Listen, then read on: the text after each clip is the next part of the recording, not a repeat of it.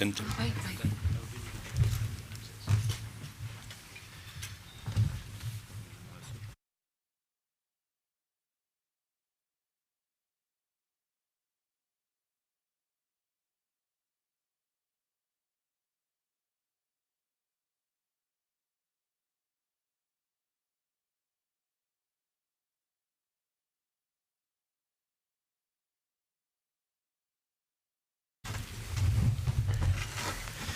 Egunon guztioi.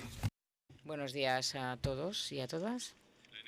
En primer lugar, pedir disculpas por el retraso de 15 minutos, a pesar, bueno, parece mentira, pero vamos a celebrar una inauguración del entorno digital y no hemos conectado el GPS y nos hemos perdido, parece mentira. Buenos días otra vez y paso a presentar a los que me acompañan en la mesa. Por una parte, en nombre del Gobierno vasco, tenemos al consejero Bingen Zubiría, de Garbiñe Mendizábal, de la Diputación Foral de Guipúzcoa, María Jesús Idoeta, del Ayuntamiento de San Sebastián, y en nombre de... Et au nom de Euskaltzaindia, c'est moi qui vais m'adresser à vous. Avant tout, donc, nous... Benetan, zuen esfortzua asko baloratzen dugulako, eta jakina, gaur dugu jardunaldi akademikoen artean azkena, beraz, azkena, last but not least, ala esaten da, azkena, baina ez garrantzi gitxikoena, beraz, aurrera ingo dugu, lan egingo dugu, eta egin dezagun guztion artean olakoa, hau da, ia oinarri berriak esartzen ari garen Euskaltzaindiaren, etorkizuneko Euskaltzaindiaren zat, oinarri berriak jartzen ari garen une honetan mendeurren hau baliatuz, ia aurrera egiten dugun. Beraz, besterik gabe eta barkamena berriro eskatuz, hitza du Bingen Zubiria Eusko Jaurlaritzaren kultura eta hizkuntza sailburuak. Zutuzu hitza, Bingen. Agintariok, erakundetako ordezkariok, jaun Andreok, egunon guztioi. Lehenengo eta behin eskerrik asko Euskaltzaindiari eta Euskaltzaindiko arduradunei ingurune digitala, hizkuntzen estandarizazioa eta euskara izenburupean antolatu duzuen jardunaldira gonbidatzeagatik. 20. mendearen atzarrean bizitzea suertatu zaigun gizon emakumeak digitala den munduan bizi gara. Eta gero eta gehiago izaki digitalak gera eta izango gara. Auskalo non amaituko den gure digitalizazio hori. Tresna, baliapide eta eduki digitalak trumilka sartu zaizkigu gure biziguneetara. Eta ezinezkoa da haiei bizkarre manda bizitzea. Lanean zein aisialdian, baita era guztietako komunikazio jardueretan ere, tresna digitalak ekidin ezin ditugun bitarteko bihurtu dira. Maneiatzen ditugun edukiak, gero eta gehiago, ez dira materialak edo materiazkoak, virtualak baino. Eta egia esan da, errealitate berri honi itzuri egiteko modurik ez dago. Bere sareetan harrapatu eta atrapatu gaitu, berez etorri balitz bezala. Eta aukera bakarra uzten digu. Bere aukera guztiak ongi aztertzea eta atera diezaiok egun abantailarik handiena ateratzea. Euskaltzaindiak berehala ikusi zuen aukera eta behar hori. Eta gure hizkuntza akademiaren jarraitzaile fin garenok, izan toponimia, izan orotariko hiztegia edo izan hiztegi batua, erabaki horren abantailei berehala atera diegu etekina, mesedea eta onura. Euskararekin eta teknologiarekin zerikusia duten behar izan eta premiak erronka berri bihurtzen dira guretzat. Batez ere, herri erakundeetako arduradun eta ordezkariontzat. Eusko Jaurlaritzako kultura eta hizkuntza politika sailean ardura hoietaz jabetuta gaude eta agintaldi honetan eskuartean dugun proiektuetako bat da, hain zuzen, hizkuntza teknologiak sustatzeko plangintza estrategikoa garatzea. Lanean hasita gaude eta datozen hilabeteetan proiektu jakin eta zehatz bat izango dugu gai honi modu egokian heltzeko. Euskal Herriko Unibertsitateko hitz hizkuntza teknologietako zentroko kideekin ari gara plangintza hori lantzen. Eta lehen emaitza bezala, laster batean egoeraren diagnostiko bat izango dugu. Eta hainbat eragilerekin egindako kontrasteen ondorioak etorriko dira. Hurrengo pausuak nondik eta nola abiarazi jakiteko.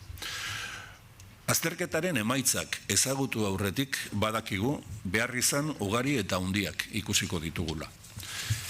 Hala ere, hizkuntza teknologiak sustatzeko plan bat edukitzeak, lanildoak zehazteak, eta egin beharreko aleginak urrenkeran jartzeak aukera emango digu pausuz pausu gaiari ekiteko. Baditugu zenbait eredu gauzak nola egin beharko genituzkeen jakiteko. Asko aipatu daitezke. Hoietako bat nire ustez Euskal Wikipediarena da. Eta garrantzi berezia ematen diot. Alde batetik lortu dituen emaitzengatik, eta bestetik lan egiteko modu bat mamitzen eta erakusten digulako. Euskal Wikipediak 2018an 30 milioi bisita izan zituen. Aurreko urtean baino 5 milioi gehiago. Aurten, itxura guztien arabera, igazko marka gaindituko da. Egun askotan, 1.000 bisitari baino gehiago baititu Wikipediak, euskaraz. Une honetan, 326.000 artikulu ditu euskarazko Wikipediak. Artikulu kopuru hori dagokionez munduko hizkuntzen artean 29. postuan dago. Errumaniera dauka aurretik eta Turkiera atzetik. Orain dela urte batzuk 32. postuan zegoen euskara. Dagoen tokitik aurrera egitea zaila izango da seguruenik Turkierak indarra eta masa handia dituelako. Edo nola ere, azken urteotan egin den bezala, datozenetan ere batez ere kalitateari begiratuko diogu eta horra leginduko gara emaitza hori bermatzen. Eusko Jaurlaritzak eta Euskal Wikilarien kultura elkarteak 2017an sinatu zuten hitzarmena dago ekimen honen bihotzean. Honi esker, 2500 ikasle inguruk, gehienak Euskal Herriko Unibertsitatekoak izan dira, baina Arrasate edo Mondragon, Deustu eta Nafarroako Unibertsitate Publikako irakasleak ere eta ikasleak ere bertan izan dira lanean, eta guztira 800 bat artikulu berri sortu dituzte. Eta beste 1200 bat artikulu hobetu 2 ikasturtetan. Sortu diren artikulu asko eta asko hezkuntza kurrikulumari lotuta daude. Eusko Jaurlaritzaren eta Euskal Wikilarien kultura elkartearen arteko lankidetzaren emaitzak hasieran adostu zena baino arantzago joan dira. Artikuluen kalitatea bermatzeko beharra ikusi zen. Nola egin horrelako kopuru handia duen euskarri batean? Adimen artifizialaren tresnak erabili dira artikuluen kalitatea neurtu eta bermatzeko. Wikimedia Fundazioak duen ORES izeneko sistema erabiliz, testuen egiturazko kalitatea neurtzeko. Eta proiektu honetan berebiziko garrantzia izan du hizkuntza eredu estandar bat edukitzeak. Nola osatuko genukeen honen moduko testu korpus nagusi bat, hain denbora laburrean eta horren beste lankideren artean, hizkuntza eredu bateratu bat izan ez bagenu, nekez. Horregatik esan dut, Euskal Wikipediak eredu bat eskaintzen digula. Eta aipatu ditut bisitariak, aipatu ditut artikuluak, lan egiteko moduak eta hizkuntzaren garrantzia.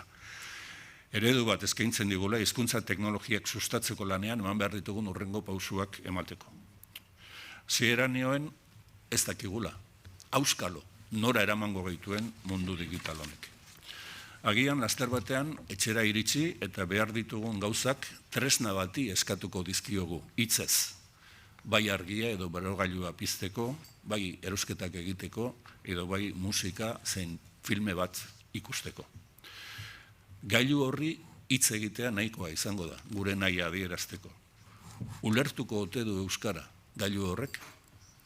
Gai izango ote gara, telebistara edo tabletetara iristen zaizkigun ikusentzunezko edukiak, bat batean gure hizkuntzara azpidatzita ikusteko, ekartzeko eta konsumitzeko.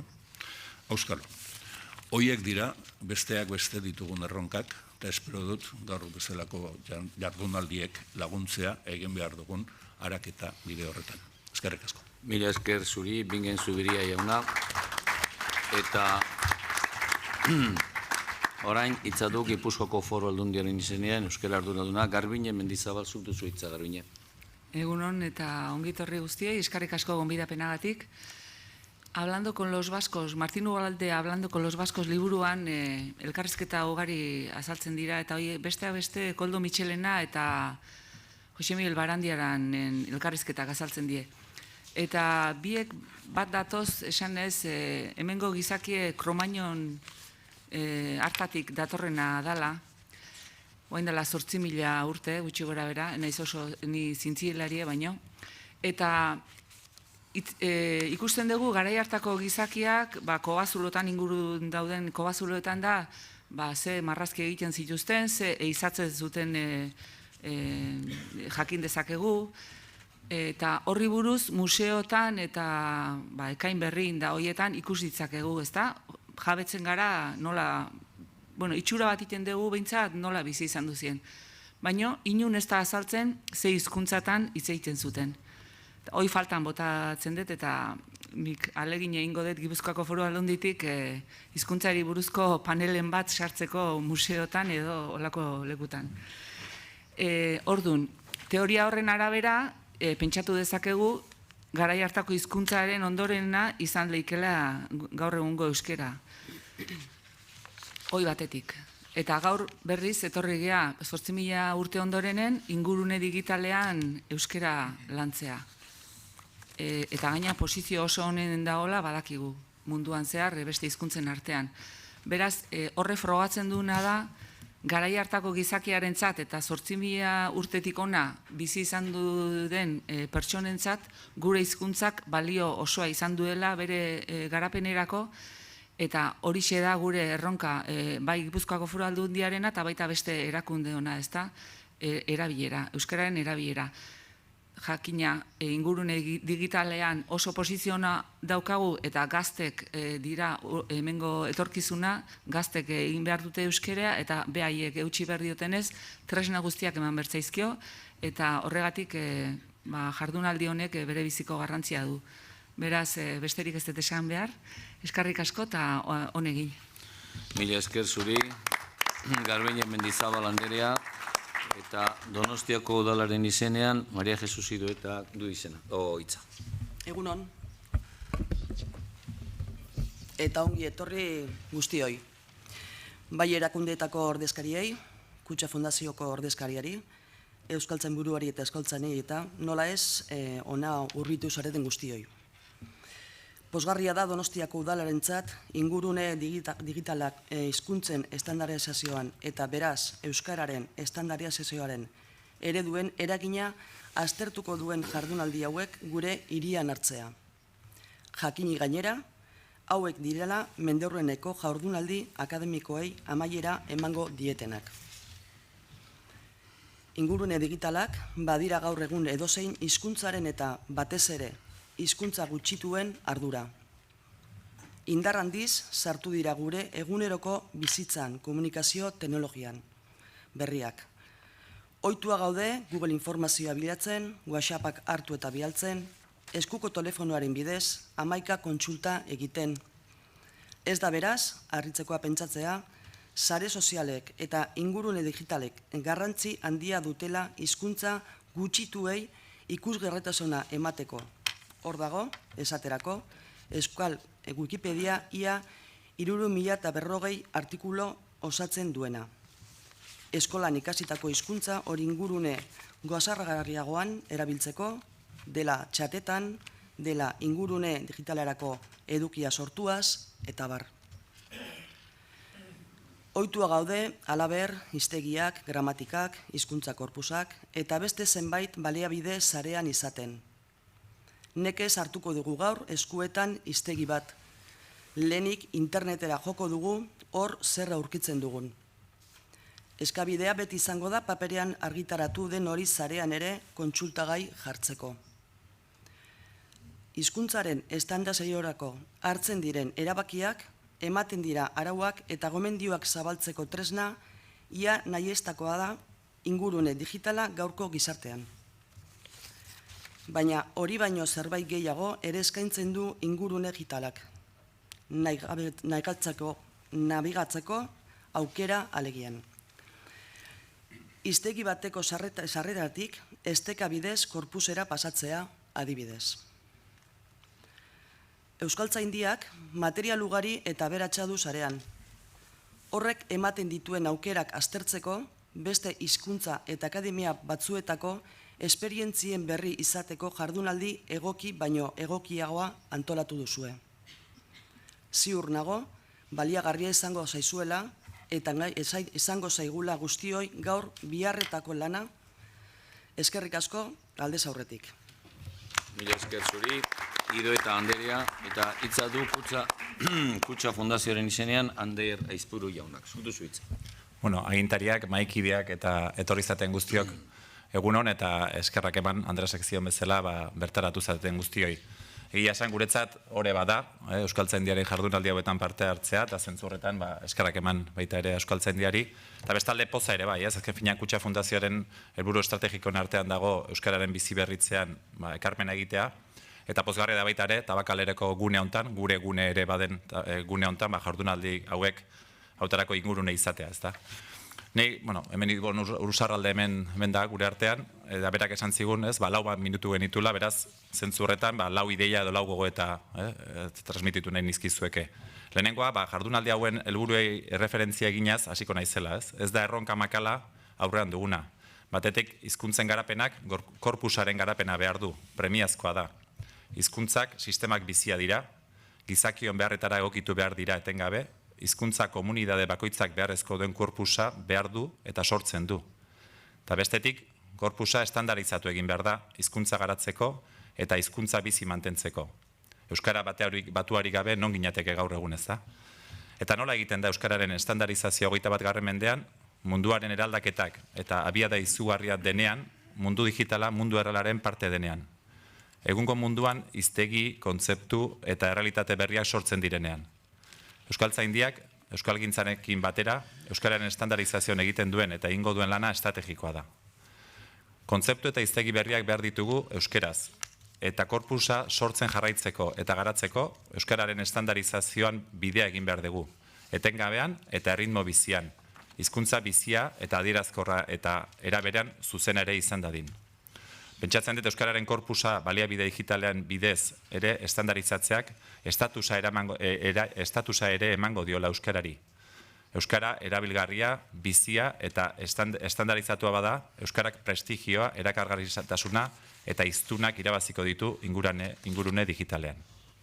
Bigarren ideia, erronka handia izan da ere, esango nuke, lehen aipatu ditu kontseilariak ere, abia puntua, nik esango nuke harrigarria ere badela, ingurune digitala dagokionean Euskarak hizkuntza gutxito izanik ere interneten duen egoera ona dela diotelako adituek.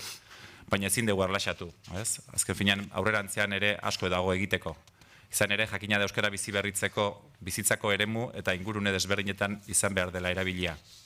Norbanako bakoitzaren pentsamendu, amets eta izatean, etxean, eskolan, lanean, aisialdian eta kalean. Eta baita eremu hauek guztiak zeharkatzen dituen eta gure bizitzetan gero eta presentzia handiago duen ingurune digitalean ere. Hirugarren ideiari dagokionez, jardunaldi hauetan ikusiko dugu euskararen eta gainerako hizkuntzen estandarizazio prozesuetan ingurune digitala eta baliabide digitalak aukera bat ere badirela. Erronka dira, baina aukera ere bai. Korpus digitala noiz nola bilakatzen da estandarra. Parte hartze zabala da ingurune digitalean korpusa sortzeko prozesuan eta pentsatzen dut korpus hau estandarizatzen ere horrela izango dela. Hizkuntzalariak eta teknologia digitaletan adituak, arlo desberdinetako espezialistak, enpresak, euskalgintza, eragile eta erakundeak. Eta nola ez, eta erdigunean euskaltzaindia. Batzuetan iruditzen zait ez ditugula ezagutzen, baliatzen eta sozializatzen ingurune digitalean daukaguna eta baliabide digitalek eskaintzen digutena. Agian, batzuetan baliabideak egon badaude, baina ez ditugu ezagutu erabiltzen edota eragile eta erakundeak modu koordinatuan eta osagarrian aritzen dugu erronka. Kutxa Fundazioan bertane gure korpusa eta big data egoki kudeatzearen garrantziaz jabetzen hasia gara eta adimen artifizialak irekitako bideak ere baliatzen hasia gara gure lanean eta espero dut euskararen estandarizazioan gure ekarpena egiteko bidean asmatzea. Azken hausnarketa bezala zabalago bat ekarri nahiko neuke gaurkoan jardunaldi hauetara. Ekologiaren begirada ekarriaz eta garapen ereduarekin loturan, ez? 21. mendeko euskararen garapen ereduarekin lotuta dago. Mundu mailako garapen eredua jasangarria izango da, hizkuntzen garapena jasangarria bada. Euskal Herriko garapen eredu jasangarria izan daiteke euskararen garapenik gabe? Eta euskara ingurune digitalean garatu gabe? Ekologiaren eta justizia sozialaren begiradatik anistasuna, aberastasuna eta baita biziraulpenerako giltzarri ere. Mundu digitalera etorrita, mundu mailan ingurune digitala eleaniztasuna bada, garapenerako aukerak zabaldu egingo dira mundu mailan. Eta zenbat eta hizkuntza gehiago ingurune digitalean, orduan eta mundu eraldatzeko begirada eta aukera handiagoak. Orduan eta garapenerako eta estandarizaziorako aukera gehiago. Gurean adibidez, garapen jasangarriaren 17 helburuak lortzeko, euskararen garapena ere estrategikoa izango da, baita ingurune digitala dagokion ere. Finean, bukatza dela jardunaldi hauek hemen partekatu ditudan gogoeta hauei eta hemen bildugaren guztioi gainerako gogoetei erantzunak bilatzen lagunduko digute. Izdarien zerrenda eta jardunaldien begirada praktikoa ikusterik besterik ez da. Berezik azpimarratu nahiko nuke beste hizkuntzetako esperientziak ere partekatzeko aukera jaso izana. Gure aldetik, Kutxa Fundazioen aldetik, eskerrak eman eta gozatu dezazuela eta jarrai dezagula elkarlanean, eragile eta erakunde ezberdinetatik, ingurune digitalean ere, euskararen eta munduko gainerako hizkuntzen garapenean, korpusa sortzen eta estandaritzatzen. Eskerrik asko. Mila esker, Espuru jauna. Agintariok, elkartetako ordezkariok, islariok, euskaltzainok, jaun Andreok, onera aurreratu zaren guztiok, egunon guztioi. Buenos días a todos, bos días, bon dia, good morning, bonjour. Euskaltzaindiak bere mundiurrena ospatzeko antolatu dituen jardunaldi akademikoi amaiera emango die gaur hasiko den honekin, jardunaldi honekin. Hala naita gainera, akademiaren oraingo zereginetan eta gerokoetan ere erabakigarri delako egunotan batuko gaituen lana, alegia, ingurune digitala eta euskararen estandarizazioa. Ia urtebete bat pasatu da, Arantzasun webgune eta eduki digital berriak eta berriztatuak aurkeztu genituenetik. Arantzazutik mundu zabalera, hori izan zen orduko gure goiburua. Euskaltzainditik mundu zabalera, izan beharko da aurrerantzean ere gure aleginen helburu nagusia. Edo hala nahi baldin bada, betikoa eta oraingoa uztartuz, euskaltzainditik mundu zabalera ekin eta jarrai. Horretan, zer esanik ez, digitalizazioa dugu bere esanai zabalenean helbururi behinena, nazioartekotasuna ere alboratu gabe. Horiek ahalbidetuko dute besteak beste gero eta zerbitzu eragingarriagoa eskaintzea gizarteari eta euskararen erabilerara hurreratzen diren guztiei. Egundoko baliabidea dugu ingurune digitalarena. Euskaltzaindiak sorreratik bertatik daukan xedea betetzen joateko, gizartearen premiak aldatu ala. Hizkuntzak jendearen erabilerarekin aldatzen joan oidira eta euskara ere aldaketa esanguratsuak ari dira barneratzen. Eta horiei adi egon behar du akademiak, beharrezkoa baitu akademiak bere inguruan zer gertatzen ari den ezagutzea, berari dagokion hizkuntzaren estandarizazio lanean egindakoa ongi ezagutzeko eta egin beharrekoaren norabideak ahalik eta argien ikusteko. Ikustera eta ikastera gatoz beraz, jardunaldi honetara. Eta gure auzokideekin elkartrukaketa eta lotura sendoak gauzatzera. Batik bat, bestelako akademia eta erakundekin. Hain zuzen ere, estandarizazio kontuetan ardurak dituzten bestelako akademiekin. Geroa dugu eginkizun. Eta gero horretarako hainbat gai eta kontu. Euskararentzako bizi iraupenean zer esan handikoak direnak. Beraz, guztion artean, landu ditzagun guztion artean gai hoiek, eta nola ez uste dut okerrespaldin banago, lehen dabizikoz Euskaltzaindiak antolatzen duela ekitaldi bat, Tabakalera eraikinean. Beraz, gaur da gure hasiera Tabakalera eraikin honetan, eta izan dadila urte askotarako eta aurrerantzean aurrera ere egiteko. Mila esker, bereziki, kanpotik etorri zareten islariei, eta nola ez bestelakoak ere urreratu zareten guztiei, eta ekin diezaiogun lanari. Mila esker bene-benetan.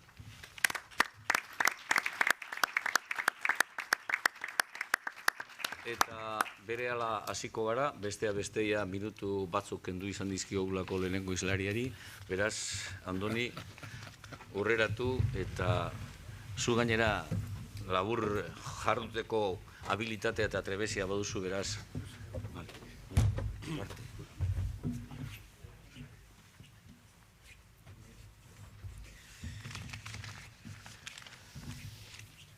Hortik egin duzu. Az gaitezen beraz programarekin, eta lehenengo kontua da Euskararen estandarizazioa 21. mendean, baldintzak, ezaugarriak eta ingurune digitala. Hortaz, jardungo du Andoni Sagarna Euskaltzain osoa baliabide digitalak Euskararen estandarizazioa. Andoni Sagarna aurkeztu beharrik ez dago, baina aurkeztu beharra dago, hori da kontraesana. Beraz, alde batetik, Donostian oinarrizko ikasketak egin ondoren, goi mailako industria ingenieritza burutu zuen Nafarroko Unibertsitatean, 1988an letren doktoregoa ere eskuratu zuen Bartzelonako Unibertsitate Autonomoan Jose Manuel Blekoaren zuzendaritzapean, irakasle izan da euskara zientifikoaren inguruan Arrasateko Eskola Politeknikoan, gero baitaren Nafarroko Unibertsitatearen Donostiko kampusean, eta Euskal Herriko Unibertsitateak antolatutako ISNET hizkuntza plangintza ikastaroan ere irakasle izan da. Eluiar Kultur taldearen sortzailetarikoa da, Useiren zuzendaritze teknikoa izan zen, Eusenor egitasmoaren sortzaile eta zuzendari teknikoa, Plazagun enpresaren informatika arloko arduraduna izan da, Euskaltzaindiari dagokionez Iker Sailburua Gipuzkoako ordezkaria, arlo akademikoan Bergarako biltzarrean hiztegigintzan jardun zuen, eta nik esango nuke batez ere ingurune digitalan izan diren proiektu edo egitasmo guztietan Euskaltzaindian partaidea izan dela, Euskararen aholku batzordekoa ere izan da, eta argitalpenen ikuspegitik berritan badauka Homo sapiens. Beraz, horren euskarazko testua emana izan zaigu, bere eta Xabier Quintanaren eskutik. Beraz, eskarmento handiko pertsona dugu, eskarmento handiko euskaltzaina, normalean euskaltzainak eskarmento handikoak izaten baitira, eta zuk duzu hitza, eta denbora. Eskerrik asko. Jaun Andreok, egunon. Baliabide digitalak euskararen estandarizazioan, hori izango da nire hitzaldiaren izenburua. Euskararen estandarizazioan baliabide digitalak nola erabili izan diren eta etorkizunera begira aurre ikusten ditugun erronkak eta aukerak aurkeztu nahi nituzke azalpen honetan. 1978an Euskaltzaindiak Arantzazun egin zuen kongresua izan zen euskararen estandarizazioaren abiagunea. Ordutik hona 50 urte baino gehiago igaro dira. Norbanako ontzat denbora luzea da hori, baina denbora laburra dela esan daiteke hizkuntza baten estandarizaziorako. Hala ere, euskarak aurrerapen handia izan du estandarizazioaren aldetik. Abiadura lasterketa izan dela esan dezakegu. Digitalizazioak berriz, are abiadura handiagoko lasterketa egin du 5 hamarkadotan. Honela labur nitzake 1978tik ona digitalizazioak egin dituen urrats nagusiak. 1970ko eta 1970ko hamarkadetan sistema informatikoak enpresa handietan eta kalkulu zentroetan bakarrik aurki zitezkeen. Oso mainframe garestiak ziren eta espezialistek bakarrik erabiltzen zituzten. Esate baterako, ingenieritzako kalkuluetarako eta banketxeetako transakzioak prozesatzeko erabiltzen ziren. COBOL eta Fortran lenguaietan neurrira egindako softwarea erabiltzen zen. 1980ko hamarkadaren hasieran, mini ordenagailuak iritsi ziren gure ingurura. Izenak mini aurrizkia zuen arren nahiko tramankulu handiak ziren. Hala ere, aurreko mainframeak baino txikiagoak eta merkeagoak ziren, eta hainbat erabiltzaileek aldi berean erabiltzitzaketen berez prozesatzeko gaitasunik ez zutelako terminal ergelak esaten zitzaienen bitartez. Software estandarrik ez zegoen artean eta beraz programak neurrira egin behar izaten ziren. 1980ko hamarkadan asko erraztu zen informatikaren erabilera, mai gaineko ordenagailu pertsonalak agertu zirenean. Makinak eta periferikoak merkatu ziren, testu prozesadoreak eta datu baseak kudeatzeko aplikazioak edatu ziren, lehenbiziko OCR-ak eta sare lokalak agertu ziren. 1986an SGML metaketa lengoaia sortu zen. Euskarari aplikaturiko hizkuntzaren prozesamenduaren arloko lehen lanak egin ziren. 1980ko hamarkadan internet etorri zen, eta horrekin posta elektronikoa eta World Wide Web, eta ordutik ona XML lengoaia eta TEI gidalerroak garatu eta edatu dira. Sare sozialen erabilera edatu da. Euskararen estandarizazioan, digitalizazioaren bilakara hori nola txertatu den eta etorkizunera begira nola ikusten dudan agertzen ahaleginduko naiz. 1976 arte, baliabide digitalek ez zuten eraginik izan euskararen estandarizazioan. Urte horretan, hain zuzen, Eluiar taldeak, horrela deitzen zaion garai hartan, Euskaltzaindiari Euskal Matematika Hiztegiaren azterketa, izeneko lan bat aurkeztu eta entregatu zion. Oinarrizko hezkuntza orokorreko 8 mailetako gaztelaniazko testuliburuetan eta euskarazko hainbat eskola materialetan azaltzen ziren matematikako terminoak bildu zituzten lan horretan. Gutxi gora bera, erdarazko 2500 termino eta euskarazko 1900. Bi multzoen arteko baliokidetasunak aztertzeko, Unión Farmacéutica enpresaren sistema informatikoa erabili zen, ura kudeatzen zuen Setisa enpresaren eta batez ere bertan lan egiten zuten Arluxet Lehengusu Baxenabartarren laguntzarekin. Hori izango zen, seguru asko, Euskalitzek sistema informatiko batekin izan zuten lehen harremana. 1970ko hamarkadan, bi joera zeuden Euskal hiztegi gintzan. Alde batetik, euskaraz ordu arte landu gabe zeuden arloak landu naiz, hainbat hiztegi kaleratzen ari ziren. Beste alde batetik, Koldo Mitxelena, Euskaltzaindiaren enkarguz, askoren hiztegia eguneratzeko eta osatzeko orotariko bilketa egiten ari zen. Batzuek behar larriei lehenbailen erantzun nahi zieten, ikerketa sakonen zain egon gabe. Beste batzuek berriz, beste ezer baino lehen, ikerketa sakonak egin behar zirela uste zuten. Berez, bi irizpide horien arteko tirabira ezen berria. Mikel Zalbidek, 1981an, Euskaltzaindia Euskalitza Altxorraren berrikuntza lanean, eginkizuna eta jardupidea izenburua zuen txostenean, auzi horren aurrean izan ohi ziren jokabideak honela sailkatu zituen. 3 bide edo agertu izan dira lexiko berrikuntza nola bideratu erabakitzerakoan, hautakizun. Nola bataiatzearren, aitzindari bidea deituko dio lehenengoari, aitorle bidea bigarrenari, eta azkenik, elkargile bidea aurreko beste bitarten dagoen sintesi bideari. Horrela zehazten zituen Zalbidek jokabide horien ezaugarriak. Aitzindari irizpideak, hitz berriak sortzera darama hizkuntzalari edo euskaltzaina.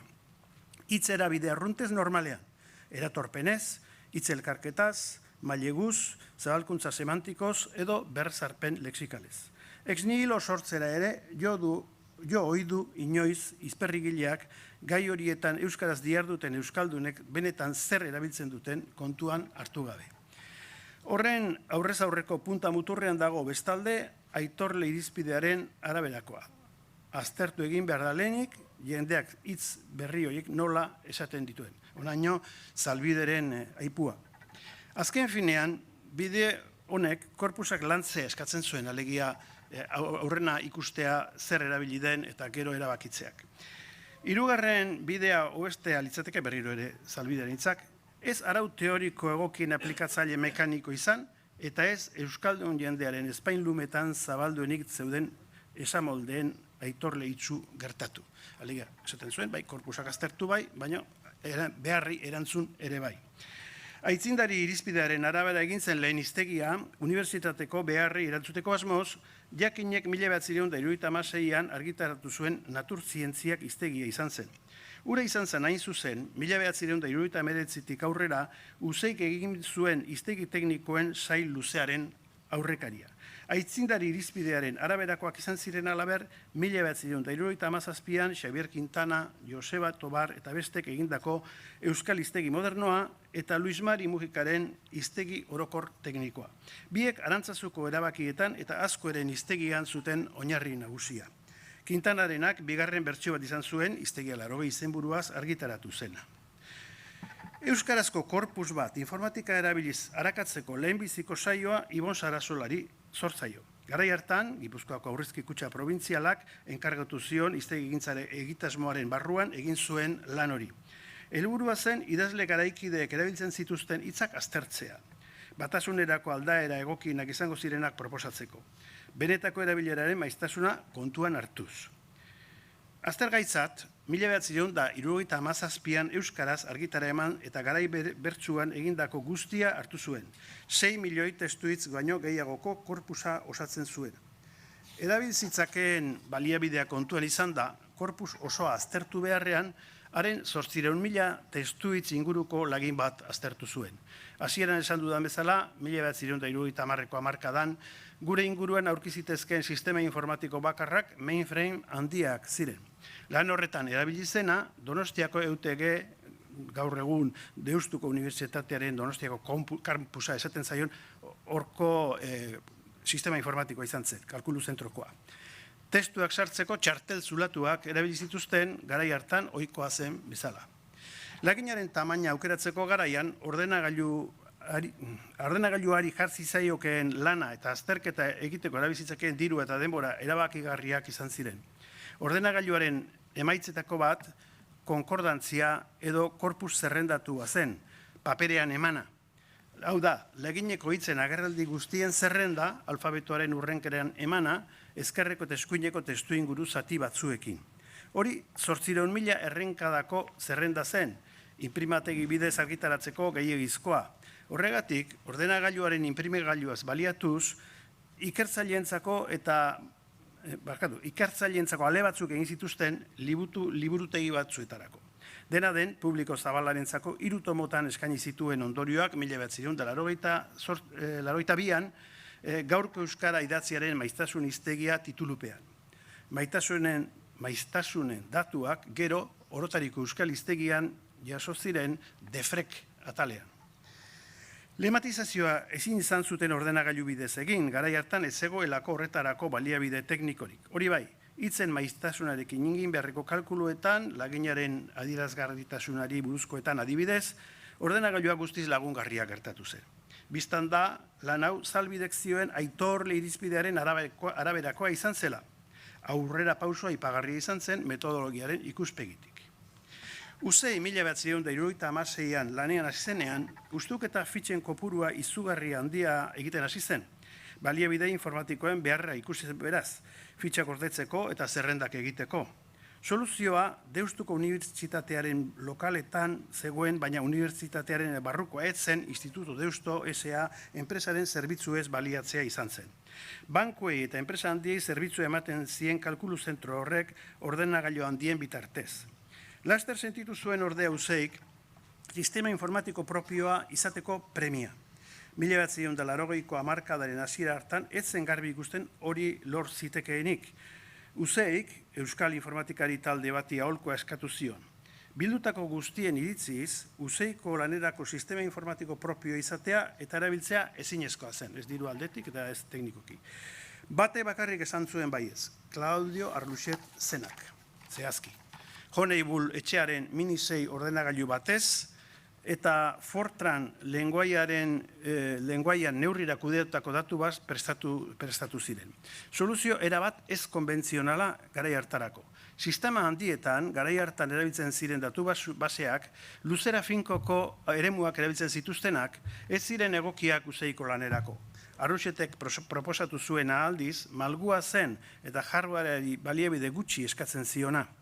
Horrela lortu zen, hiztegigintzan ziharduen etxe batek, mainframeetara eta kalkulu zentroetara jo gabe, sistema informatiko bat erabiltzea. Hala ere, garai hartan hiztegiak paperean soilik argitaratu ziren. 1978-1981 bitartean, Useik 8 hiztegi tekniko argitaratu zituen, 3 urtean. banka, fisika, zoologia, kimika, politika, psikologia, ekonomia eta enpresa hiztegiak. Lehen aipatutako gizartearen eskariari erantzun nahian. Ekoizpen ugari horren aurrean iritzi desberdinak zeuden. Euskor Jaurlaritzatik Euskaltzaindiari Euskal hiztegigintza gidatzeko iritsi zitzaion eskeak hauxe zioen, aipua dau ere. Zuzenean edo zeharbidez gai honekin diadutenen artean dauden oinarrizko iritzi desberdintasunak inoiz ez bezalako gordintasunez ari dira azkenaldi honetan kaleratzen. Luis Villasante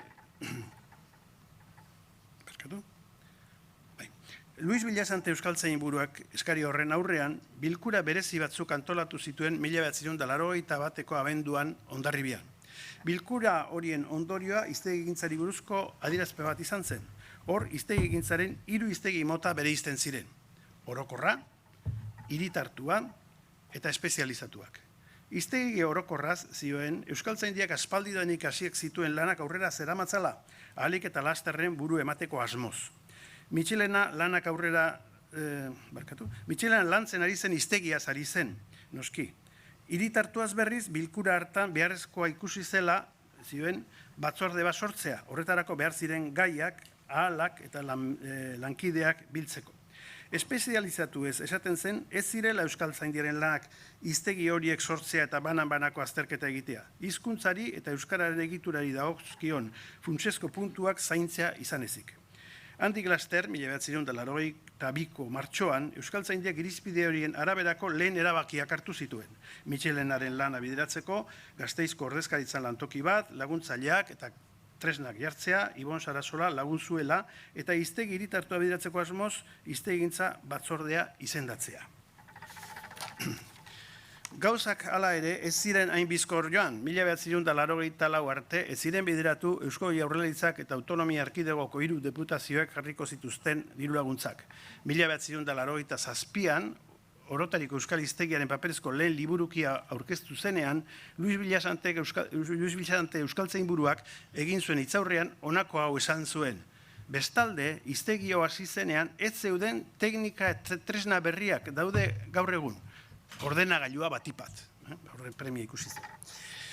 Orotariko Euskal Hiztegiaren helburua hiztegia paperean argitaratzea zen. Hiztegia lantzeko 2 prozesutan erabili zen informatika. Batetik, korpus zerrendatua prestatzeko. Eusko Jaurlaritzaren informatika erakundearen sistema informatikoa erabili zen.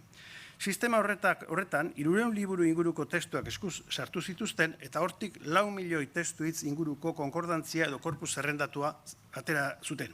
Hiztegia erredaktatzeko berriz, testuak prozesatzeko UANK makinak erabili zituzten aldi batean, eta PC ordenagailuak gero. Hiztegiak oso egitura konplexua du. Lemak, aldaerak, erreferentzia gurutzatuak, euskalki markak, tradizio lexikografikoa, tradizio literarioa, erreferentzia bibliografikoak, adiera gaztelaniaz edo frantsesez, kategoria gramatikalak, erabilera adibideak, hitz konposatuak eta esamoldeak, etimologia eta abar. Hori guztia ondo bereizita dago tipografia bidez, paperezko obraren irakurleak interpreta dezan, baina egitura hori ez dago datu base batean antolatua. Euskaltzaindiaren gramatika, beste kontu bat dago, Euskaltzaindiaren gramatika batzordeak 1987an aspalditik zeukan asmo bati heltzeko erabaki hartu zuen. Orotariko Euskal Hiztegiaren korpusa informatika bidez erabiltzea bere lanerako. 1989an bilegi izeneko egitasmoaren bidez lortu zen helburu hori. Egi edo Euskal Jaurlaritzaren informatika elkartearen sistema informatikotik atera ziren egokiak ziren edukiak, Mistral sistemara pasatu eta bekadun batek prestatu zuen batzordeak txostenak egiteko behar zuen materiala. OEH-ren lanak abian jarri ziren urte berean, 1984an, hiztegintza batzordeko idazkari Mikel Zalbidek aurkeztu zuen epe luzerako plana onartu zuen Euskaltzaindiak. Barkatu?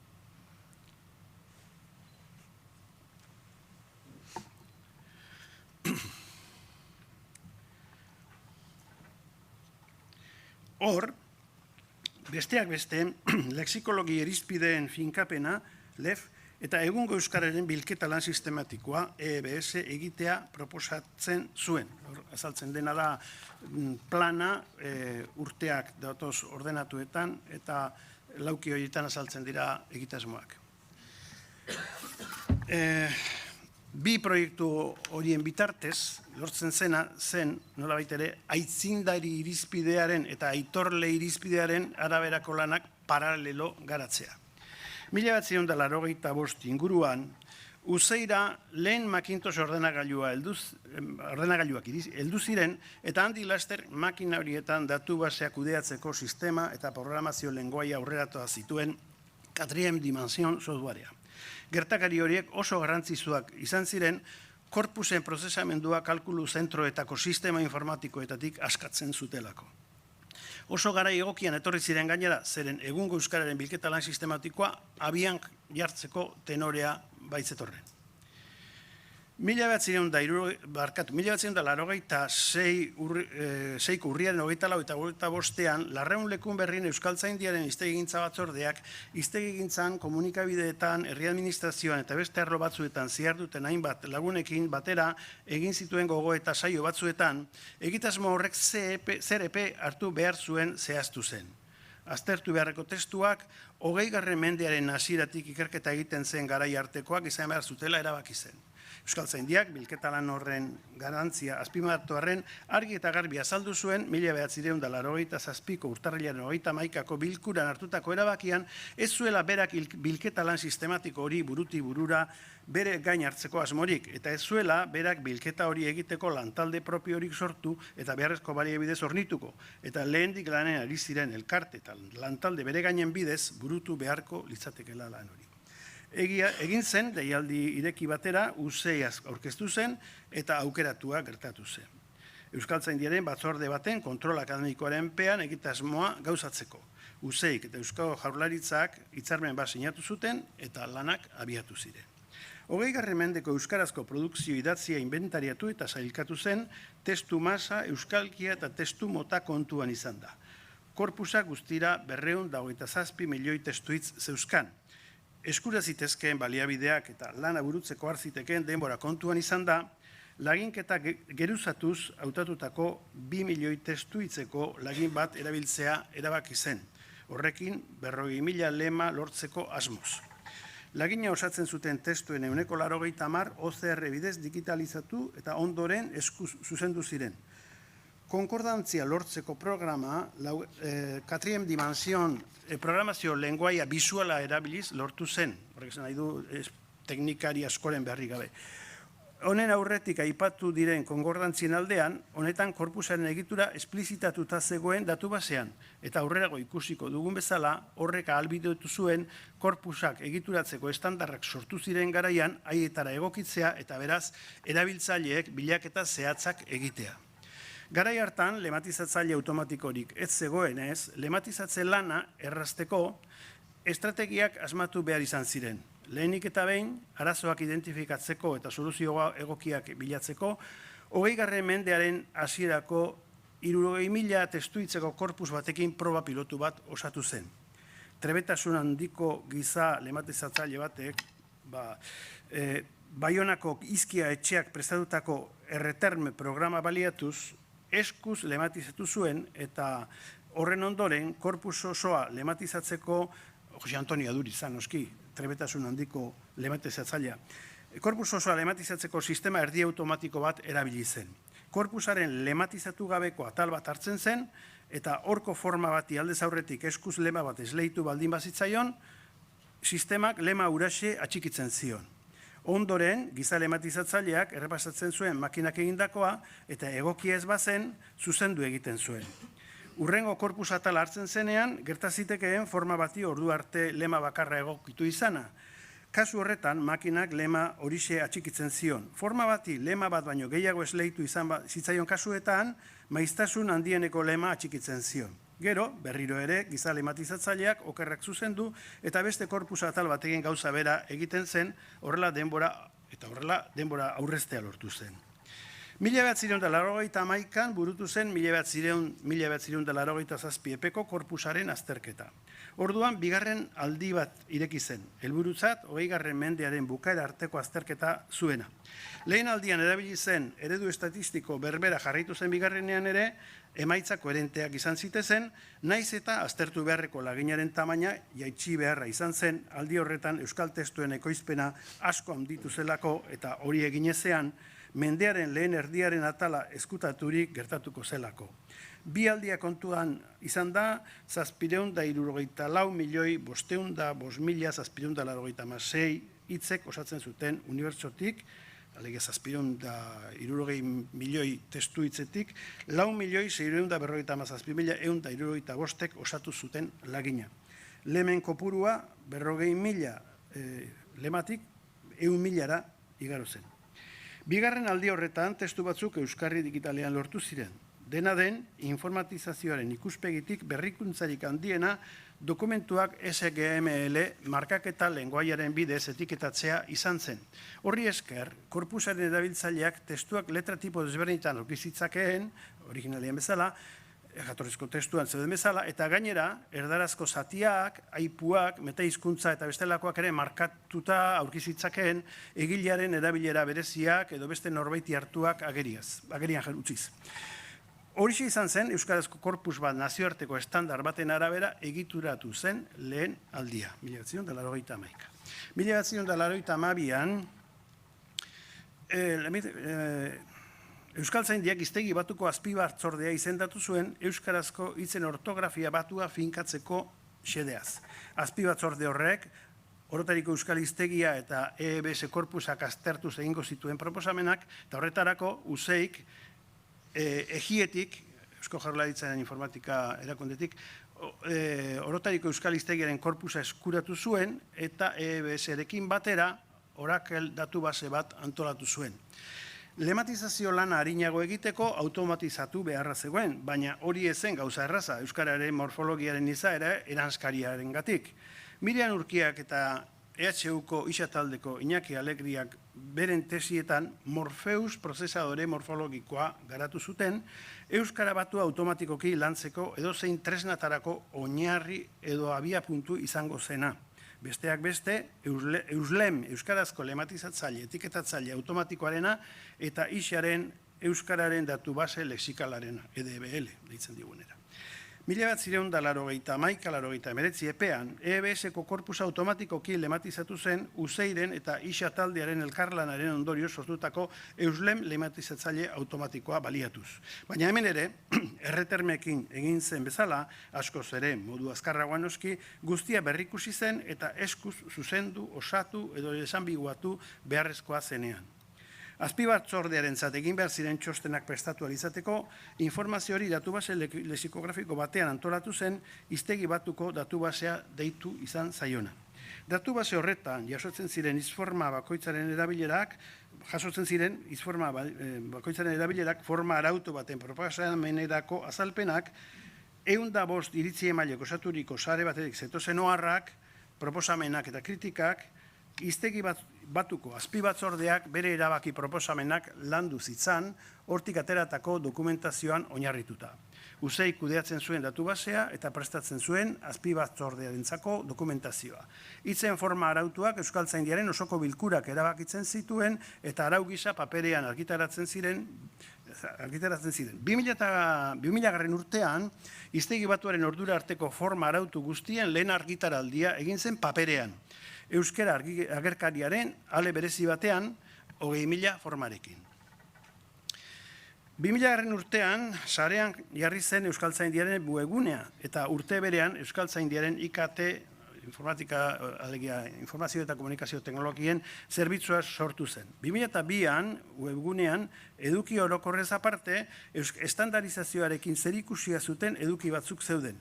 Euskal onomastikaren datutegia, da, Euskaltzaindiaren arauak, hiztegi batua eta Euskaltzaindiak eta Euskaltelek sinatu zuten hitzarmenaren bidez, 20. mendeko korpus estadistikoaren EBS-eren emaitza zenaren konsulta eta baita euskararen erabiltzaileen konsulta jaso eta erantzuteko Jagonet zerbitzua ere.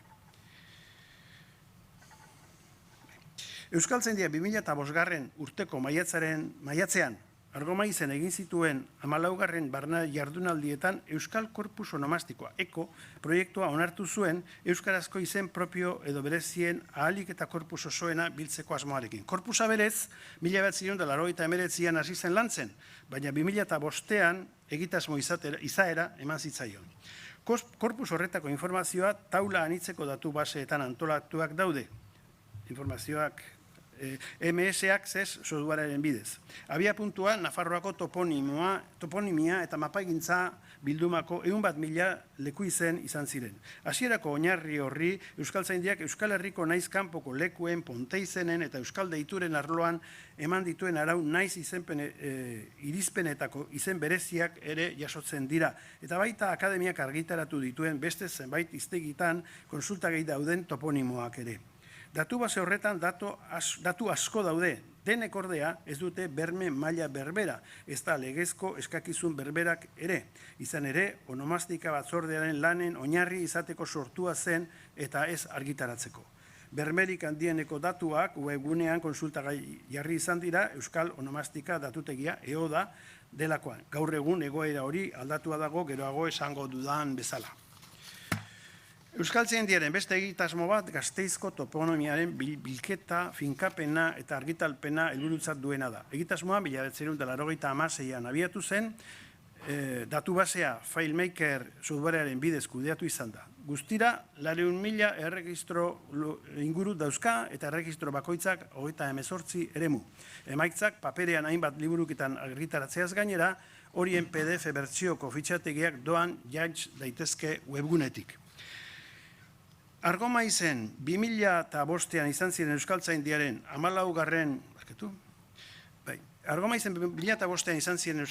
14. barne jardunaldietan, beretan, hortariko Euskal hiztegien aldi hartan egitekoak ziren lanak burututzat eman ziren, eta orduan Euskara hiztegia izendatu zen egitasmoa abiarazi zen, Igor Sarasolaren zuzendaritzapean. Hark, barne jardunaldietan egin zuen azalpenean, esan zuen egitasmoaren helburua zela hiztegi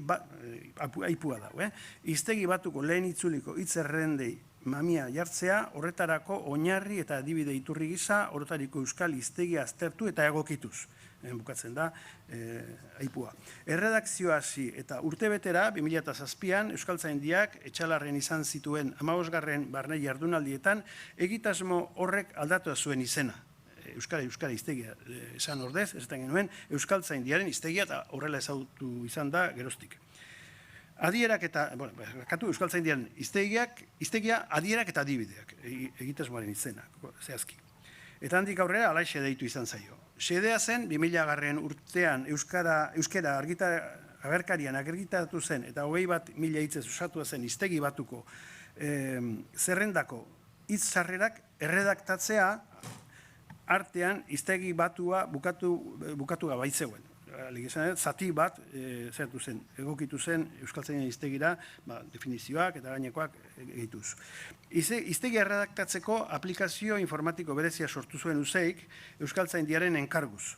Egitura kodetzeko XAML eta TEI estandarrak aukeratu ziren. Barne jardunaldiaietan, informazio eta komunikazio teknologien bidez Euskaltzaindiaren edukiak gizarteratzeko plana onartu zen.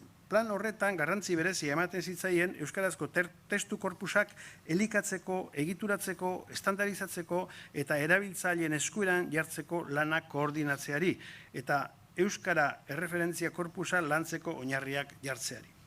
Euskararen erreferentzia korpusa. Plana gauzatzeaz arduratuko zen informazio eta komunikazioaren teknologiak batzordea sortzea ere onartu ziren. 2007 arte, Euskaltzaindiak paperean banantzen zituen arauak harpidetza bidez. Urte horretan, arau erabakien banaketa elektroniko izeneko zerbitzua EAEB jarri zen abian. Eta horrela, aurreko harpidetza sistema baztertu eta arauak, izendegiak eta gomendioak webgunetik doan jaisteko aukera eman zuen. Erabiltzaile aurreratuei eduki horien XAML fitxategiak eskuratzeko modu ere eman zitzaien. Garai hartan, webgunean eskaintzen zen hiztegi batuko zerrendak, 31.000 hitz zituen guztira, 27.000 sarrera eta 4.000 azpisarrera, gutxi gora bera. 2010 urtea arte handituz joan zen hiztegi batua, 26.000 sarrera eta 6.000 azpisarrera izan arte. Oinarrizko hiztegi ortografikoa finkatuta geratu zen horrela, oinarrizkoa. Eta paperean naiz webgunean konsultagai jarri zen. 2010ko martxoan beste bi tresna jarri ziren webgunean. Hiztegi batu oinarriduna, HBO, eta lexikoaren behatokia. Hiztegi batu oinarriduna, hiztegi batuko forma bakoitza erabakitzeko erabili zen dokumentazioaren berri ematen duen datu base bada. Internet bidez edonor konsulta dezakeena. Lexikoaren behatokia berriz, 21. mendeko euskararen korpusa da. 2007an, hiztegi batuko lantaldeak, lehen azpibatzordea zenak, txosten bat aurkeztu ziren Euskaltzaindiaren zuzendaritzari aurrerantzean izan zitzakeen eginkizunak proposatuz. Txosten horretako proposamen nagusia zen komunikabideek argitaratzen duten materialarekin korpus monitore bat, hau da, hizkuntza denborarekin nola aldatzen ari den erakusten duen korpus bat, etengabe elikatzen eta automatikoki lematizatzen eta etiketatzen joatea. Eta korpus horretan oinarrituz, lexikoaren erabileraren beak eta azterketak egitea. Halaxe sortu zen lexikoaren behatokia eratzeko asmoa. Eratu beharreko korpusak ezaugarri hauek izatea proposatzen zen. Batez ere, 2000 urtetik aurrera sortutako testuz osatua izatea. Euskaraz sortuak naiz itzulpenak biltzea. Testu oso espezializatuak edo hizkuntzaren erabilera berezia dutenak salbu. Beste era guztietakoak onartzea, eskuragarritasuna eta automatikoki lantzeko erraztasuna hartzea, testuak hobesteko irizpidetzat eta etengabe elikatzen joatea. Alegia testu monitore eta oportunista bat zen definizioa. Euskaltzaindiaren ametsa erreferentzia korpus handi orekatu, lematizatu, etiketatu eta linguistikoki anotatua izatea da, eta badu esperantza amets hori ezurmamitzeko. Bitartean, lexikoaren behatokia helburu hori duen korpus monitori oportunista da, baina testuen sailkapen baten bidez, oreka kontrolatua duena, testu guztien egitura etiketatzea eta etiketatze linguistikoa, lehema, kategoria, azpikategoria eta kasua, XML eta TEI estandarren arabera egiten dira. Urtero, testu gehiagorekin elikatzen da, edukien jabeekin hitzarmenak sinatuz, haien erabilerak berme juridiko osoa izan dezan, eta prozesatu ostean webgunean jartzen dira konsultagai. Horiek dira, hain zuzen, gaur egun testu bilduma batek korpustzat hartua izateko izan behar dituen gutxieneko ezaugarriak. Oraintxe bertan, 72 milioi testu hitz ingurura iristen ari da korpusa. Egitasmo honek duen konplexautasuna kontuan izan da, Euskaltzaindiak alderdi teknologikoa lantzeko Useiri, Eluiar Fundazioari eta EHUren Donostiako Informatika Fakultateko ISA taldeari enkargatu die garapena. 2009an, Orotariko Euskal Hiztegiaren paperezko bertsiorako RTF egitura zuen bertsio elektronikoa jarri zen webgunean ISA HTML formatura eraldaturik. Bilaketak egitearen aldetik, bertsio horrek oso aukera mugatuak eskaintzen ditu, mikroegitura ez dagoelako esplizitaturik makinarentzat. Hortik, 2017 arte, bertsio hori eduki berriz hornitu eta osorik berrikusi da. Urte horietan, paperezko hainbat libururen PDF bertsioak jarri dira webgunean, esate baterako, Gasteizko toponimia, onomastikon Baskonia, literatura terminoen hiztegia, Euskararen herri hizkeren atlasa, Euskal Gramatika Eglu, Euskara Agerkaria eta beste hainbat argitalpen. Eduki gehienak Creative Commons lizentziapean jartzen dira, hau da, libreki erabili eta zabal daitezke, aldatu gabe, Euskaltzaindiarenak direla aitortuz gero eta helburu komertzialik gabe. 2012an Euskaltzaindiaren hiztegi adiraketa adibideak paperean argitaratu zen. Hiztegi batuaren lehen itzuliko 20.000 sarrerak oinarri hartuta, beren definizio, kategoria gramatikal, espezialitate registro eta euskalki markekin, aditze regimenekin eta Orotariko Euskal Hiztegian 20. mendeko korpusean eta lexikoaren behatokian jasotako adibideekin. 2014an Euskaltzaindiak Euskara Baturako emandako hiztegia, morfologia, sintaxia, ortografia, onomastika eta euskarari buruzko arauak, gomendioak, onespenak eta irizpenak Euskara Batuaren eskuliburua izenburua izango zuen argitapen baten bidez, bai paperean, bai webgunean gizarteratzeko erabakia hartu zuen. Baliabide hori modu didaktikoan lantzeko enkargua batzorde ahaldundu suntzikor bati eman zion 2018an egin zen lan horren lehen argitaraldia. 2015an IKT batzordeak horretariko euskal hiztegia mikroegituradun hiztegi egituratu gisa lantzea hobetsi zuen. Esan dugu, lehen tipografikoki bai definitua dagoela egitura, baino ez makinarentzat. Eta beraz, bilaketetarako motz geratzen dela. 2015an IKT batzordeak OH mikroegituradun hiztegi egituratu gisa lantzea hobetsi zuen, RTF formatuan dokumentu gisa landu beharrean, eta erabaki zuen EHUko Informatika Fakultateko isa taldeko kideekin gaia aztertzea. Helburu hori lortzeko asmoz, plan hau diseinatu zen. Bat, OH-ren TEI estandarraren araberako egituraren analisia egitea, hau da, hiztegiren artikulu guztiak eta bakoitzaren egitura, sarrera, adierak, azpizarrerak, adierak, kategoria gramatikoalak, adibideak eta bar, deskribatuko lukeen eskema definitzea eta hiztegiaren egiturak eta hori automatikoki egiteko parser edo analizatzaileak jasoko lituzkeen erregelak eta alderantzizko bidea egiteko estilo horria ere lantzea. Bigarrena, migrazioa egitea egitura berrira eta parserra exekutatzen dezenean artikulu batzuek salbuespenak baldin baziren horiek identifikatu irtenbide egokia ematea. Ezin duelako sistema automatiko batek 100% bihurketa egin. Hirugarrena, barneko erredakzio lanetarako software berriak garatzea. Eta laugarrena, webgunea OH-ren egitura berriari egokitzea. Plan horri 2016 urtearen hasieran ekin zitzaion. Garbi zegoen hasieratik egiturak eta guztiz automatikoki ezinezkoa izango zela, baina bai 100 handi batean eta bestela ezinezkoa litzatekeela lana. Beharrezkoa ikusten zen lan horiek egiteko informatikariekin batera OH-ren erredakzioan lan egindakoe parte hartzea eta halaxe gertatu zen mikroegituraren konplexutasunagatik. Edizio ingurune berriaren garapena OH-erako ez ezik, akademiaren hiztegigintza egitasmo guztietarako baliegarria izan behar zuena, USAIRi eskatu zitzaion, eta 2017-2018 urteetan hiztegiaren egitura formala TEIren arabera definitu eta automatikoki TEI egitura horretara migratzeko parsela landu zuen EHUko isa taldeak. Parser horrek ez du egitura 100% automatikoki egituratu, baina dagoeneko lortu da OH-en bilaketa aurreratuak egitea egituraren atalik esanguratsuenetan, gutxienez. Eta emaitzen aurkezpena hobetzea aurreko bertsioan egiten zenaren aldean, baina datozen urteetan zuzenketa asko egin beharko dira eskuz. 2016 urtean, Euskaltzaindiaren hiztegia webgunean konsultagai jarri zen paperezko bigarren argitaraldia aurkeztearekin batera. Mikroegitura XML lenguaiaren bidez esplizitatua duenez, hiztegio hainbat modutara konsulta daiteke. Hitz bat bila daiteke sarreretan, adibideetan, definizioetan, erreferentzia gurutzatuetan, antzeko formetan edo taxonetan. Hitz hasiera edo bukaera jakin bat duten hitz guztien artikuluak bila daitezke eta bilaketa kombinatuak egin daitezke euskalki marken, jakintza arloen, erregistro marken eta bestelako marka batzuen kombinazioaren arabera. Bilaketa aurreratuaren emaitzen informazio gehiago ikus daiteke gainera HBO-n, OEH-en, Atlasean, Ogerramendeko korpusean eta lexikoaren behatokian.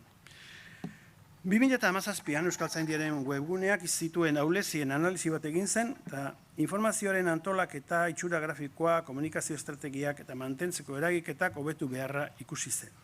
Egitasmo hori gauzatzeko egokiak izan zitezken enpresa batzuei beren proposamenak egin zitzaten eskatu zitzaien eta proposamen egokiena egin zuenari esleitu zitzaion lana.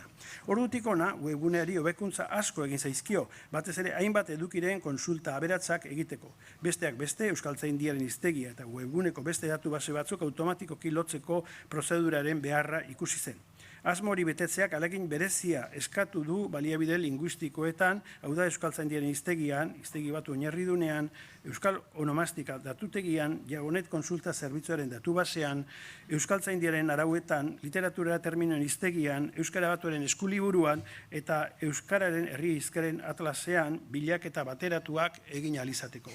Euskal Onomastika datutegiaren konsultan, Euskal Korpus Onomastikoko dokumentazio ikusteko aukera ere badago orain webgunean.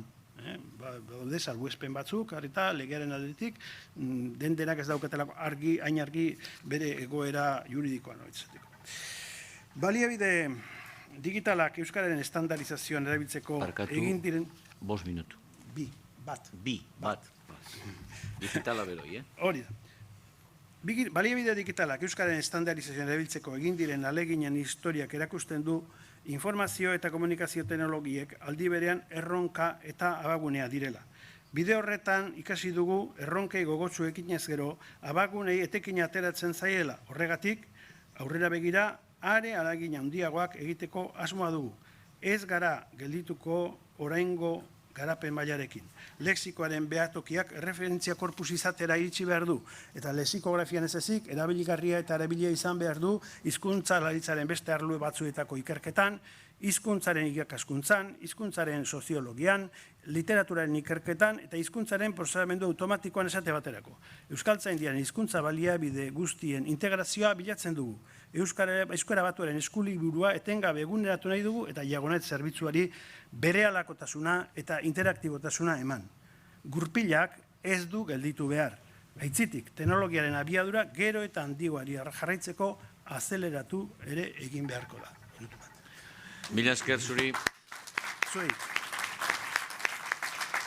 Eta 5 minutu baditugu galderak egiteko norbaitek zerbait.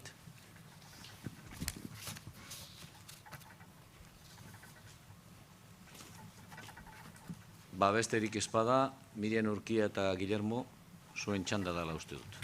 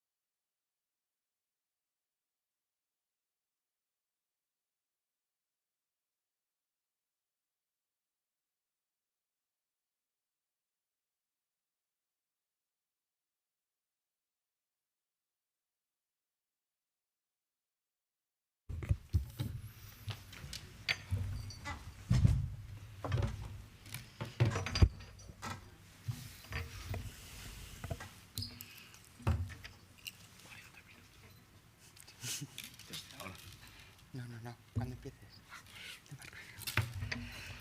Egunon guztioi. Ohorea da niretzat urrengo hizlaria aurkeztea, Guillermo Rojo jauna. Ongi etorri gurera, Guillermo, eta eskerrik asko gure gonbidapena onartzeagatik. Bienvenido y muchas gracias por aceptar la invitación. Aurkezpen luzea beharko luke, baina zertzelada batzu besterik ez dizkizuet emango, bere hitzaldiari ahalik eta denbora gutxien kentzeko. Guillermo Rojo jauna filologia erromanikoan doktorea da.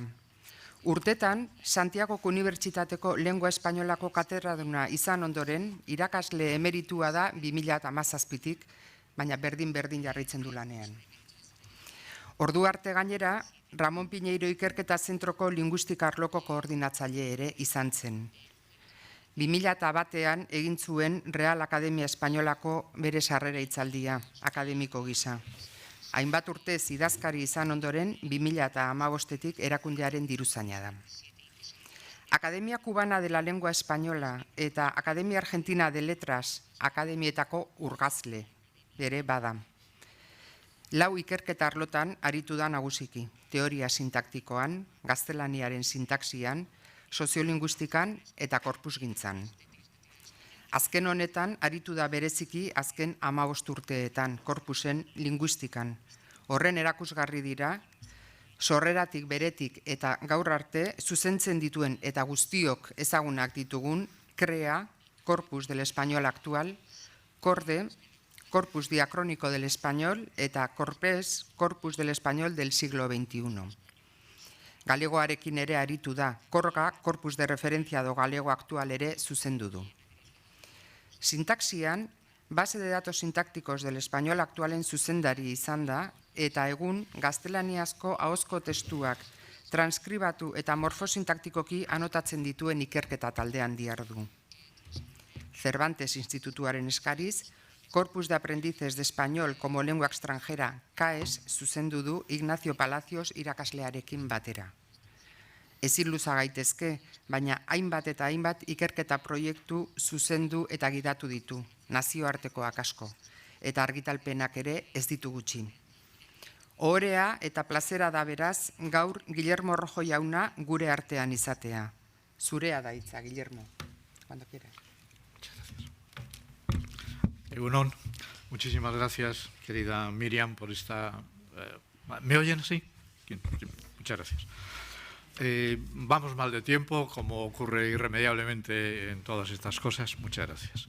Pero permítame que dedique simplemente 30 segundos, que no son de simple cortesía, sino que es el reconocimiento debido a lo que siento en este momento, para expresar, en primer lugar, mi agradecimiento a Euskaltzaindia, a los organizadores de estas jornadas por haber tenido la amabilidad de invitarme a estar aquí y proporcionarme la satisfacción de compartir con todos ustedes unas jornadas en las que vamos a estar hablando de temas que nos preocupan a todos. Estuve en unas jornadas de orientación similar a esta hace ya unos cuantos años, fue en 2008, la organizadora era Miriam Murquía, que está a lo largo y ancho de toda la historia de la lingüística de corpus en general. Y bueno, como último elemento, también expresarles también mi felicitación por este centenario que están celebrando ustedes. Lo que les voy a contar es la experiencia que se tiene desde la Real Academia Española en el trabajo con corpus. He titulado... Me disculpo por las transparencias, entendí mal las indicaciones que me daban. Yo estoy acostumbrado a trabajar en un sistema diferente, de modo que tenía, para engañarlos a todos ustedes, un momento, una presentación en el esquema que nos mandaron. Olvidé enviarla, de modo que nos vamos directamente a la exposición. No sale el título de la disertación, pero es algo así como los corpus de la Real Academia Española, diseño, construcción y explotaciones. Así, en plural. Sé que el plural resulta un poquito extraño desde el punto de vista lingüístico, pero me interesaba dejar con claridad desde el principio el hecho de que los corpus son, como acabamos de oír en diferentes proyecciones, en sí mismos, pero además también permiten su explotación desde muy diferentes puntos de vista. Bueno, pues un poco de historia, ¿verdad? Porque es irremediable hacerlo en estas circunstancias. La historia de la... Labur.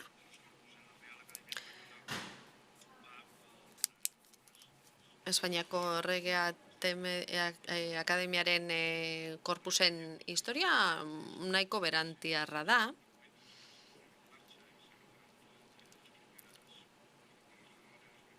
Lehenbiziko mugarriak jarri ziren beste hizkuntzen parean, baina datu nagusiak eskaini nahi dizkizuet.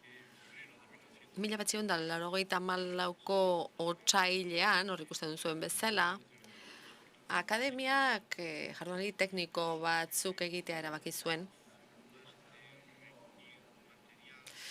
Ikusi nahi zuen nola bildu materialak, digitalizazio hori nola ekin, korpusak, fitxak, hiztegiak, horiek nola bildu, hori zen gaia. Eta bertan izan zen Bernat Quemada, eta hark bai zeukan eskarmentu zabal bat, Tresor sortua bai zuen baita atal digitala ere. Ni ere bertan izan nintzen. Eta jardunaldi horien ondorioz enkargu bat egin ziguten. Arduradunak Fernando Lazaro Carretera, Angel Martí Municio eta Víctor García de la Concha ziren, eta haiek enkargu bat egin zidaten. Erreferentzia korpus bat sortzeko proiektua aurkeztu nuen. Berehala onetsi zuten, eta lehen emaitzak kreari dagozkionak, gaur egundik erreparatuta noski oso oinarrizkoak ziren, oso azalekoak. Software publikoa erabilita sortu zena, bizkat lotxa ematen du, baina lagun artean gaude eta ikusten dute historiak oso antzekoa diela, guztion historiak eta bar. Guk takt erabiltzen genuen, zutako inork ez dugu goratuko. Programa librea zen, doakoa, eta lortzen zuen atal batzuk, azpimarratuta zeuden zati batzuk ateratzea erauztea, eta forma batzuk eta baita lema batzuk ere erauztea lortzen zuten. Krearen lehen emaitzak hain izan ziren ikusgarriak,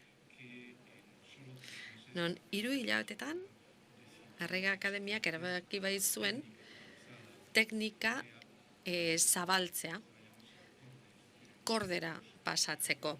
Corpus diacrónico del español deritzona. Eta horrek berregituratze bat ekarri zuen, garai hartan egiten ari ziren lanei zegokienez hiztegi historikoaren lanetan aldaketak egin ziren, beraz. Lana, beraz, berandu hasi zen, 1984, 1985, nahiko atzeratuta, gindua zen, beste proiektu batzuekin alderatuta, baina nahiko azkar aurreratu genuen, eta 1988an, Akademiaren webgunearen lehen bertsio argitaratu zen. Eta han, lortu genuen krearen eta korderen lehen bertsioak eskegitea. Erabiltzaileen eskura jartzea. Une horretatik aurrera, eta gaur daño, Akademiak korpus gero eta gehiago sortu ditu, eta baita tamaina ere, tamaina handiagokoak egin ditu. Eta saiatuko naiz, adibide batzuk ematen.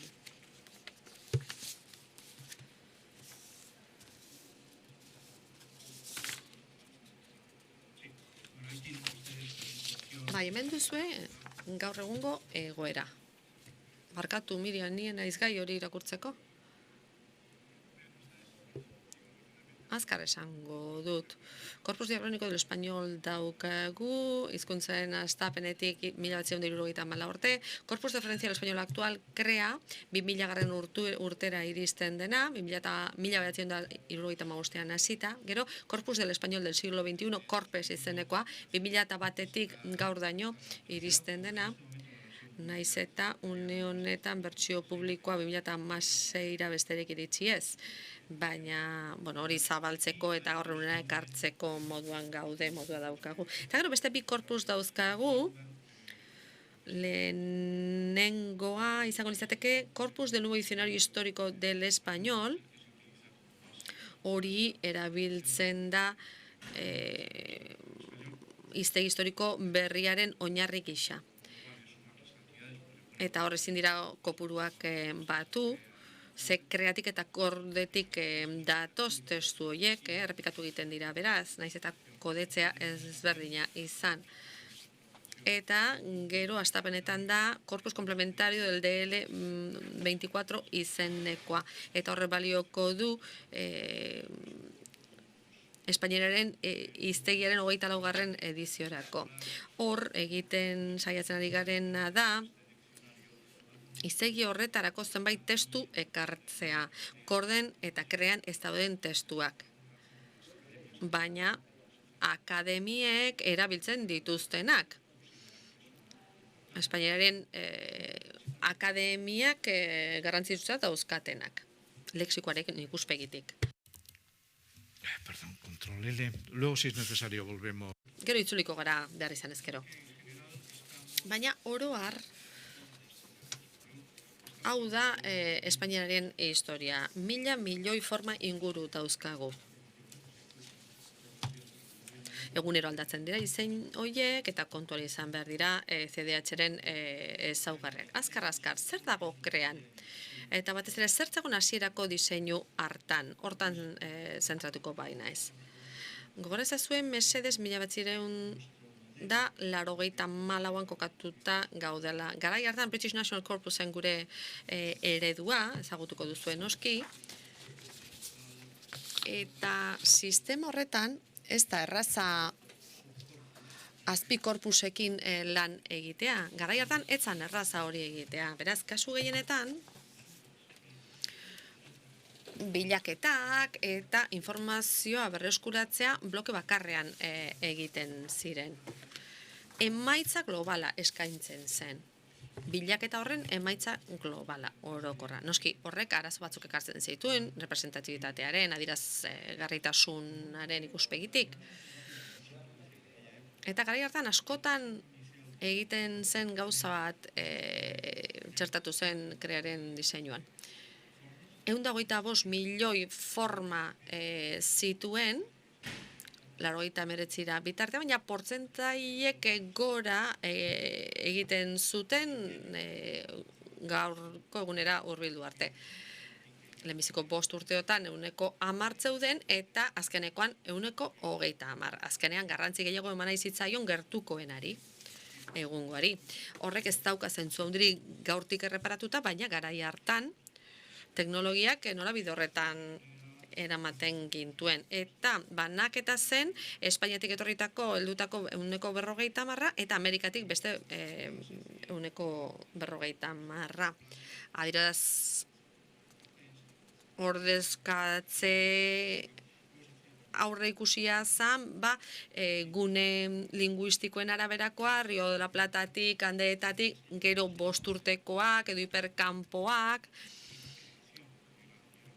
sorkuntza zen horietako hiperkampo bat, zientziak zeuden, humanitateak zeuden, eta gero arlo tematikoak, eta baita ere formatoa, liburua, prentsa, ahozkoa, eta bar. Balio horiek aukeratzen ziren, eta horien arabera lortzen genuen nolabait informazioa modu mugatuan edo berezituan jasotzean. Korde eta krea, korpus horiek kontinuum bat osatzea zen helburu eta gainea modu dinamikoan lan egitea horiekin.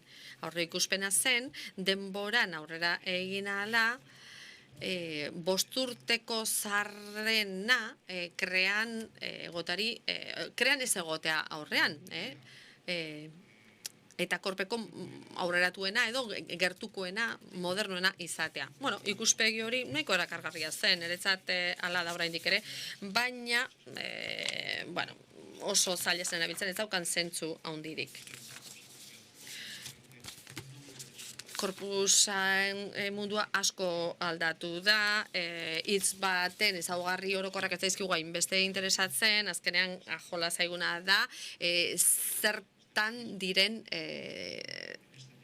ezberdintasunak, alegia nola erabiltzen diren testu batean eta bestean, eta ezaugarri horiek nola aldatzen diren testu batetik bestera. Hori alde batetik. Eta, bestaldetik nahiko modu inozentean jokatu genuen. Ze bosturteko zaharren horrek, 10% zeukanak, horrek desagertu beharra zeukan. Bigarren bosturtekoak bihurtu beharko zuen orduan zaharrena, eta 10% bihurtuko zen baita ere. Beraz, ikustezue hori antolatzen oso zaila zen. Horregatik, erabaki bat hartzuan krearekin aurrera jarraitzeko, beste bosturteko bat eman, 37,5 milioira iritsi arte, 2005 urtera arte, eta geroxeago bai korpes hori sortu. Korde, 1974 arte iristen da, eta hemen ikusten duzue, nola asmoa den zenbatetan gertuago iritzi orduan eta volumen gehiago eskaini, ordezkaritza handia edo egokia lortzeko. Eta hemen ere gune linguistikoa kontuan hartzen ziren, aldi historikoak, testu motak, prosa zientifikoa eta bar. Eta horiek izango ziren gero aukeratzeko modua izango genituen parametroak. Kordek 300 milioi forma eskuratu nahi zituen, gero lehentxeago eten behar izan zen, une honetan 250 milioi forma inguru dauzkagu. Korde esan dute, ondo esan dute, ezta?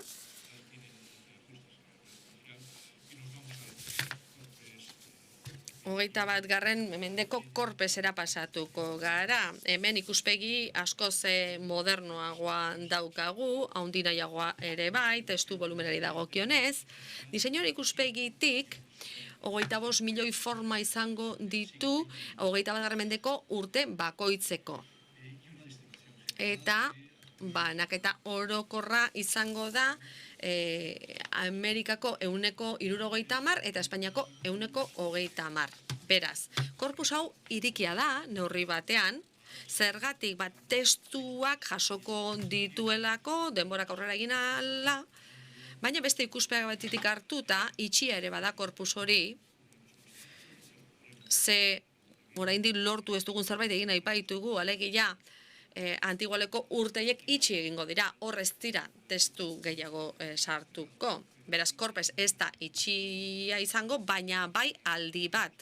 Hor, aldi horietan ez dira aldaketak egingo. Horregala, beste arlo batzuetan, modu erosoagoan jartuteko aukera izango dugu. Datuen banaketan kontuan izan behar da, espainieraren izaera, politika hispanikoa, hizkuntzaren izaera polizentriko, hori guztia kontuan hartu behar da.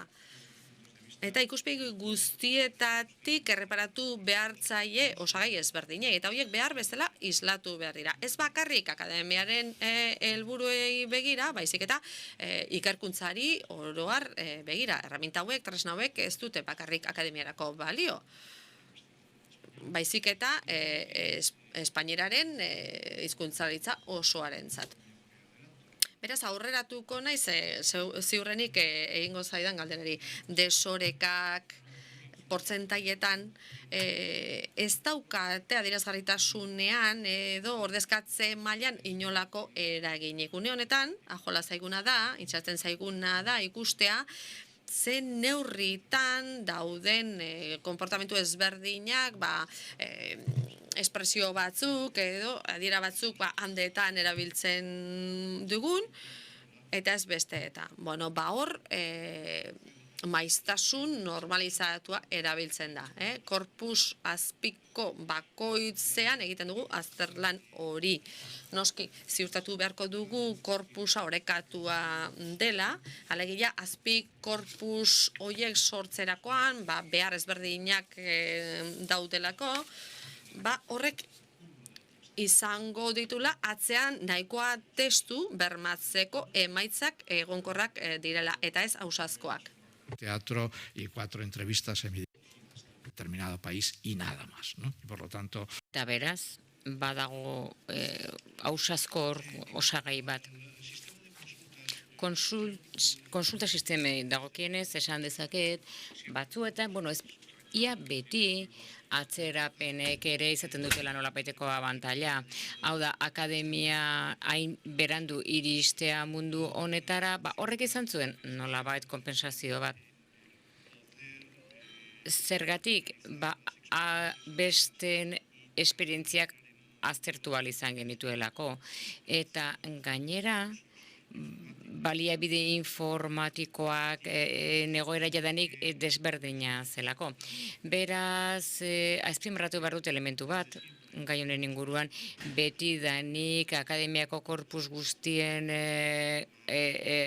ez zuten makina jakin batera joan behar izan, eta leku jakin batera joan izan.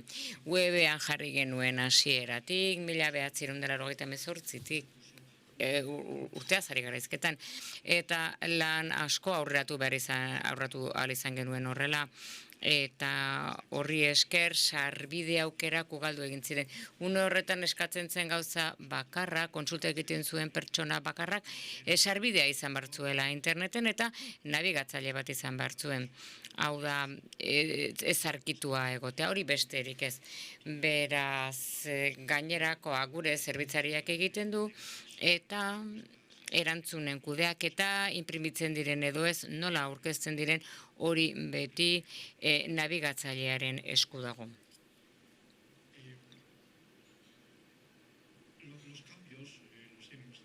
Aldaketak badituzue zuek gogoan, beraz oso bizkorra aipatuko ditut.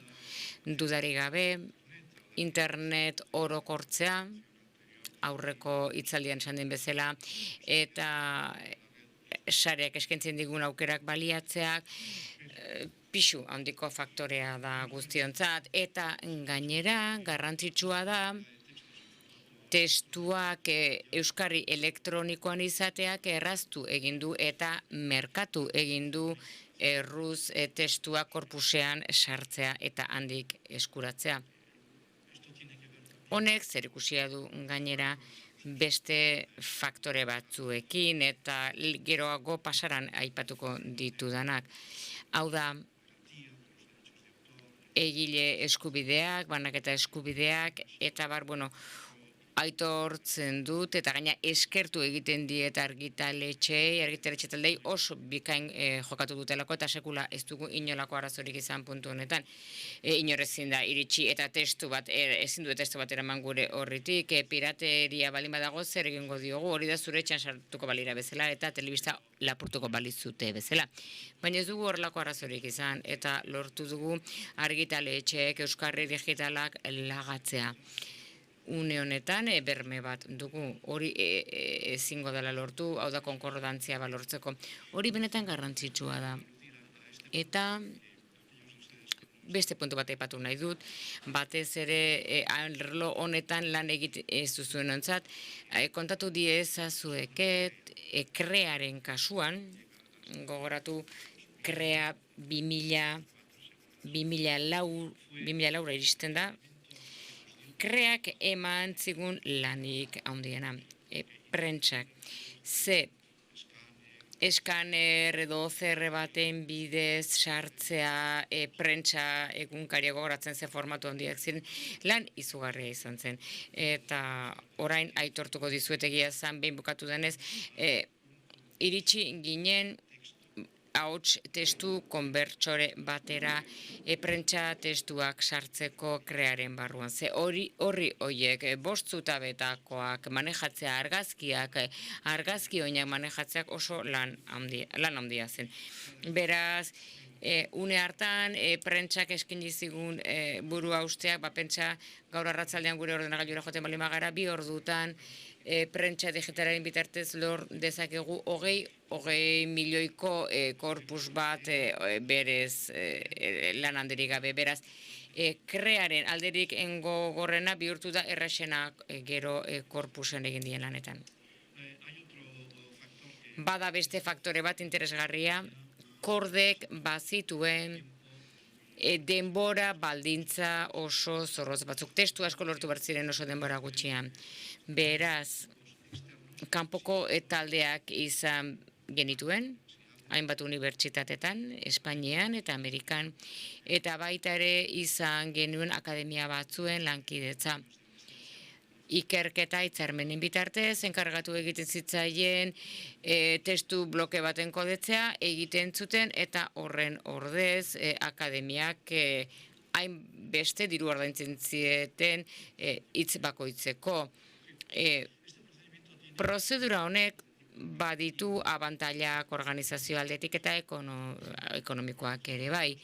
Baina batez ere, eta hau niri asko interesatzen zait, handitu egin zuen Akademia Espainolaren lankidetza ikerketa taldeekin. Niretzat hori garrantzitsua da eta akademiantzat ere bai. Eta gainera, horri esker kodetze estandarrak sortu dira, anotazio estandarrak eta lematizazioa mundu hispaniko guztian.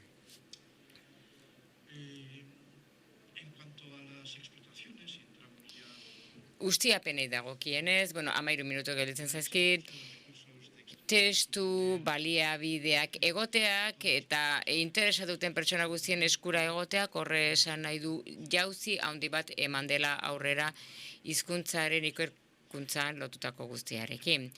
Alderik mekanikoena edo esker txarrekoena ikerketan hizkuntzalariek egin behar izan dugunak adin jakin batekoa garenak, orain egiten da askoz ere modu bizkor, eroso eta seguruagoa.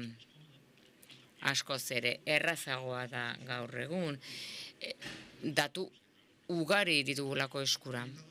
Eta korpusak ordezkatzaileak direnez eta orekatuak daudenez.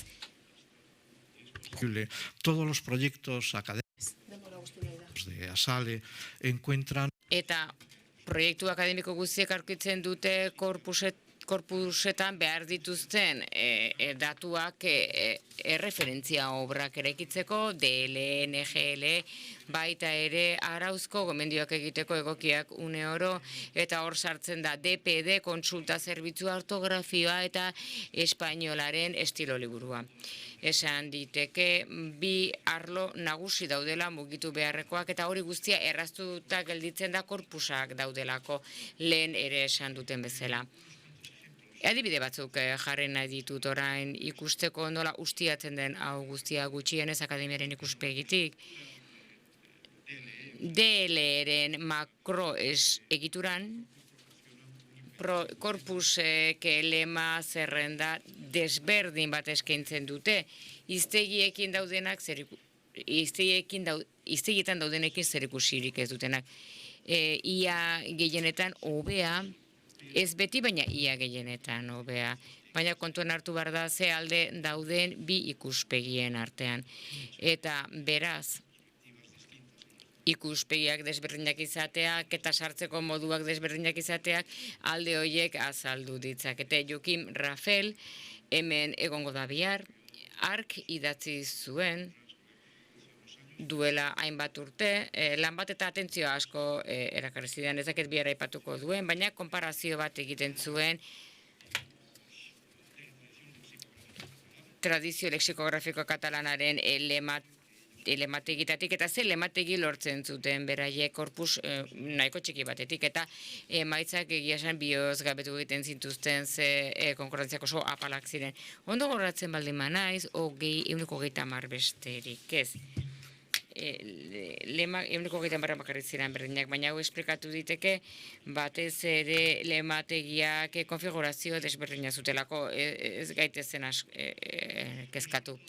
Baina batez ere korpusi esker erabakiak hartu daitezke hainbat faktoren inguruan, adibidez, ze konbenentzia egokia den hitz jakin bat sartzea edo ez. Datuak ematen bai ditu bere maiztasunari buruz, herrialdetan nola dagoen sakabanatuta, ze testu mota den eta ze garaikoa.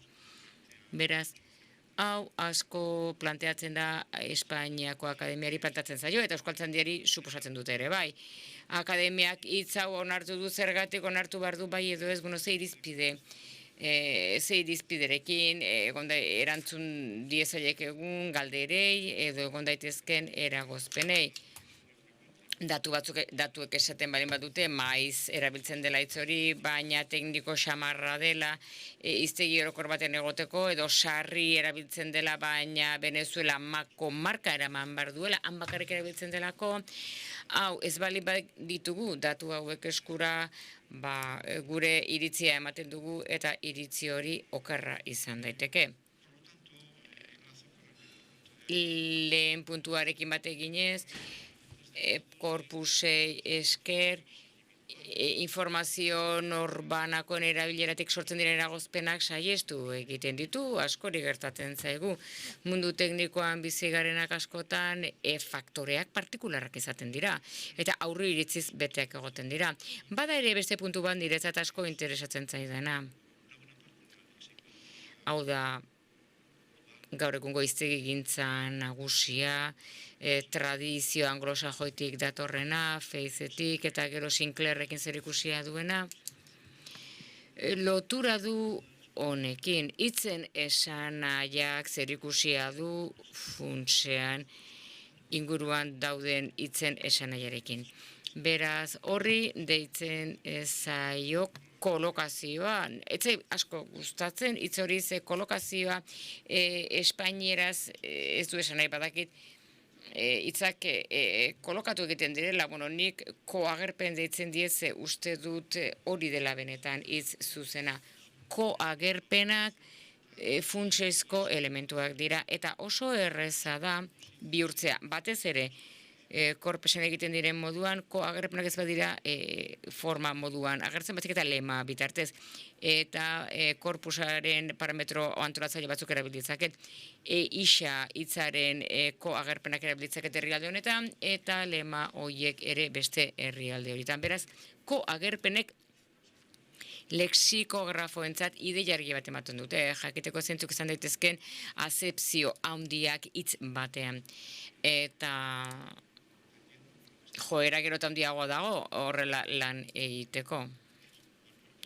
Eta horrela izango da hiztegiaren 24. edizioan. Beraz, korpusei esker, hiztegigintza ekipoek informazio fidagarria lortzen dute, hitzen banaketari dagokionez, zer erabilera dute. Eta beraz, posible da baita ere ez dizuet ezkutatuko hiztegietako markak eta akademietako hiztegietako markak direla gehien errebisatu behar diren elementuak.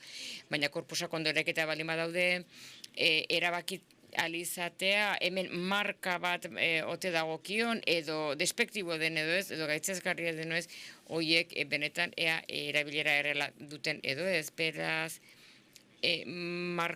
kongruente baden eta egiazko datutan oinarrituta dagoen. Eta amaitzeko korpusek ere erraztu egiten dute adibide errealak sartu alizatea. Edo gutxienez adibide egiazkoetan oinarrituta daudenak sarreretan. Eta ez egin adibide eraikiak. Horiek badituzte beren defendatzaileak, badakizue. Baina alderdi guztiei erreparatu behar zaie, baina oroar ez dute oso fama onik. Ze errealitate batzuk ezkutatu egiten dituzte, urte hauetan lan egin dugun faktore garrantzitsuenetako bat, ez bakarrik akademian hiztegigintza arloan, lexikografia elektronikoak azken batean mundu baterako sarbidea ematen du. Hiztegigileek orain arte kajoi batean lan egiten zuten, 500, 200 fitxa zituen, kajoi batean, garai bateko hiztegigileak eta irizpide batzuen arabera egindakoak batzuetan eztabaidagarriak, eta beti ere lema bat berreskuratu alizatea, kasu korrontetan edo esageratuetan, 2500, 3000, adibide ematen ditu aztertu beharrekoak. Beraz, onarpen eginez, eta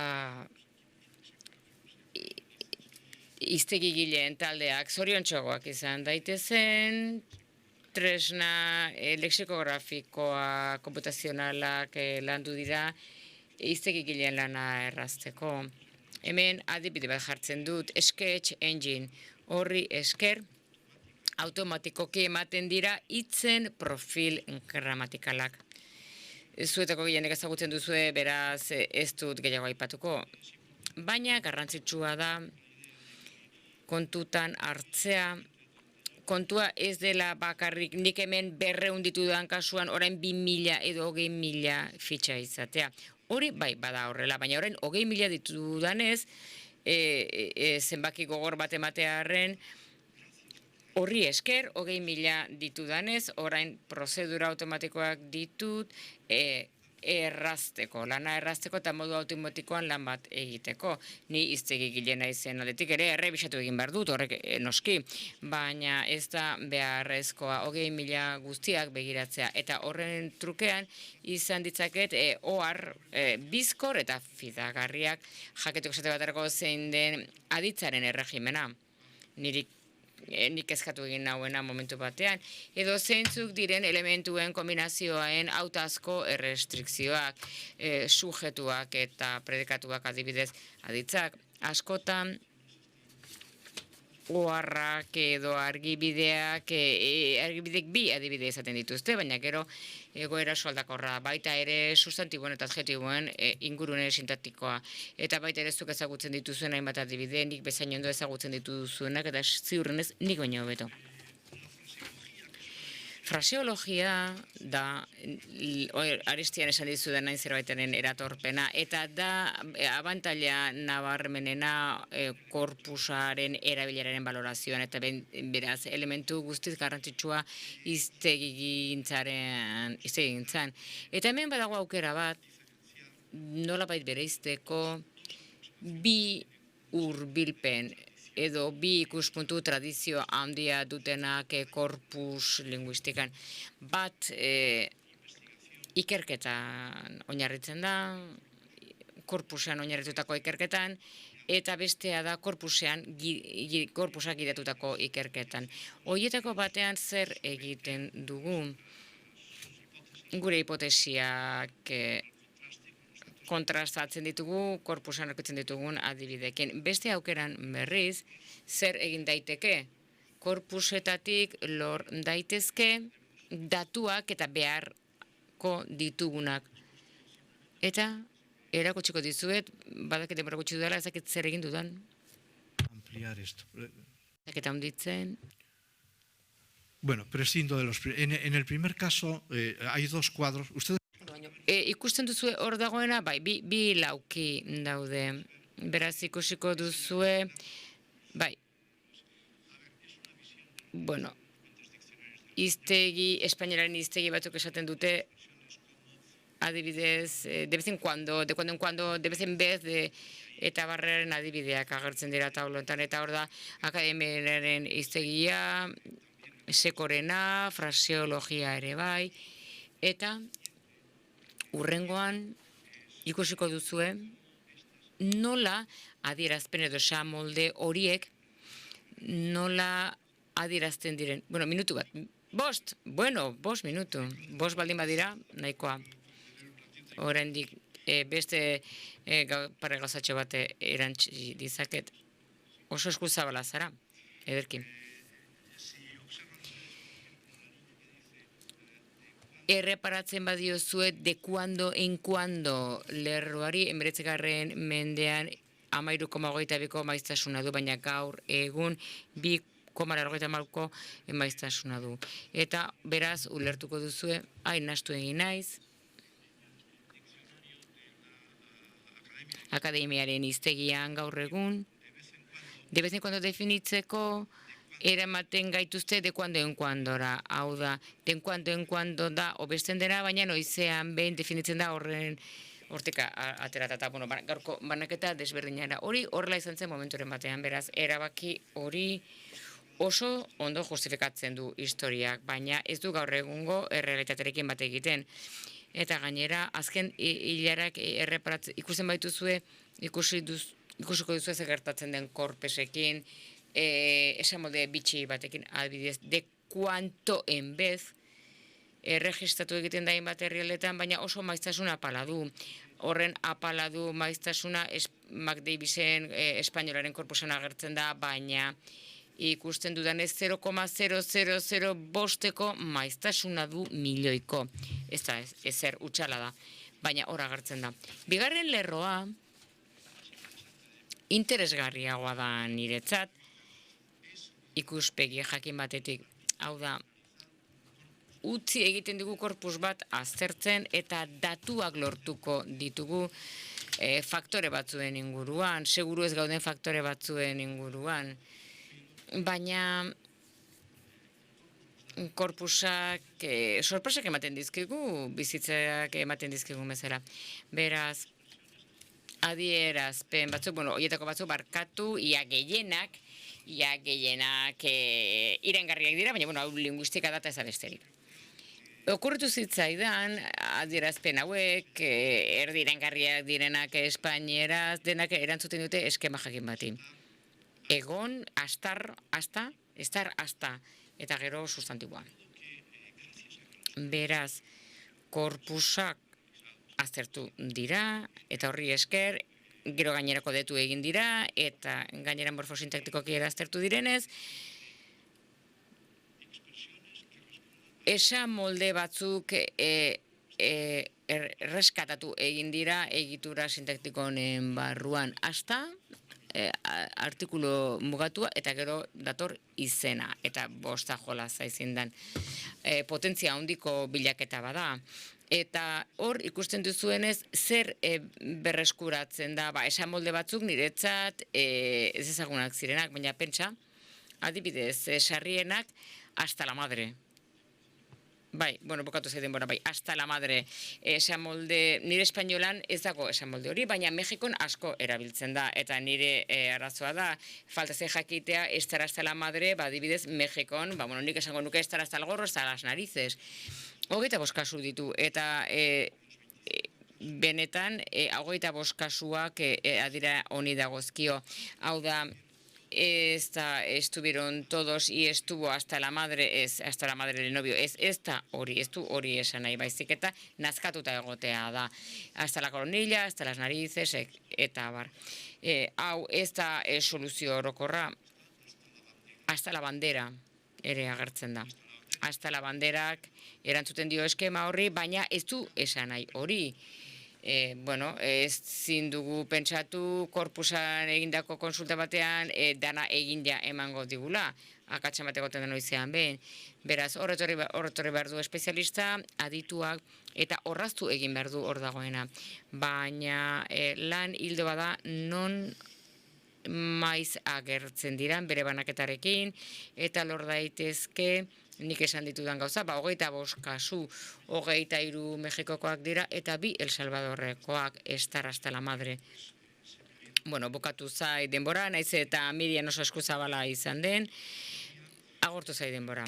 Espero dut emango nizuela ideia orokor bat jakiteko Real Academia de la Lengua Españolak nola jarduten duen eta nola lan egiten dugun gaur egun korpusekin eta nola ari garen gure produktuak hobetu nahian horri esker eta espainolaren gainean ikertzen duten guztiek izan dezaten iturri zabalago, oparo eta erosoago bat datuak lortzeko beren ikerketak egiteko eskerrik asko zuen arretagatik.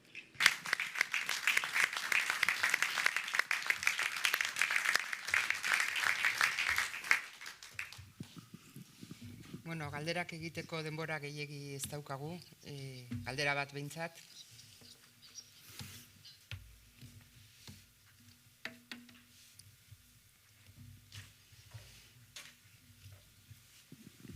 Yo, en primer lugar, querría agradecerle al profesor. Hasteko mila esker Rojo irakasleari, nire parte hartzea, bigarrenik.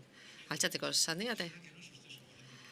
Behar bada, ez zara nahikoa ezaguna, hori izango da. Gauza bat galdetu nahi nizuke. Galdera baino gehiago, adierazpen moduko bat da, alegia. Ze nolako azpiegitura dauka une honetan raekera honetako lanak egiteko? Bakarrik egiten du, ala beste batzukin elkarlanera egiten du, horren berri jakineko, nola antolatzen duzuen lan hori? Erantzun dezaket, ez da? Ez dut aipatu. Hemen alderdi ekonomiko garrantzitsua da, ez esango dizut, ez da? zenbait unetan korpusak sortu ziren, hezkuntza ministerioarekin laguntzarekin edo kulturarekin, ikerketa, sail horren laguntzarekin. Azken urteotan, beste laguntza bat izan dugu Santander bankuak, diru laguntza bat eskaini digu, kostu guztia aurre egiteko adina ez, baina, tira. Gaur ez dauko horrelakorik, hemendik aurrera egiten duguna izango da, akademiaren funtsetatik abiatuta, diru baliabitetik abiatuta. Baliabide materialei buruzari garelarik, talde txiki bat daukagu akademian, une honetan 3 lagun dira, 3 lagun besterik ez, eta hori da, oinarrizko taldea, irailaren 30-etik aurrera 2 lagun besterik ez dira geratuko, kontratuetako bat iraungitzekotan baita, eta 8 talderekin batera lanean ari gara, unibertsitateetan daude beste talde horiek, Espainiako unibertsitateetan, eta baita Argentinako letra unibertsitatean ere. Beraz, antolakuntza da, oinarrizko talde bat diseinua egin duena, eta horren arduraduna dena, eta horrek enkarguak egiten dizkie beste talde laguntzaile horiei.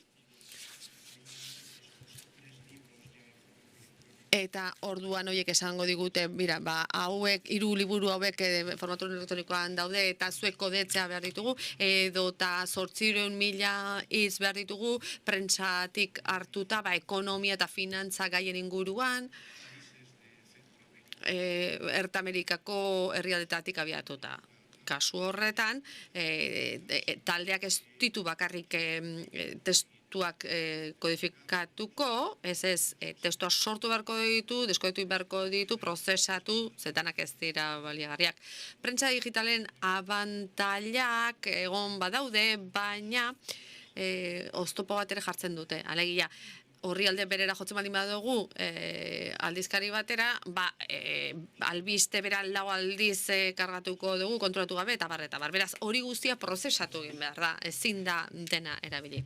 Baliabide informatikoei dagokienez, informatika sail bat badaukagu, eta zutabe bat garapenari emana da, alegia azken fasean parte hartzen dutena, eta hizkuntzalaritza konputazionalaren atalare badaukagu, hori da beste zutabea, eta hori lotua dago anotazioari, lematizazioari, eta bar. Beraz, oinarrizko talde horrek, edo erdigunean dagoen talde horrek enkarguak ematen ditu, gero bueltan etortzen zaizkion enkargu horiek errepasatu egiten ditu, miratu egiten ditu, eta prest daudenean beste leku batera doaz, eta garai iristen denean hizkuntzalaritza konputazionaleko taldeak jasoko ditu, bilduko ditu, anotazio prozesua aplikatuko diegu, eta hor morfosintetikoki anotatuta aterako dira, eta gero garapen sailera pasatuko dira material horiek bilaketa aplikaziora pasatzeko, pasa daitezen. Sistema departamentutik abiatuta, baina hori kanpoko atala besterik ez dakit erantzun dizudan, bai? Denborari gehiago egiteko, beraz, eskerrik asko, Guillermori berriro ere, azalpenarri garrian.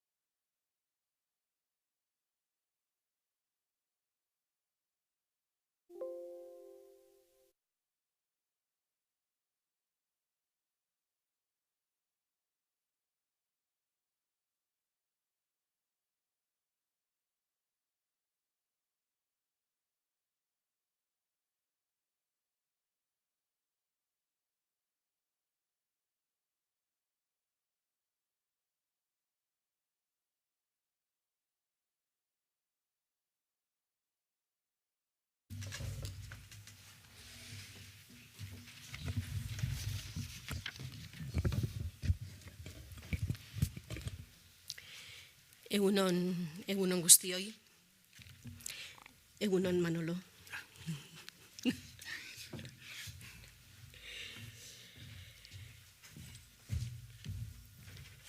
Niretzat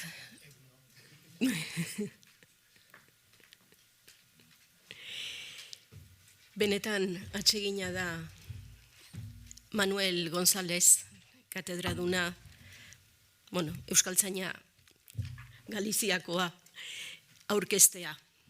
Es un verdadero placer presentarte, contar brevemente. Plazera da zure berri labur ematea. Egin duzun lan batzuen berri ematea. Egin dituzunak egiten ari zarena. Manolo González jauna, filologia erromanikoko katedraduna da, Konpostelako Santiagoko Unibertsitatean, Instituto da Lingua Galegako kide da, Galiziako Akademiako kide, gure Euskaltzain osoren pareko da, Institut de Estudis Catalanseko urgazle ere bada, eta akademian idazkari eta diruzain izan zen, eta gaur egun lexikografia eta terminologia mintegietako zuzendari da. Beraz, lexikografian eta terminologian egindako lana gero laburra aipatuko ditut. Hain zuzen ere, terminologiak eman zigun aukera, elkarrezagutzeko orain dela 22 urte, Termigaleko Galiziako terminologia zerbitzuko zuzendari izan zelako 86 arte, eta horretaz aparte, Ramon Piñeiro Zentroko zientzia alorreko koordinatzaile da, .gal elkarteko buru ere bada, .gal da gure .eus fundazioaren parekoa, beraz gal. Domeinuak ideatzen duena. Berak jarri zituen martxan unibertsitatean atzerritarrentzako hizkuntza eta kultura galegoaren ikastaroak ere, Kuadernos da Lingua aldizkariko zuzendari da, eta beste 20 bat aldizkaritako batzorde zientifikotako kide ere bai. Terminologiaz eta lexikografiaz gain lan ugari egin du dialektologian ere, eta arlo hau aipatu nahi dut eragin handia izan duelako eta duelako oraindik ere bere lan ibilbidean. Atlas Linguistiko Galegoko egileetako bat da, beste 2 hizkuntzalarirekin batera berak egin zituen inkestak eta beraz lana. Atlas Linguistik Roman abian jarri zuen taldeko kide da, hizkuntza erromantzeen ordezkari den Atlas Linguarum Europae egitasmoko zuzendaritza batzordean dago, eta hor hizkuntza erromantzetako ordezkari da bera. Alir datu baseko zuzendarikide da, Elisabeta Kapitelirekin batera, Ramon Piñeiro Zentroak eramaten du aurrera Alir datu base hau, eta hain zuzen ere hizkuntza erromantzetako atlas linguistikotan zeintzuk diran elementu dialektal nagusienak edo dialektologo batentzat garrantzitsuen izan beharko luketenak hoiek aztertzen eta hoiek kudeatzen ari dira. Beraz, ez dira gutxi dialektologiaren alorrean idatzitako artikuluak, baina nik gehiago begiratu nahi diot gaur hemen elkartu gaituena kontuan izan da lexikografian egindako lanari. Dizionario da Real Academia Galegako zuzendari da, eta hiztegi hau sarean dagoena da, online motako hiztegia da. Egunean gutxi gora bera 60.000 kontsulta inguru izaten dituena. Beraz, hemen bildu gaituen gaia dela eta badaki zerbait horretaz. Horretaz aparte, dizionario katalan galego akademiaren hiztegi honen zuzendari ere bada, bokabulario ortografiko da lingua galegako ere bai, 18 bat hiztegi terminologiko ere zuzendu ditu, soziolinguistika lorrean ere aritu da, bera izan zan gure euskeraren biziberritze planaren pareko izan daitekenaren egileetako bat, normas ortografikas en morfología músicas da idioma galego berak eraman zuen, eta arau hauek berritzeko 2003an sortu zen batzordeko zuzendari ere izan zen, eta hortik sortu zen, honetan ere bere goraberak dituen herrialde baten hortik sortu ziren normatiba da konsenso izenarekin ezagutzen dana. Fonetika akustikoaren alorrean ere egiten ditu ikerketak, hoiek bultzatu ditu, horretan ari da buru belarri, baina nik ibilbide zabal honetan batez ere sarean egindako hiztegi horretako lana azpimarratu nahi nuke, horretaz egingo digulako batez ere ekarpena. Moitas grasas. Y tú ya es la palabra. Gracias a ti, Miren, por el regalo de tus palabras. Eskerrik asko zure hitzengatik. Eta opari gisa hartuko dut kariñotik. Euskaltzaindiari eskerrak berriz ere eskatu didalako zuen artean egoteko. Eta hasiko naiz nire hitzaldiarekin. Bere titulua du El aprovechamiento de los recursos digitales en el diccionario de Real Academia Galega.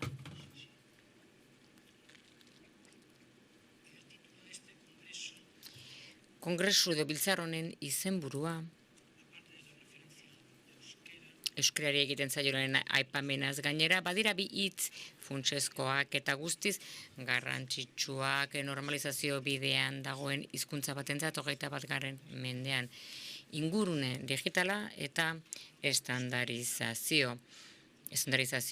Baliabide digitale gero eta posizio nuklearragoa dute hizkuntzaren azterketan, ikasketan eta baita ere baliabideak ezartzeko orduan, estandarrak bultzatzeko garaian. Nire parte hartzea oinarrituko da lexikoaren estandarizazioan eta batez ere Real Academia Galegaren hiztegian. Funtsezko tresna baita guretzat Heinz Klosek esan zuen horretan, 1969an esan zuenean korpusaren plangintza.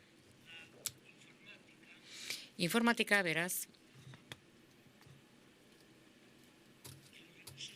informatika eta baliabide digitalak funtsezkoak dira, hiztegi bat, gure hiztegia idatzi, errebisatu eta zabaltzeko orduan. Drak gure hiztegia etengabe errebisatzen den lan bada. Akademia Galegoak erabaki zuen bere garaian bere hiztegi generalari lehen espena ematea eta etengabe eguneratzea. Eta horrek esan nahi zuen beste bi erabaki ere hartu behar zirela. Lehenengoa, hiztegiaren eguneratze lanak etengabea izan behar duela. Erantzun behar baitie une bakoitzeko gizartearen eskakizunei. Eta denok badakigu gizartea etengabe aldatzen dela eta lehen hizkuntzaren alderdi guztiak oso argi islatzen direla, bere lexikoan batez ere bere hiztegian. Eta bigarrenez, hiztegiaren errebisio jarraituak eskatzen du online ere argitaratu behar dela. Etengabe eguneratu daitekela, behar bada ez egunero, baina oso epe laburretan. Premisa hauekin eguneratze lanei ekin genien eta horretarako gaur egungo egoerak eskaintzen dituen baliabide digitalak erabili ditugu. Garrantzitsuak iturrien erabileran, hiztegiaren idazketa eta errebisio plataforman, baita ere lanaren informazioan sartzeko, eta oro har edukia zabaldu eta edatzeko, eta lanak berez gizarterekin elkarrezketa izateko. Nire esku hartzean batez ere lehenengo biak aipatuko ditut. Hau da, iturrien erabilera, nola erabiltzen diren baliabide digitalak iturrien erabileran. Hoy no se entiende. Gaur egun ezin da hizkuntza baten hiztegia egin ez badu oinarrian korpus bat. Eta korpusa aipatzen dudanean, ez naiz bakarrik testu korpus sei buruz ari, baizik eta beste mota orotako iturri bat, lan lexikografiko bat elikatu behar dutenak, akademiaren hiztegiak bi iturri nagusi ditu. Haren aprobetxamendua eta ustiapena ezinezkoa litzateke ingurune digital bat izan gabe. Aurreko hiztegi gintza-lanak, hiztegiak, lexikoak eta testu korpusak, galego modernoaren adierazgarriak, idatziak eta hitzeginak bereziki esan ditudan bi horiek. Lehenik eta behin aipatuko ditut aurreko hiztegi eta obra lexikografikoak. Ez naiz guztiak aipatzen hasiko, gaur egungo hiztegiren aurreko guztiak ez ditut aipatuko. Baina aipatu nahi dut batik bat lan lexikografiko nagusiak biltzen dituena. Galegoaren hiztegien hiztegiak, Anton Santamarina kapailatua eta Pedro Barrire de la Maza Fundazioak argitaratua. Lan honek bere baitan ditu galegoaren hiztegi eta bokabulario nagusienak. Eta erraztu egiten du dokumentazio historikoaren lana. Eskaintzen bai ditu modu kronologikoan hitz baten inguruko informazio guztia.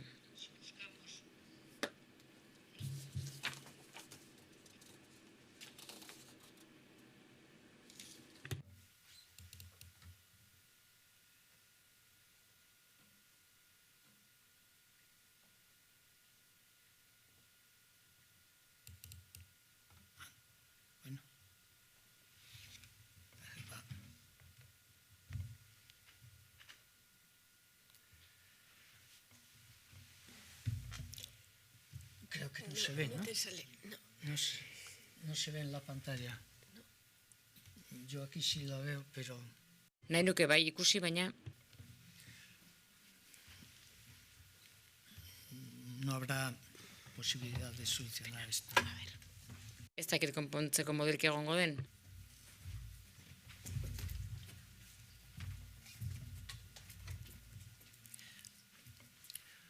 Bueno, si buscamos, por ejemplo, una palabra...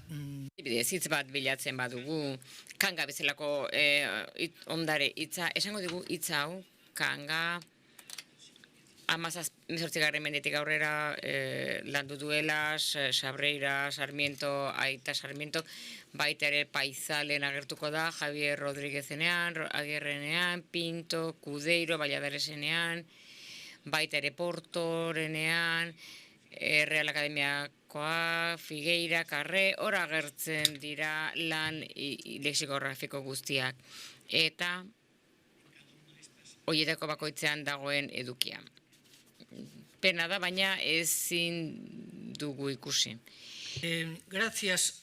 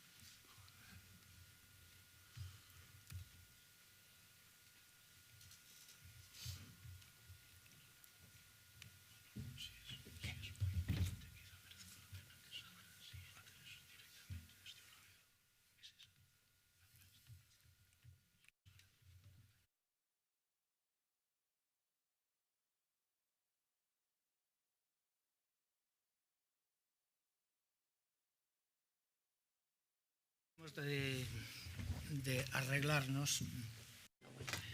Tuko gara moldatzen, aldugun moduan, esaten ari nintzen bezala,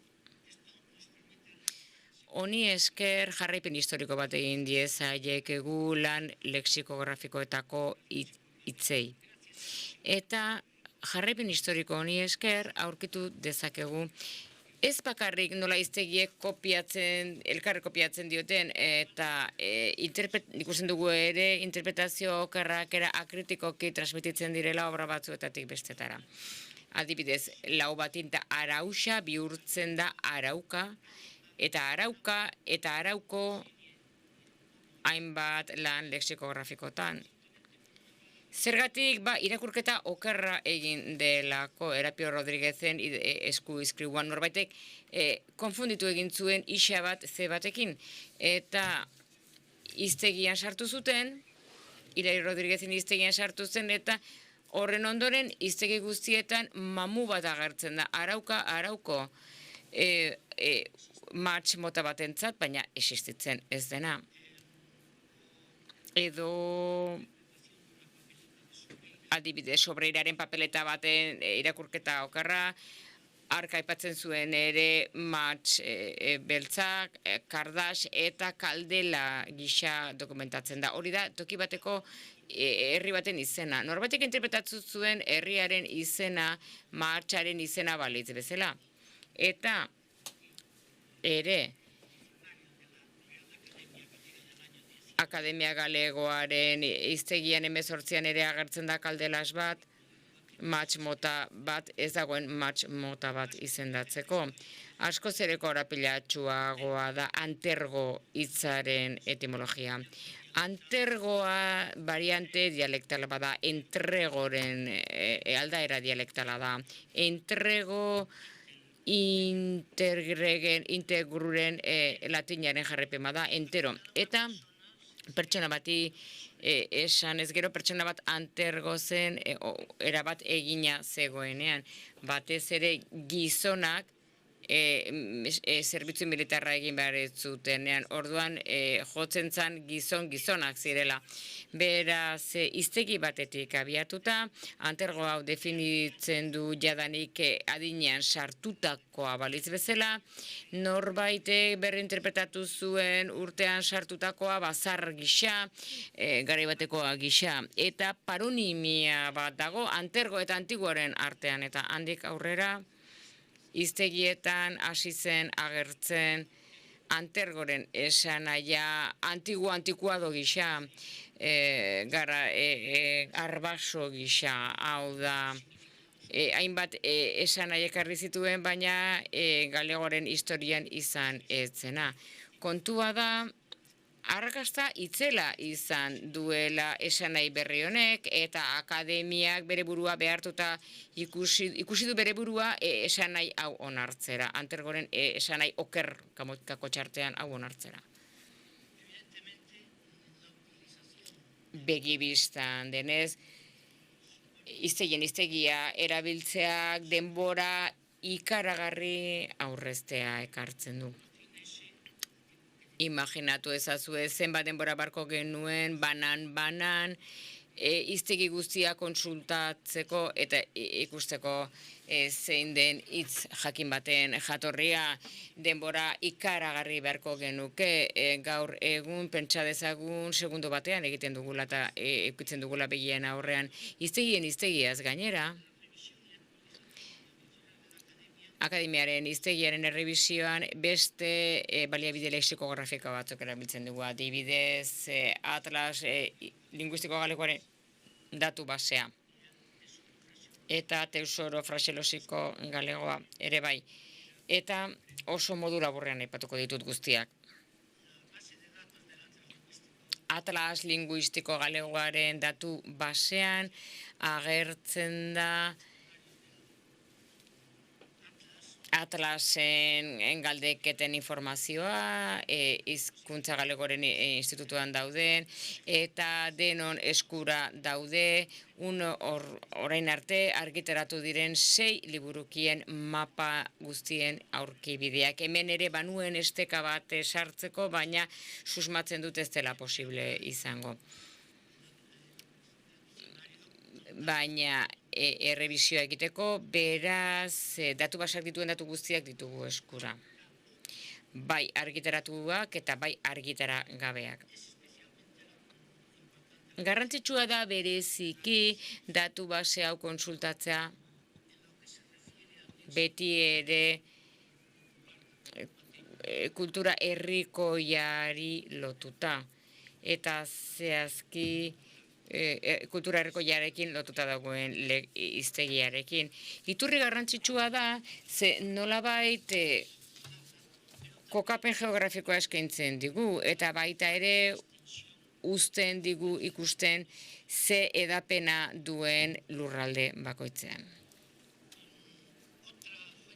Beste iturrietako bat, Tesouro do Léxico Patrimonial Galego e Portugués da.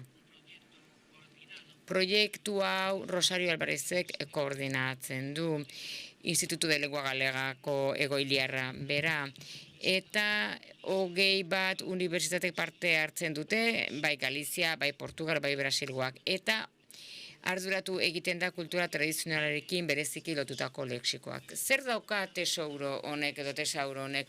Batez ere doktoreko tesetatik hartutako lexikoa biltzen du, lizentziatura memori eta txostenetako hiztegia, eta baita ere beste lan akademiko zuzendu batzuetako lexikoak hartzen du. Normalean argitaragabeak direnak eta informazio guztia txertatu egintzen datu basu honetan. Eta horri esker, geografikoki aurkitu ditzakegu ze datu dituen. Eta gainera, eskaini egiten digu informazio etnografiko osagarri bat, guztiz interesgarria. Eta gainera, baditu hainbat elementu grafiko, diseinu eta argazki. Esate baterako, hainbat tresneak deskribapena ulertzeko oso erabilgarria da. Hemen ere badut esteka bat, saiatuko naiz berriro sartzen? Se ve la pantalla de mi ordenador, pero... Nire pantailan ikusten da, baina ezin dut sartu. Beste iturri lexikografiko garrantzitsu bat, Tesouro fraseologiko galego delakoa da. Fraseológico galego. Es un proyecto dirigido... Proiektu hau Jesus Ferro Ruibalek zuzendu zuen hasieran eta gaur egun Maria Isabel González Reik zuzentzen du Centro Ramón Piñeiro delakoan. Eta datu base batean biltzen dira fraseologismo mota oro, lokuzioak eta pandemiak ere bai. Hau ez da lekua eztabaidatzeko ze fraseologia sartu behar den akademia baten hiztegian, baina unitateak finkoak direnez eta esanahi guztie baturak ez du esanahi bat ematen, baizik eta bakarrik datuak dauden bakarrak. Beraz, bildu egin behar dira mota honetako lan batean fraseologiak, herriaren, munduaren ikuspena islatzeaz gainera, funtsezkoa da gainera hainbat testu interpretatzeko. Eta fraseologia ezagutzea funtsezkoa da baita ere itzulpenaren arloan. Hau da, ez dugu ahaztu behar itzultzaileek gure hiztegia erabiltzen dutela egunero. Eta datu base honek 300.000 fraseologismo baino gehiago ditugu, baita ere kontutan hartuta 18. Mendealdetik jasotako esan moldeak, eta batez ere azken 80 urtean jaso direnak. Baina iturri nagusia aipatuko dut. Orain gaur egungo hiztegietako iturri nagusia testu korpusa da, edo hizkuntzaren testuz korpusa une jakin batean gailendu egiten dira testu idatziak. Baina gero eta garrantzi handiagoa dute ahozko testuek. Korpusak, hiztegi bateko korpusak, alde neurrian orekatua izan behar du. Eta hartan, islatu egin behar dira hainbat testu mota eta hainbat gai. Eta Akademia Galegoaren hiztegiaren errebisio eta eguneratzerako Galegoaren bi korpusera jo genuen. Tesouro informatizado da lingua galega, TIL delakoa, eta Corpus de Referencia do Galego Aktual, KORGA gisa ezagutzen dena. Guillermo Brujo zuzentzen duena, Marisal López Martínez-ekin batera. Eta ark eman dezake informazio ugaria jakimina izan ezkero. Que tengan. El Tesouro informatizado da lingua galega, Anton Santamarina du zuzendaritzat, eta han parte hartu zuten 30 hizkuntzalariek eta 5 informatikarik. Korpusak helburu edo xede guztiz lexikografikoa du. 30 milioi hitz grafiko inguru ditu, eta bere denbora eremua 1671-tik gaur eguneraino doa. 3.000 agiri edo dokumentu baino gehiago ditu, 2.915 idatziak eta 161 ahozkoak dira. Besteak beste literatur testuak daude, kazetaritza testuak, izaera tekniko eta zientifikoa duten testuak, ahozko literaturaren testuak, eta ahozko testuak literatur izakera izan gabe. Korpus honek uniformizazio ortografiko jakin bat aurkezten du, baina niretzat defizit bata eta konpon ezina etorkizunean ustiatu nahi balin bada korpusa. Esate baterako, artikulo zehazgabearentzat, una, NHN gioia duten grafiak, gidoia HA edo UMA, denak bateratu egiten dira NH grafia horretan. Erregularizatu egiten da B eta U-beren erabilera. Abo agertzen da, batzutan B-ekin agertzen da, beste batzutan U, baina orain beti agertzen da U-berekin. Erregularizatu egiten da H-aren erabilera. Eta baita ere, azentu ortografikoa kontutan hartuz gaur egungo arauak zentzu diren. Eta bar. Beraz, korpus honek manipulazio maila jakin badu. Eta horrek eragozpenak sortzen ditu. Esate baterako, aipamen testuak egiteko orduan, ezinezkoa da egitea, baina baita ere, jakin nahi balin badu guztien izan den ortografiaren bilakaera diakronikoa, horrela ez zaila da egitea. Korpus honek gainera konkordantzia komunzadurak eskentzen ditu lematizazioa eta sailkapen gramatikala. Lematizazioa eta anotazio morfosintaktikoa etzen erdi manuala izan zen, eta horretarako hiztegi makina bat zuen programa ad hoc bat erabili zen. Aurre ikusi zitezkeen lehemekin. Gaur egungo bertsioak gainera bi bilaketa sinpleak eskaintzez gainera, lema bidez eta hitz grafiko bidez, baita ere bilaketa aurreratu bat ere eskaintzen du. Horri esker bilaketa egiten den testu mota hautatzen laguntzen du, eta baita ere informazio gramatikala erabiltzen uzten du. Saiatuko naiz. Azkenekoz.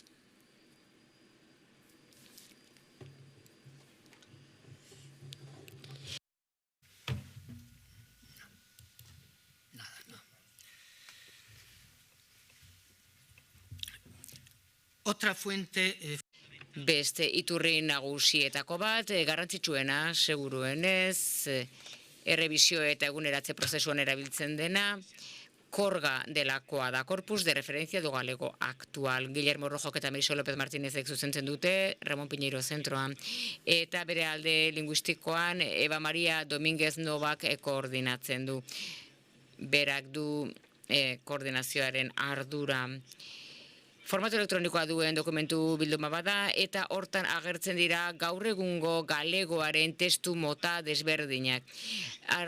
Kronologiari dagokionez, 1995 aurrerako testu argitaratuak hartzen ditu kontuan, eta gaur egun 40,2 milioi hitz ditu, 52.650 dokumentuetan banatuta. Korpus orekatua da, hortan bereizi egiten da gainera aurreko korpusatik, tilgatik, ze hor sartu egin dira testuak, baina hautapen irizpide batzuk sartu gabe aldez aurretik, eta testu hauek hautatu egiten dira 3 sailkapen irizpiden arabera, elkarren artean burujabeak direnak. Data, testu mota eta gaiaren arloa.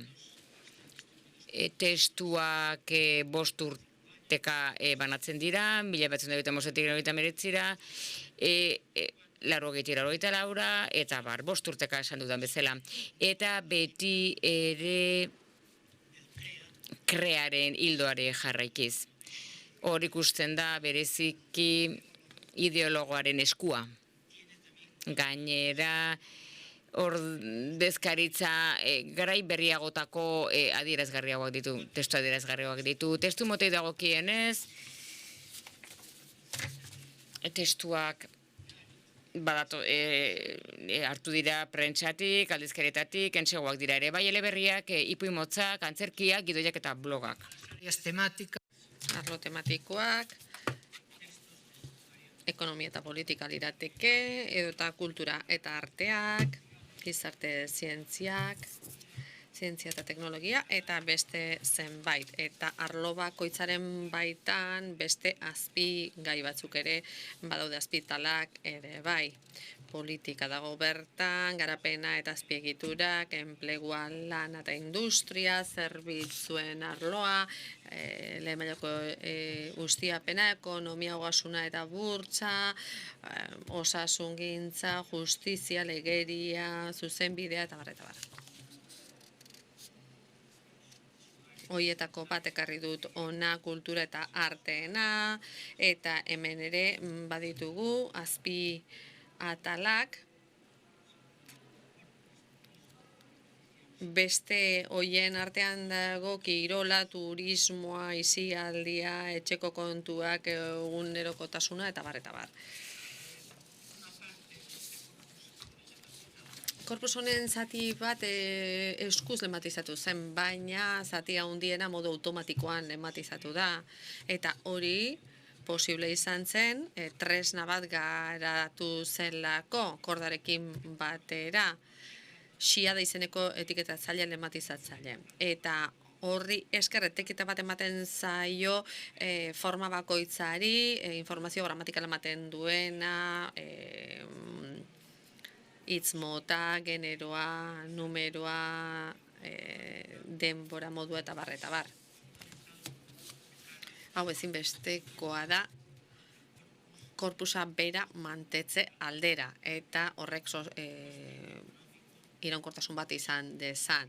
Ze lematizazio prozesuaren kostu ekonomikoa asko murrizten baita, eta naiz eta berrikustea eskatzen duen, eskuz berrikustea eta bar, orraztea asko aurrezten da edozein kasutan. Bilaketari dagokionez, profil batzuk aukeratu daitezke, korpusaren zatiaren arabera, edo kronologikoki egin diteke bilaketa hori baita gaien arabera, edo testu motaren arabera, sekuentziak ere bilatu daitezke kategorien arabera, Guillermo Rojok azaldu du hori nola egiten den, adibidez, tirar aditza, gehi, preposizio bat. Eta ez ondoan duela preposizioa, baizik eta preposizio hori hurrengo 4 hitzetan agertzen denean. Zenbaitetan beste hitz batzuk, beste osagai batzuk sartzen baitira aditzaren eta preposizioen artean. Kolokazioak aurkitzen ditu, desenvolvimiento sostible, litzateko horietako bat, Beraz, bilatzaile hori oso malgua da eta doiketak egiteko aukera ematen du, erabiltzailearen beharren arabera.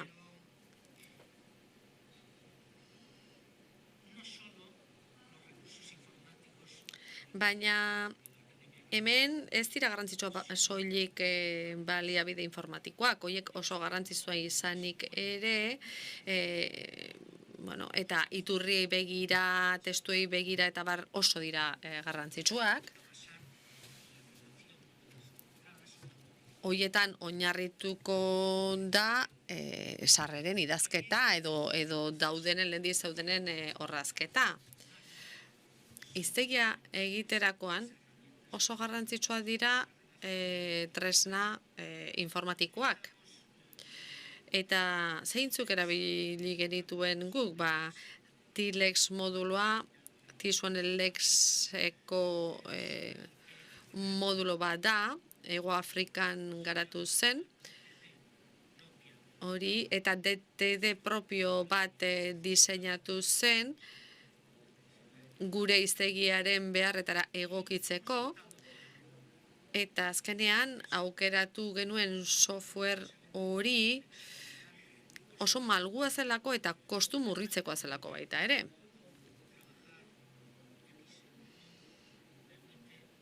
XML-en lan egiten da eta beraz esportazioa erraz egin daiteke. Informazioa beste formatoetara eraman daiteke, berriz ere erabiltzailearen gustura egin daiteke hori. Naiz hartuko horren egitura azaltzen, baina hiztegiak badu informaziora sartzeko sistema oso eraginkorra,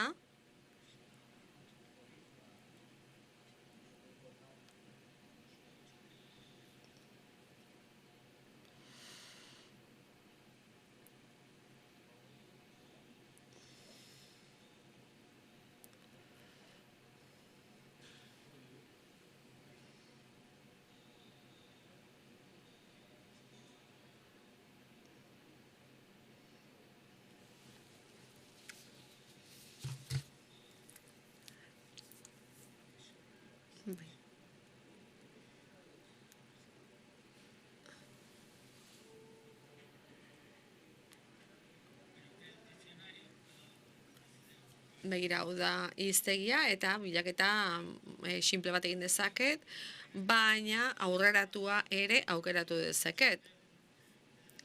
Jakin nahi baldin badut, adibidez, ez dakit, mediku batek jakin nahi du ze sarrera dauden hiztegi honetan,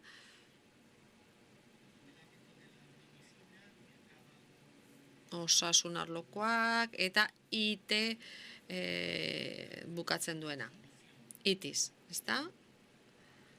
Espainolez. Eta orduan jarri dezakegu hemen arloa, medikuntza izango da.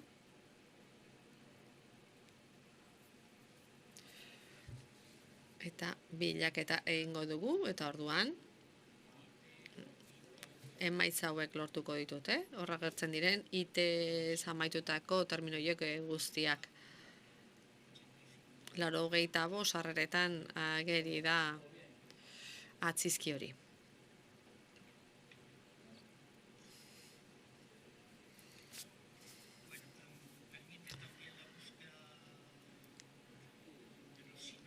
Sinonimoak ere bilatu daitezke, edo semantikoki lotuta dauden beste hitz batzuk ere bilatu daitezke.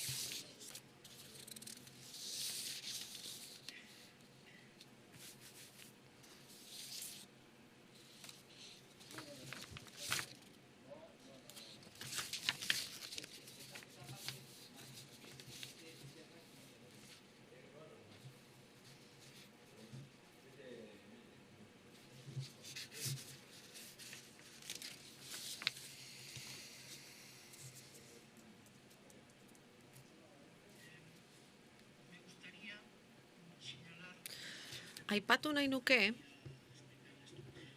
eta esan duan bezala ez dut hiztegiaren egitura azalduko, baina bai aipatu nahi nuke, hiztegi honek baduela bestelako osagai bat, osagarria dena, alegia ahoskera jasotzen du. Lema bakoitzaren ahoskera eskaintzen du. Baita bi adiera edo bi aldaera onartzen dituenean galego batuak. Ez dente bezalako hitz bat. Itxiarekin edo irekiarekin onartuta dago, eta orduan bi hoiek entzun ditzakegu.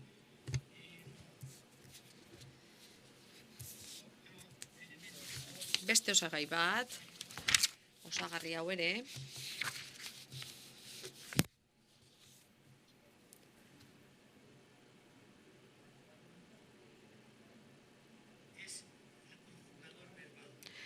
adiz konjugatzailea da. Aplikazio honi esker, edozein aditzen paradigma ikus dezakegu. Liburuan dauden edo hiztegian dauden edozein aditz. Nik koordinatutako hiztegi batetik abiatuta erantzi zaio aplikazio hau. Aho sintetizatua erabili zuen lehen hiztegi izan zen penintsulan. 119 konjugazio eredu sartzen dira eta edo aipatzen dira eta galegoak dauzkan, galizierak dauzkan aditz guztiak, aditz eredu guztiak ematen dira. Eta hori lortu dezakegu gure hiztegitik abiatuta.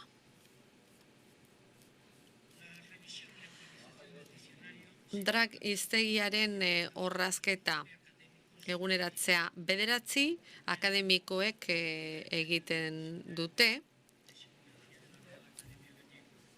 Akademiaren lexikografia atela osatzen duten 9 akademiko hoiek. Hor, plataforma bat ezarri dugu elkarlanean jardun ahal izateko, zuzendariaren azpian noski. Tresna hau ere erakutsi nizuen ze honek benetako iraultza ekarri baitio gure hiztegiaren orrazketari. Halako denbora tarte batzuk hartzen dira, adibidez, datozen 20 egunotan, 20 hitzekin lan egingo dugu, tresna hau erabiliz hiztegiko kideei aurkezten zaizkie, eta horren mendakin edo zuzenketa tarte bat zabaltzen da, eta hor akademikoek nahi dituzten zuzenketa guztiak egin ditzakete, edo hitz berriak proposatu eta bar, eta gero hori eztabaidara jartzen da, hoien alde edo kontra dauden argudioak. Gero, azken proposamen baterako tartea ere ezartzen da, azkenean mintegian norbaitek jasotzen du gehiengoaren ikuspegia eta horrelako idazketa zehatz bat proposatzen du. Hiztegirako erabiliko den orrazketa berria edo idazketa berria, eta hortik bozketara pasatzen da. Eta aho batekoa danean, zuzenean hiztegira pasatzen da. Baina bi boto baldin badaude kontrak orduan aurrez aurreko bilera batera deitzen dira kideak, eta hori erakutsi nahi nizuen, baina argi dago ezingo dudala. Eta zergatik txertatu dugu tresna hau? Horrela lortzen dugulako nork bere ordutegiarekin lan egitean nahi dugunean lan egin dezakegu, unez gauez nahi dugun bezala, akademikoek edozein lekutatik egin dezaketen lan, gaina aurreztu egiten dirua aurrezten da, jada ez dugu aurrez aurreko bileretara joan behar, eta gainera, eta oso garrantzitsua da, usteguna baina oso garrantzitsuago, proposamen guztiak eta eztabaida prozesu osoa behar bezala dokumentatuta geratzen da. Eta oso garrantzitsua da. Etorkizunera begira, historiografia egingo duten hoiek, oso baliagarri izango dute informazio. Beraz, informatika eta ingurune digitala ezinbestekoak dira gaur egun hizkuntzalaritzaren inguruan eta bereziki lexikografiaren arloan. Gaur egun informatikaren laguntzari esker testu korpus kopuru erraldoietara sartu gaitezke. Urte batzuk atzera eginez ezingo genukena, eta baina gero eta azkarra egin dezakegu hori, interesatzen zaigun horretara zuzenean jotzeko aukera ematen baitigu. Lan lexikografiko historiko asko izateak, formatu elektroniko batean, eta baita ere sortu diren hiztegi hoiek, erraztu egiten dute eta azkartu egiten dute gure lana. Programa bereziak sortu dira informatikari esker hiztegiak idazteko, apaiatzeko, eta horrek koherentzia handiago ekarri dugu eta baita lan sistematikoagoa. Ikusi dugu, tresna jakin bat erabiliz eta online lan egiteko aukera horri esker askoz errazagoa dela lexikografia lana, lexikografia mintegiaren lana. Izan ere, haien lana edonon eta edozein lekutatik egin baititeke. Eta ondorioz aurrez aurreko bilerak murriztu egin dira eta hor aurreztu egiten da. Akademiaren hiztegia online izateak ekarri du etengabe eguneratzea eta baita ere erabiltzaileak askoz errazago jasotzea behar duen informazio hori zuzenean webgunetik edota aplikazio bidez. Eta gainera etengabeko harremana dago erabiltzaileen eta arduradunen artean, izan ere iradokizunak plataforma hori erabiliz helarazi baitaitezke. Gaur egun edozein hiztegi modernok informatika behar du pentsa ezina da ez izatea. Eta ingurune digitala etorri zaigu bertan geratzeko. Betiko. Eskerrik asko.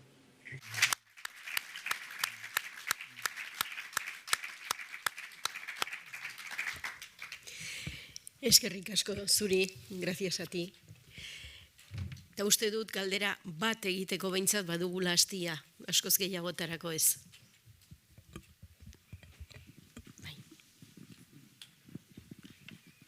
Bai, eskerrik asko zure hitzaldiagatik. Ongi erakutsi diguzu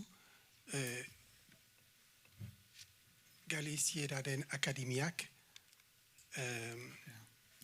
Galizieraren Akademiak. Puede empezar de nuevo, sí. Es tu... Que no, ahora sí. Sí, no. Galizieraren Akademiak bere hiztegiaren egiteko korpus zabalak eta oso aberatsak baliatu ditu.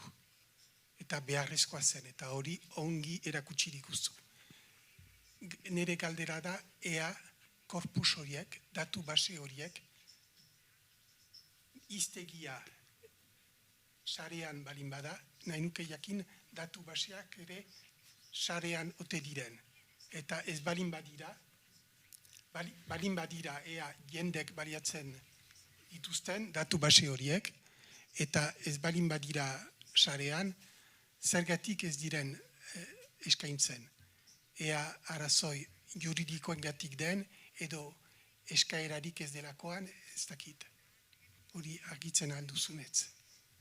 Ea datu baseak sarean erabiltzen aldirenetz. Sí, perfectamente. En cuanto a los dos corpus...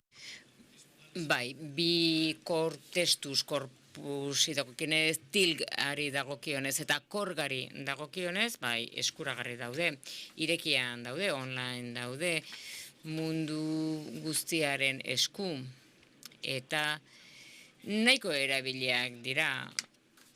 Ze korpus mota honetako erabilera ez da bakarrik hiztegia lantzeko, baizik eta erabilgarria da baita ere morfosintaxi lanak egiteko, eta baita ere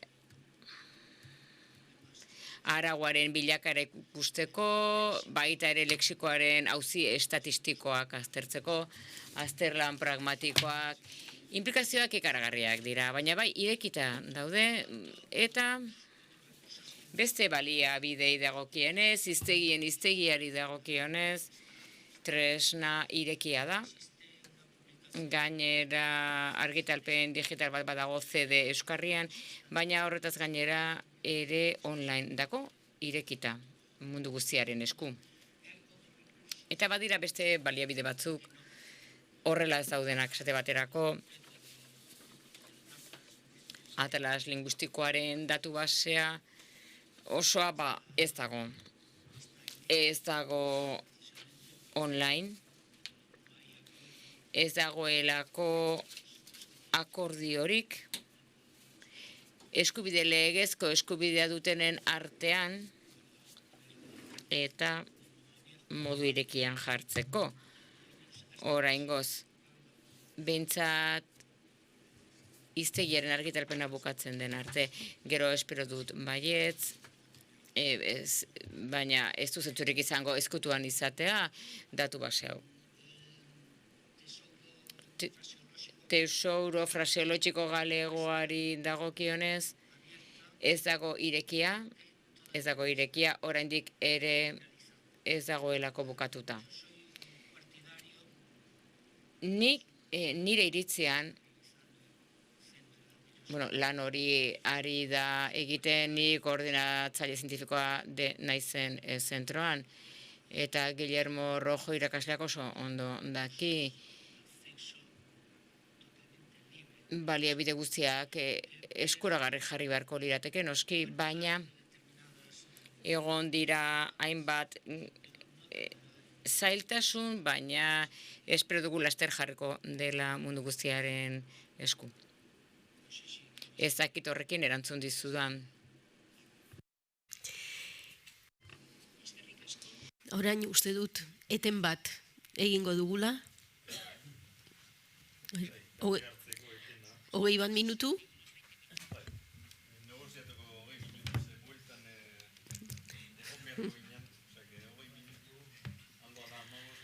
Bueno, aldala 15.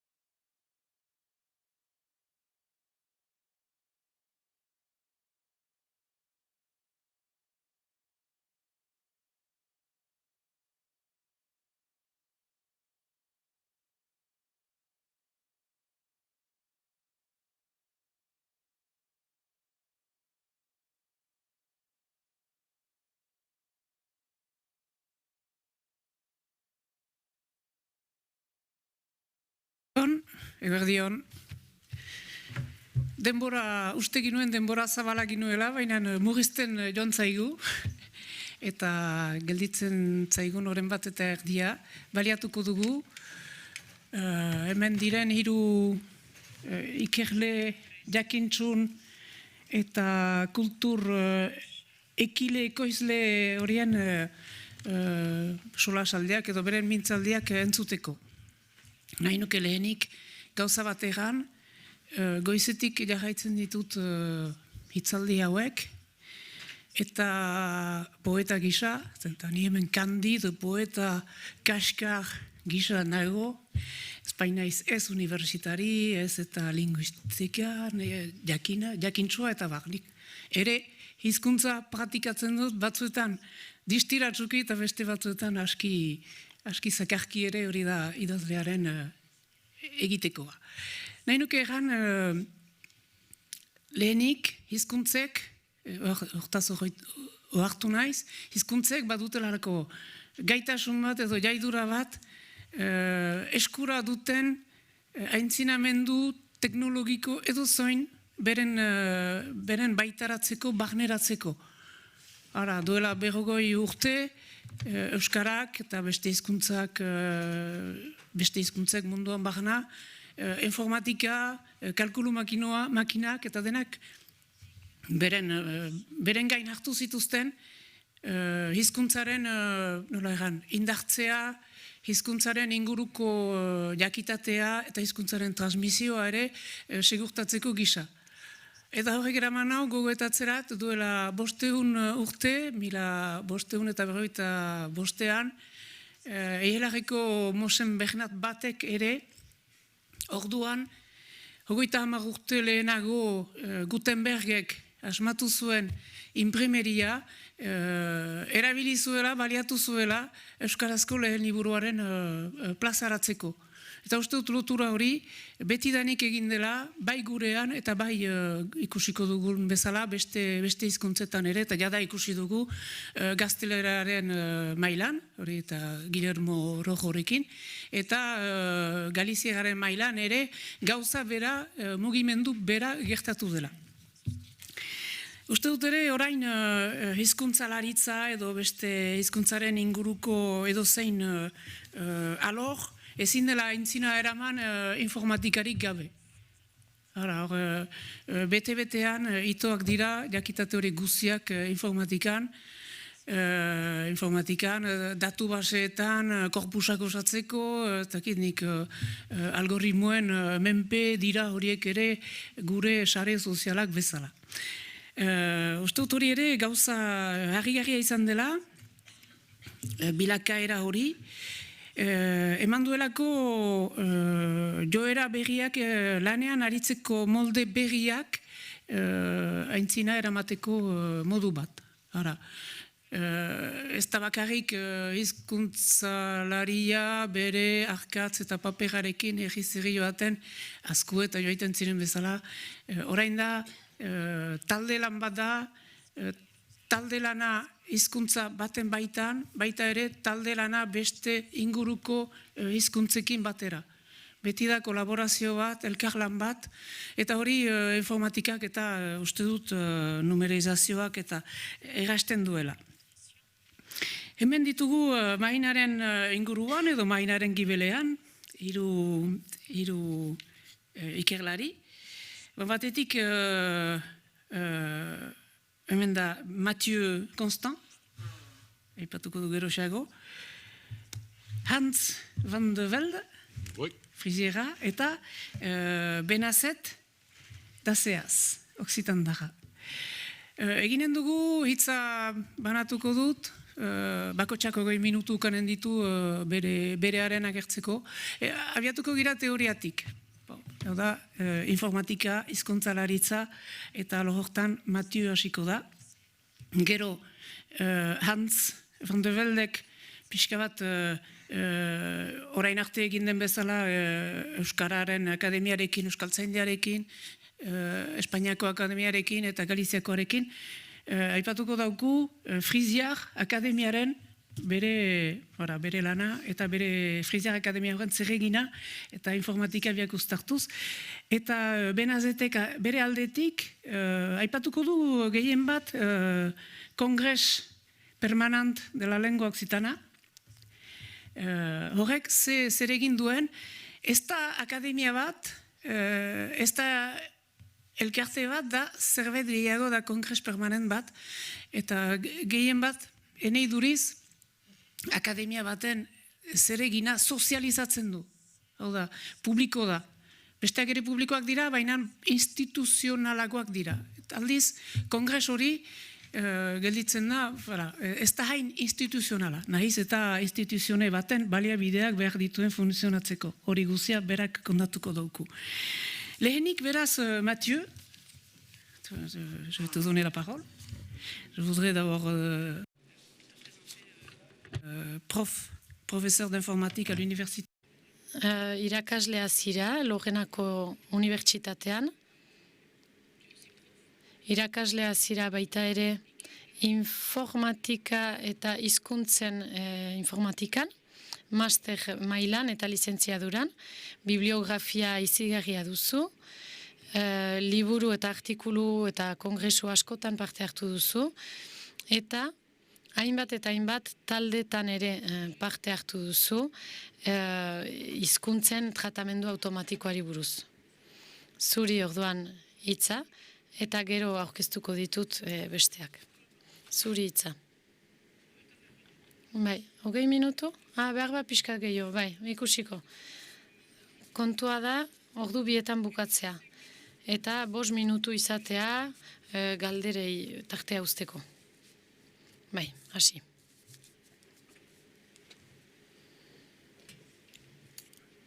Eguerdion?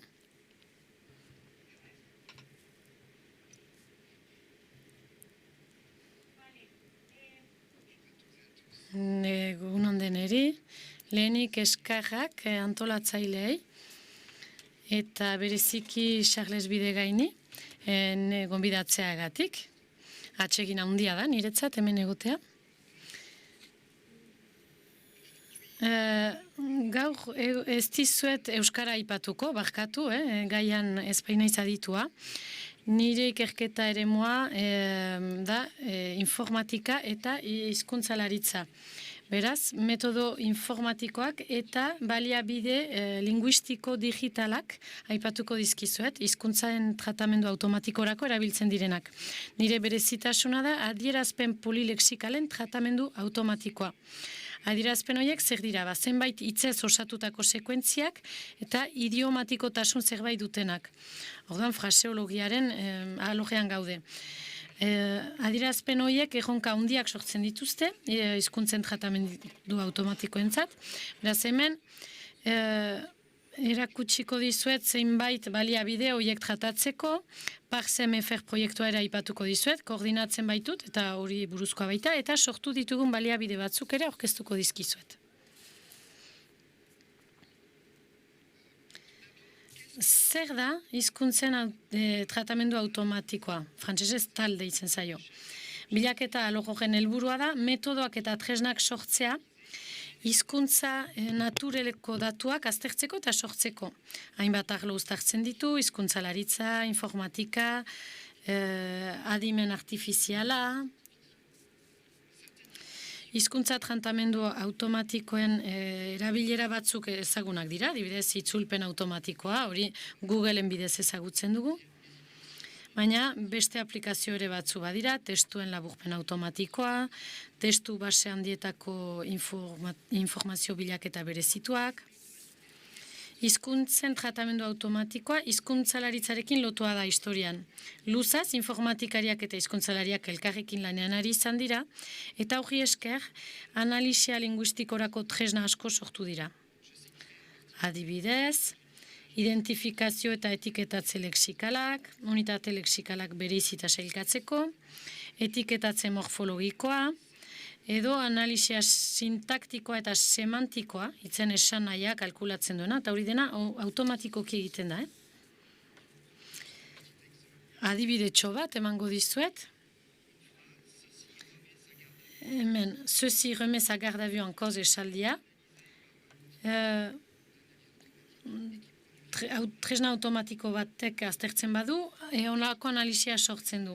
Etiketatze morfosintaktikoa, behian agertzen da, eta hor, hitz bakoitzari etiketa bat dagokio, adibidez reme aditza da.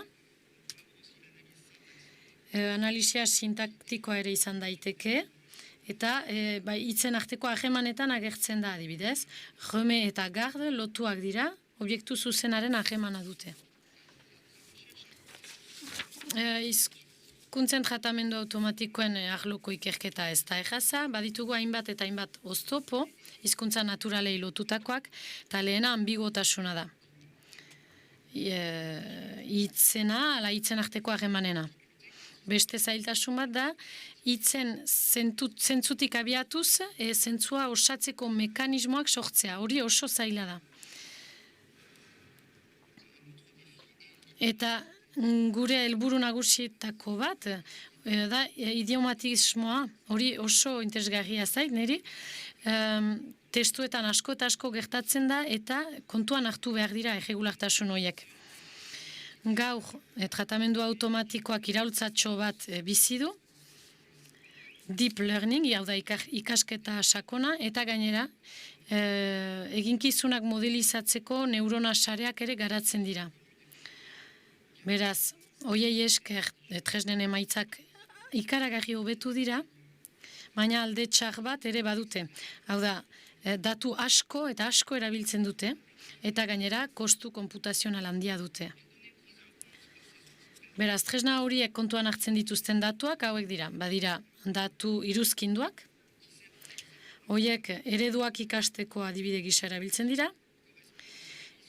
Iruzkinek diotena da ereduak zein analisia egin behar duen. Beraz hori eskuz egiten dira, ala automatikoki ere egin daitezke eta gero hizkuntzalariak ontzat eman. Adibideetatik abiatuz, beraz, ikasketa automatikoko metodoak saiatzen dira ereduak sortzen, eta eredu bat bada egin behar bakoitzerako.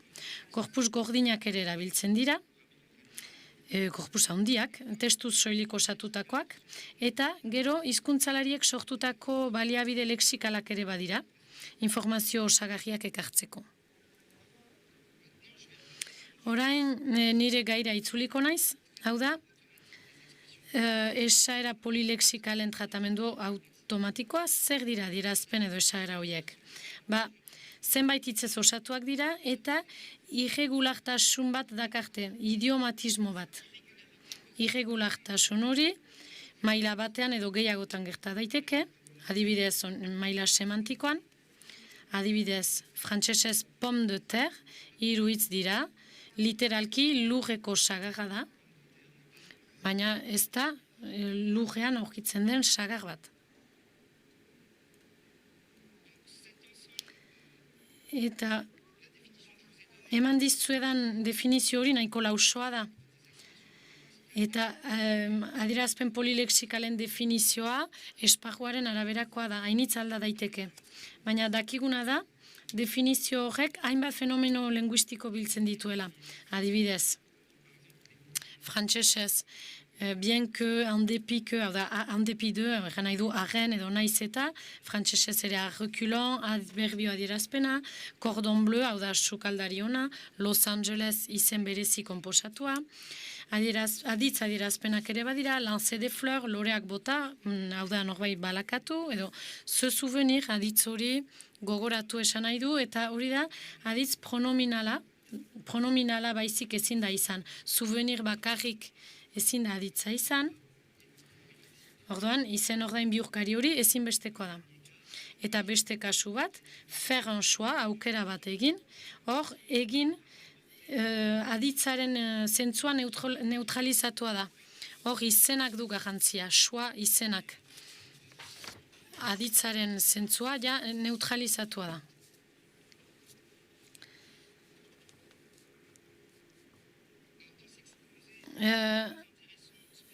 Hemen aipatzen ditut identifikazio automatikoa, adierazpen horien tratamendu automatikoa, hau da testuetan aurkitzea eta iruzkinak egitea. eginkizun horrek hainbat eta hainbat erronka ditu. Ez, barkatu. Lehenik komposizionala ez izatea, hori adierazpen polilexikalen ezaugarria da.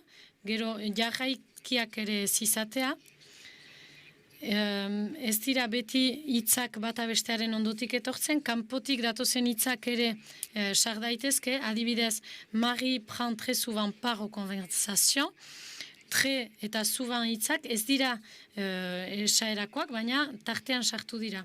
Aldaerak ere badira, horiek ere kontuan hartu behar dira. Adibidez, faire un choix, aldaketak izan daitezke, adibidez, relatiboetan, le choix que Luc fait, adibidez, egitura aldatzen da. Hainbat erronka eman dizkizuet, adierazpen polilexikoen tratamendu automatikorako, baina planteamendu bat aurkeztuko dizuet.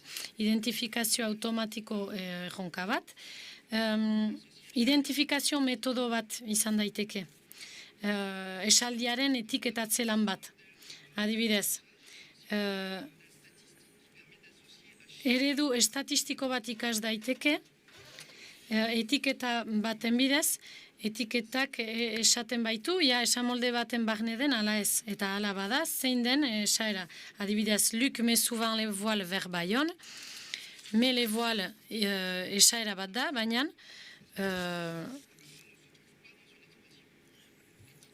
kategoria izango du hitzak, souvent hitzak, horrek egan nahi du esaeratik kanpo dagoela. B kategoriakoa balin bada, adibidez me hitza, horrek egan nahi du esamoldearen hasieran dagoela. Le eta voal hitzek aldiz, I kategoria dute, horrek esan nahi du, esaeraren barne direla, baina ez direla lehen posturan. Ez hasieran. Beste metodo batzuk badira, askoz komplikatuagoak, sofistikatuagoak, baina adibide simple bat eman nahi nizuen.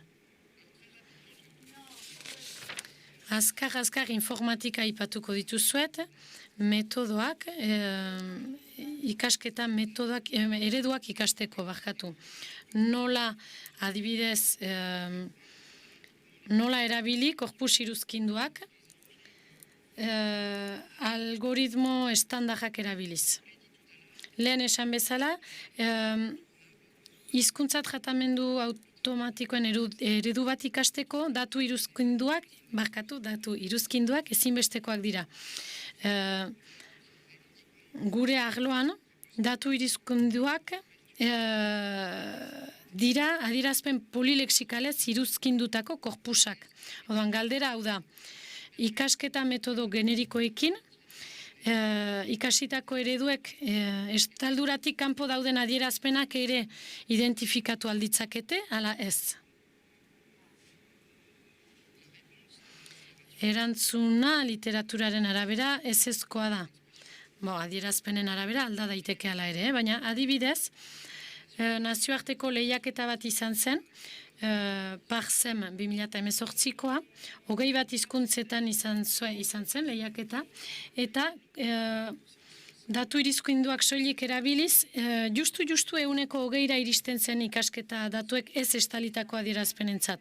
Orduan, arazo aurre egiteko modu bat izan daiteke, datu irizkinduak eta estaldura zabaleko baliabide lexikalak, adibidez hiztegiak, horiek biak erabiltzea. Lankide batzuekin, bi baliabide horiek batzeko metodo bat sortu dugu, eta honela funtzionatzen du. Eredua ikastean, datu iruzkinduetan oinarrituz, baliabide lexikalak kontsultatzen dira, eta balizko adierazpenak non dauden aurkitzeko parada ematen dute. Ikasketa bitartean ereduek ikasten dute, baliabide lexikoekin fidatu behar diren, ala ez. Zehetasun teknikoetan enaiz sartuko, baina adibidez, bien que esamoldea zure hiztegian balin badago, saiatzen bagera, j'aime bien que tu viennes, hor, hiztegiak bien que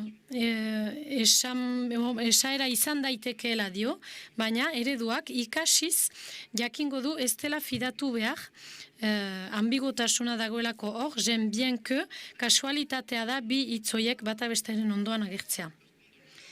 Aldiz, j'aime le chorizo bien que cela soit épicé, hor, bai, bien que, esamoldea da. Eta orduan, ereduak ikasi behar du fidatzen kasu hortan baliabidearekin. Hortan da zailtasuna.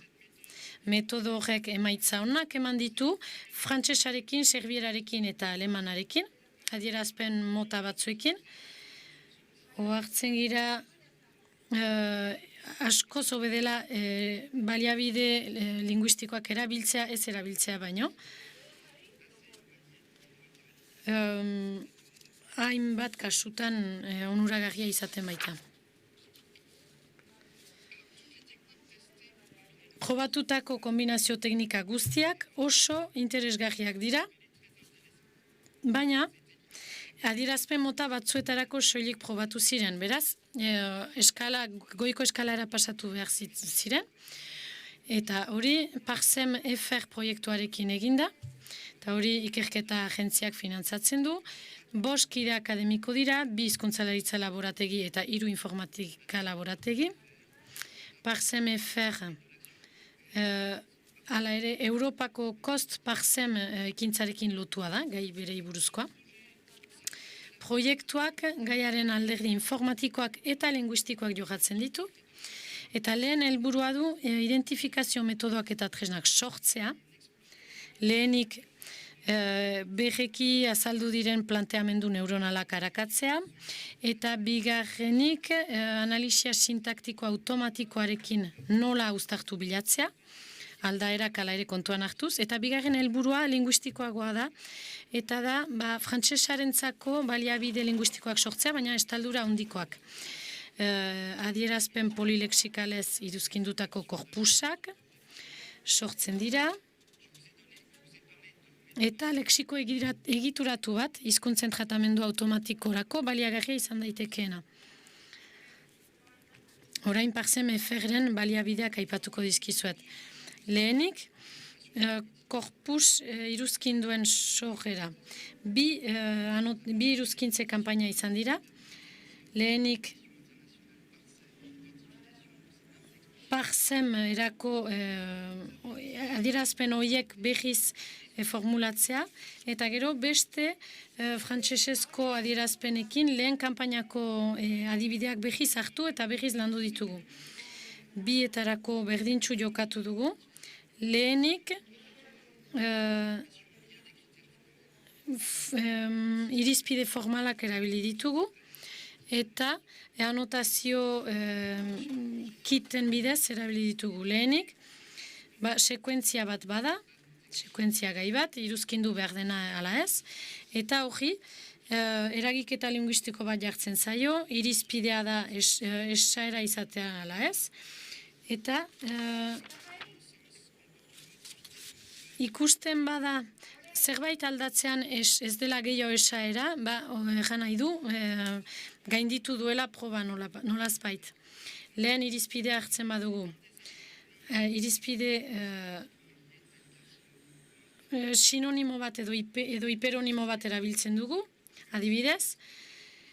Orduan, sekuentzia debekatua sortzen bada, edo adierazpen, edo zentzua initz aldatzen badu, egan nahi du, esaera zela. Adibidez, o hitza aldatzen badugu boazon jarriz, eau de vie hartuz, eau de vie hau da aguardientea, ematen badugu boazon de vie, ez da gehiago esaera bat, orduan egan nahi du, esaera zela, lehen hori. Bi korpus horiek iruzkindu ditugu, eta estatistika batzuk emango dizkizuet. Sortu dugun korpusak 20.000 bat esaldi zituen, eta 2 azpi korpus.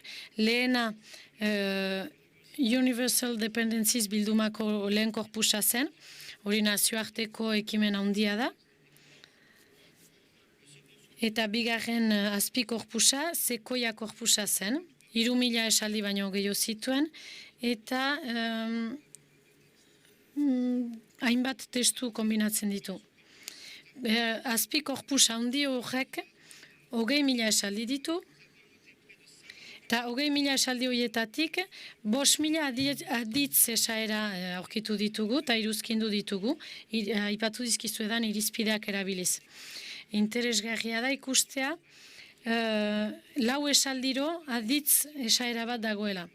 Iruzkin horiek 3 klasetan sailkatu ditugu, adierazpen idiomatikoak, aditz berez pronominalak eta aditz euskarria duten egiturak. Azken finean, 128 idiomatikoak ziren, 129 berez pronominalak eta 133 aditz euskarriko esaerak.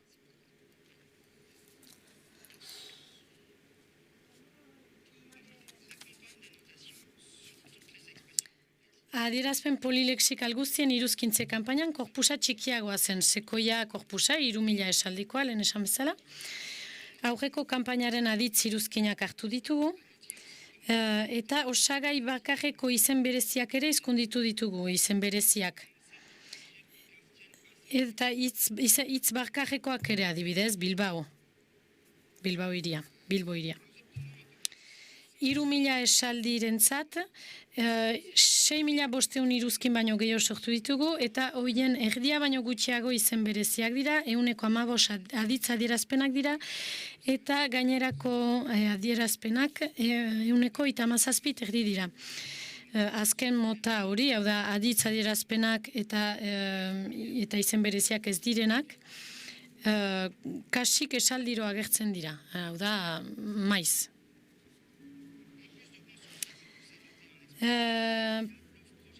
Parsem FGren beste helburu bat da, frantsesaren tratamendu automatikorako korpus bat sortzea. Lehenik aditz adierazpenak landu ditugu. Horretarako, 60-80eko hamarkadetan osatutako baliabide leksikala beratsa erabili dugu. Leksiko gramatikako taulak dira, aditzak, izenak, adjektiboak, eta adierazpen finkoak sortu ditu, hartzen ditu barne, eta berriki Elza Tolonek eguneratu ditu. Hortik abiatuz, atseman ditugu hainbat eta hainbat adierazpen polilexikal. Taula horietatik abiatuz, tresna bat sortu dugu, eta horrek sarrera leksikalen oinarrizko egitura atera eta automatikoki kodetzen du, adibidez. Prendre part, parte harturen subjektua, parte hartu esan nahi du, horren subjektua giza izen sintagma bat da, eta gero zeharkako objektua ez humanoa du. Adibidez, Luc prend part à cette discussion, Luc subjektu humanoa da, prend part parte hartzen du, a la discussion, solasari hori ez da humanoa. Bukatzeko zenbait estatistika erabilitako baliabideari buruz. 81 izen predikatibo simple eta konposatu mota erabili ditugu. Eta horietan 14.000 sarrera baino gehiago izan dira. Eta horietatik 10.000 sarrera ezberdinak ziren. Izan ere sarrera batzuek zentzu bat baino gehiago dute. Adierazpen finkoei dagokienez, 69 mota atera ditugu, hau da, ia 40.000 sarrera eta horietatik ia 39.000 ezberdinak ziren. Bukatzeko, jakin ezazue web aplikazio bat sortu dela berriki, eta Parsem FGek sortutako identifikazio tresnak probatzeko balio du, eta sortu diren aditz esaeren baliabideak ere arakatu daitezke, automatikoki lehokatu dira baliabide horiek, korpusean iruzkindutako adierazpena agerpenak eta baliabide leksikoko sarrerak lehokatu dira, parekatu, erakutsiko dut, azkar, lortzen badut.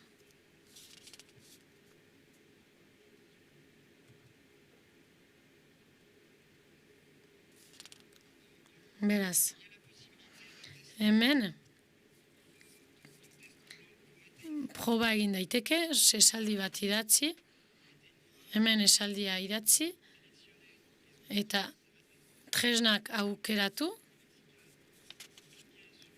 klikatu, submit, Bai, egingo dute, emango dute esaldi bat.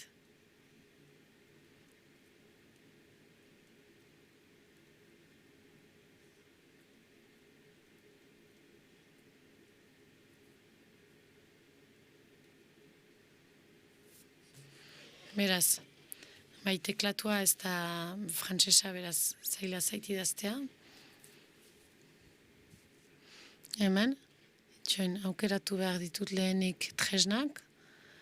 Orduan, izen konposatuak ezautzen dituena eta aditz adierazpenak ezautzen dituena. Ez ditut denak aukeratuko, bestenaz luze izango da. Submit emango diot. Pixka bat luzea da, barkatu. Askotan erakutsi nahi dugularik ez da bil, baina hemen zerbait behintzat egiten ari da.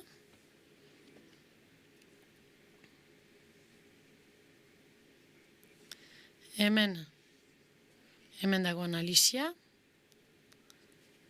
Ikusten duzue. Jaunditu dezakedan. Hemen ikusten duzue. Remet le choix en cause. Remettre en cause ezagut dezan, nahi genuen, zulo bat dagoelako bien artean, eta hemen, ohartzen gira, remet en cause identifikatu duela tresnak, eta esaera idiomatiko gisa ezautu duela, identifikatu duela, orduan funtzionatu du.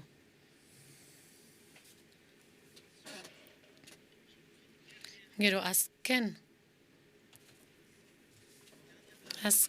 gauza bat erakutsi nahi dizuet.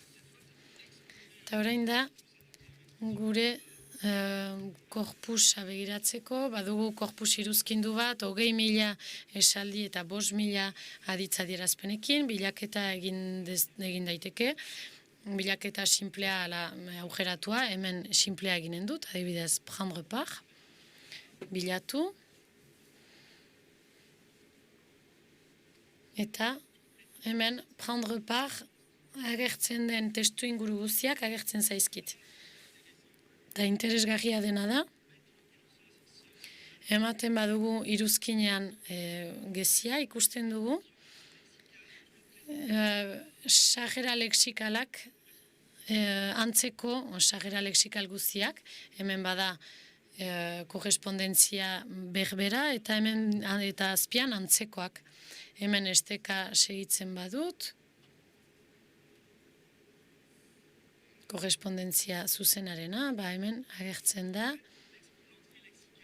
sarrera lexikala, hori lotutako sarrera lexikala, esaeraren egitura lexikala, prendre part, beraz, subjektua 0, hau da, giza izen sintagma, eta komplementua,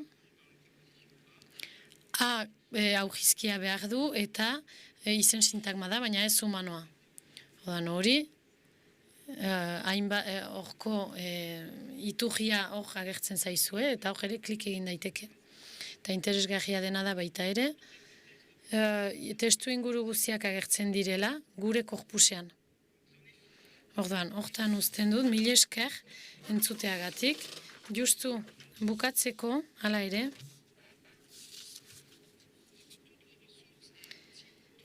dena hemen baliabide guztiak eta gira guztiak erabiltzeko prest daude, eskura dituzue gure web horitik. Barkatu denbora gainditzeagatik. Orain hitza basatuko dugu Hans van de Velde. Hans van de Velde Frisier Akademiako informatika alorreko arduraduna da. Errandaut dena egiten duela. Baditu laguntzaileak, baina ene ustez dena egiten du. Eta duela gutxi, hasi da soziolinguistika bere formakuntza baita, bere espezialitatea, soziolinguistika irakasten Utrechtsko Unibertsitatean. C'est pas celui-là, c'est l'autre. Hans, à toi. C'est celui-là. Zuri hitza. Je n'ai pas mes lunettes maintenant. C'est celui-là C'est d'aujourd'hui. C'est celui d'aujourd'hui. On l'a mis tout à l'heure. Ah. Attends. Ouais, tu y vas.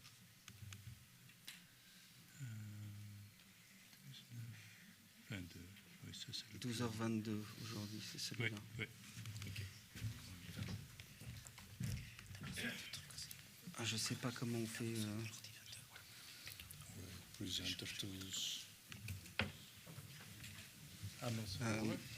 Comment on fait grand. Je ne comprends pas l'espagnol. Et là, faire plein écran. Prenez l'autre parce que ça c'est le PDF que tu as ouvert. Apparemment. Ils ont mis un PDF. Mais le PowerPoint c'est bon. Parce que je n'ai pas les notes maintenant. Je ne vois pas le suivant. Je note tout. Ok. On y va. Bon.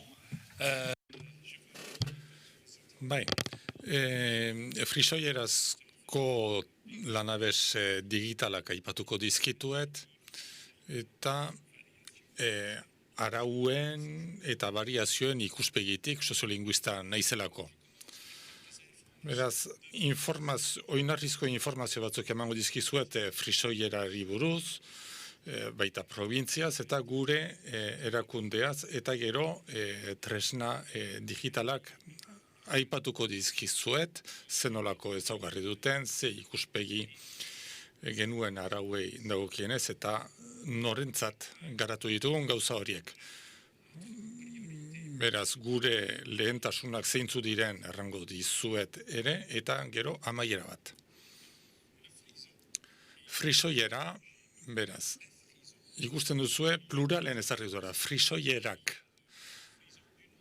Badagoelako iparraldeko frisoiera, gero bada ekialdekoa, bi zenbakiduna, gero bada mendebaldeko frisoiera, eta gero bada frisoi eta egiazko frisoia aipatuko dizuet, beraz mendebaldekoa, hori da nik hitz egiten dudana. Oizkoa da, horrelako oharrak egitea hizkuntzalaritzan. Frisian 650 biztanle inguru ditugu eta baliabide ekonomiko handienak dira nekazaritza eta turismoa. Frisoiera Frisiako bigarren hizkuntza ofiziala da herbehereraren ondoan. Eta biztanleen biztanleen 60% frisoiera da ama hizkuntza. Beraz, hor ikusten du egoian Friesland, eta Leeuwarden da horko hiri nagusia. 3 aldaera edo dialekto daude frisoieraz. Prestigio haundienekoa da, buztinarena deritzon frisoiera zergaitik hola deitzen dute, lur hori nagusiki buztinez osatua baita, eta hor dago laborantza gehiena. Gero badira beste bi aldaera, bat oianekoa deritzona eta bestea ego mendebaldekoa. Baina buztinaren frisoiera da arauarentzako baliatu dena oinarri gisa.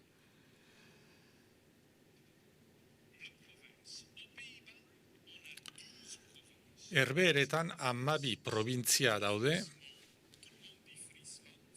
jende guztiak erraten du Friesland, herbeherera ere bai,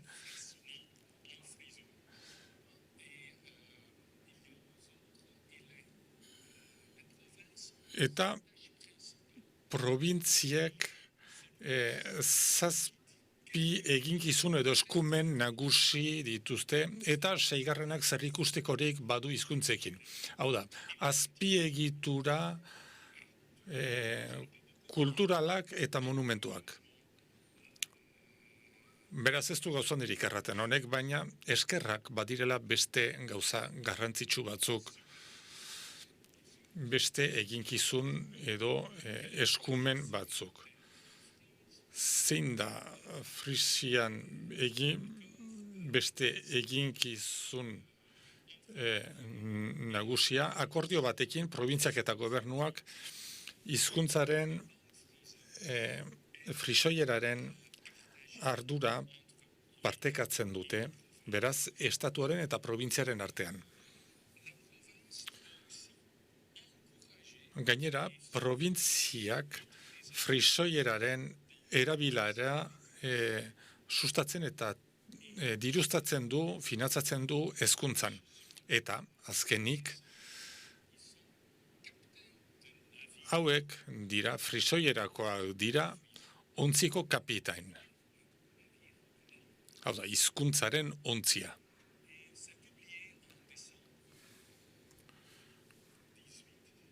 Hau, 2018ko abenduan argitaratu zen, eta bi gauza hauek aipatu nahi nituzke.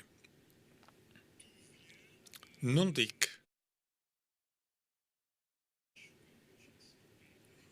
Bueno, horri bat saltatu dut, ez dizuet erakutsi, hau da, nondik datozen ardurak eta eskumenak, baina zer gaitezen orain zuzenean zer gaitezen ikustera zer egin duen probintzia kodifikazio mailan. 60 hasi ziren gauzak eta orduan probintzia hasi zen eginkizun aktiboagoa izaten frisoieraren kodifikazioan. Eztabaida haundiak zeuden garaia hartan ortografiari buruz. 1980an azkenean gobernuak ortografia ofiziala sartu zuen. Hau da, gure Friske Akademik 1945an argitaratu zuen ortografiaren moldaketa bat. Friske Akademik egiten zuen araua, baina orain probintziak du ardura hori. Lana guk egiten dugu, baina eiek dute ardura. 2015an ortografia ofiziala doi bat aldatu zen, eta glosario estandar bat argitaratu zen. Hau da, gure eraikina, 2015an berritu genuena,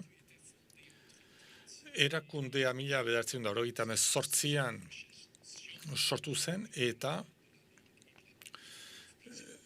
hizkuntza eta kultur frisoieraren garapen zientifikoaren ikerketarako erakunde bat zen. Eta hori biztanlearen edo komunitatearen zerbitzurako garai hartan oso gauza garrantzitsua zen. Eta horrek oraindikan gaur egun eragina du eta arazoak sortzen dizkigu, zeren gauzak egin behar baititugu komunitatearentzat, baina aldi berean munduko ikerketa zentrurik onena izatea eskatzen digute. Gainera badugu Mercator hizkuntzen irakaspenean eta eleaniztasunean berezitua den ikerketa zentro bat.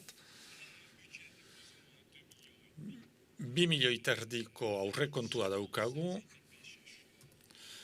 16 ikerlari jardunaldi osoan, hauetako 11 hizkuntzalaritzan eta dabiltza, lexikografistak barne, eta uste dut 3 edo 3 terdi direla lexikografian dabiltzanak, 10 jardunaldi oso iraunkor, bat behin-behinekoa, eta 5 jardunaldi oso postdoc eta PhD, hori dena historiari dedikatua. Eta berrantolaketa bat egiten ari gara oraintxe bertan. Baina goazen erakundearen anabez digitaletara. 4 daude. Lehena bada gramatika zientifikoa, gero hiztegi zientifikoa, gero ahots ezagutza, eta gero frisoiera erabiltzen dutenentzako tresnak. Gramatika zientifikoa hori frisoi herberera eta afrikantzeko gramatika zientifikoa da. Fonologia, morfologia eta sintaxia. Eta denek sistema beraz egiten dute 3 hizkuntzak konparatzeko. Eta hor, ingelesa gehitu daiteke. Gramatika zientifiko hori ingelesez idatzita dago. Dagoen datu baseetan eta oinarritzen da, doan aurkitzen da interneten, eta norentzat egiten dugu, ikerlarientzat eta gero irakasleentzat, hizkuntza aholkularientzat, itzultzaileentzat, pedagogia argitaratzaileentzat. Gero, frisoiera estandarraren deskribapena da. Bereziki, buztinaren aldaeran oinarritua. Eta batzutan dialektuei buruzko informazioekin aberastua da. Esan behar da, frisoierazko dialektoen arteko alde gramatikalak oso txikiak direla. Bueno, hau da, tal portal lehen aipatzen nizuena. Hemen ikusten dituzue frisoieran erabiltzen ditugun bokalak. Ikus dezakezue ezkarrenean badela fonologia, morfologia, sintaxia eta bestelako titulu batzuk. Hiztegi zientifikoa,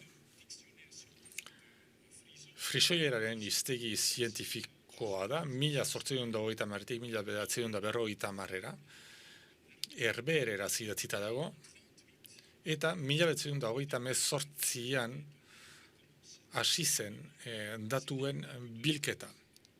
Hor hasi zen gure institutua, hor hasi ginen datuak biltzen. Erredakzioa 1960 eta 2010 artean egin zen, eta argitalpena 1984 eta 2011 artean. 25 zatitan argitara zuten, eta gero badugu bertsio digitala sarean zen 2010 baino lehen, eta lan hori herbeeretako lexikografia institutuarekin lankidetzan egin genuen, eta datu base horrek herbeererazko 4 hiztegiren eta frisoierazko hiztegiaren datuak biltzen ditu. Eta bilaketa tresna hori 2019an hobetu genuen. Eta norentzat egiten dugu, ikerlarientzat eta lexikografistentzat.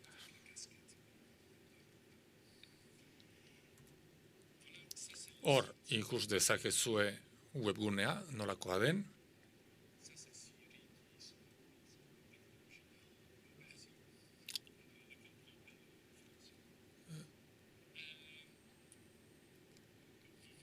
Hemen ikus dezakezue bilaketa simpleak eta bilaketa aurreratuak egin ditzakezuela, beraz aukera gehiagorekin.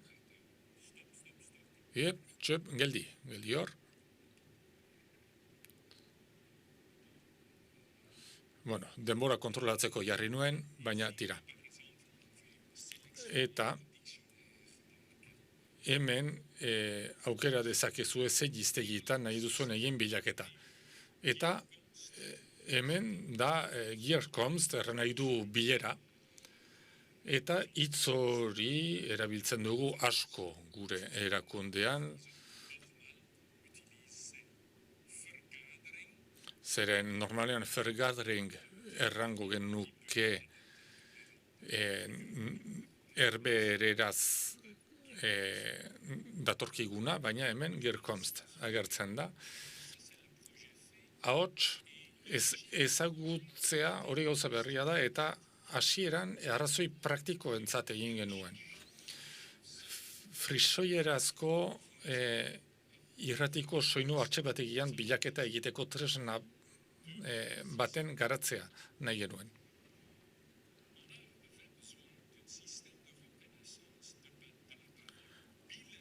Ahots ezagutza bikoitza behar genuen, frisoiera eta herberera. 2 hizkuntzak erabiltzen baitira grabaketetan eta irrati emankizunetan.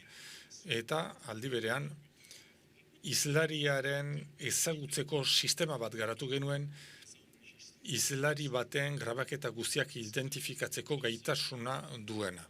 Eta hori dena egiten dugu, kluster edo partzuergo batekin, Radboud University Nisbeken, Omroep Friesland, Tresor, hori da beste erakunte bat bereziki artxibotegia eramaten duena, eta Greenline erakunde pribatu bat dena. Norentzat egiten ditugu, beraz, kazetariak eta ekoizleak, sarbide pribatu batekin, gero jende ororentzat probintziako liburutegirako sarbidea soilik, eta gero ikerlariak, eta ikerlaria baldin bazarete, Clarin sistema erabili daiteke, gero bilatzailea bi hizkuntzetan dago, hau da, frisoieraz egiten baduzu bilaketa, grabaketak aurkituko dituzu, frisoieraz eta herbehereraz. Herbehereraz egiten baduzu bilaketa, grabaketak edo emaitzak aurkituko dituzu herbehereraz, baina baita ere frisoieraz.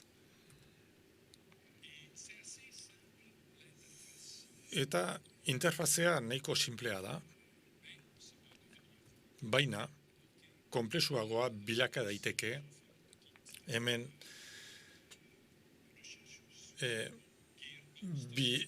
bilaketa bat egin dut, Gearkomst hitzaren inguruan 300 tapiko grabaketa aurkitu ditut, eta hainbat informazio aurkitzen duzue grabaketaz, hizlariaz,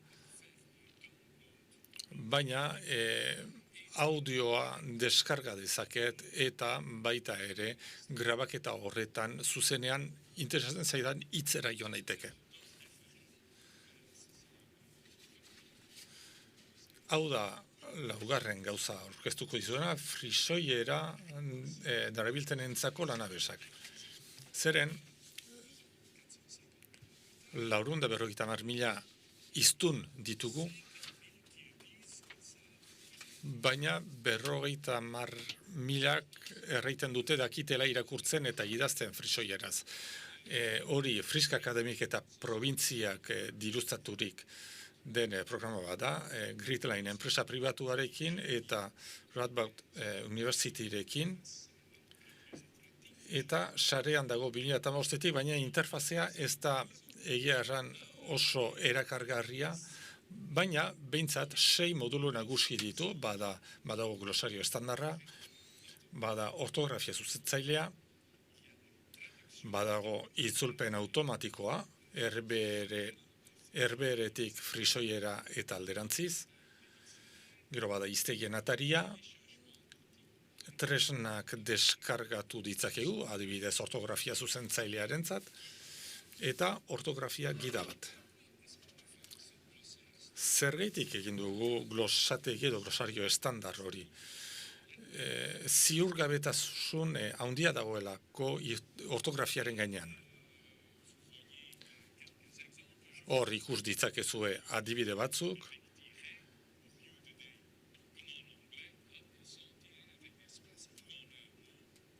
Urgiudedei, beraz, espazioekin idatzita edo espaziorik gabe idaz daiteke. Eta hemen ortografia zuzena marratxoekin da. Gero, hitzen formari buruzko ziurgabetasuna ere dago.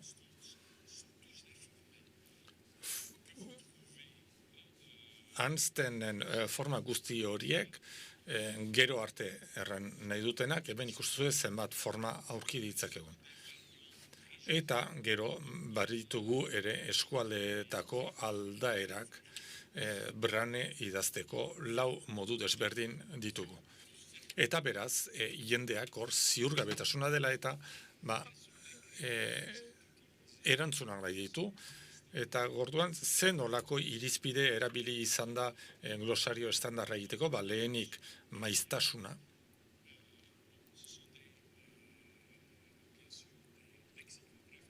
Bueno, lexikografoek hartzen dituzte erabakiak, beraz, hiztegi eta eskuliburuetan dagoen tradizioa ere kontutan hartzen dute.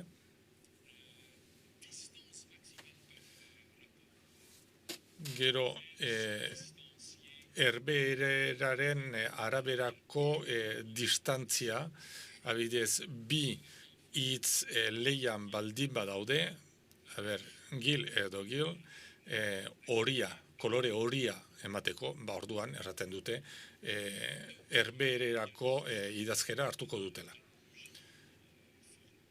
Gero analogiak ere daude, diet singularra eta di bi forma horiek leian daude, baina pluralean dieden eta erabaki dugu, beraz, did hartzea singularrarentzat, eta gero etimologiak ere badu zer egiterik, apotek eta aptek, eta hor erabili dugu apotek erabiltzea etimologiaren gatik, baina distantzia konsideratzen badugu, ere balio du herberera apotik ere baita.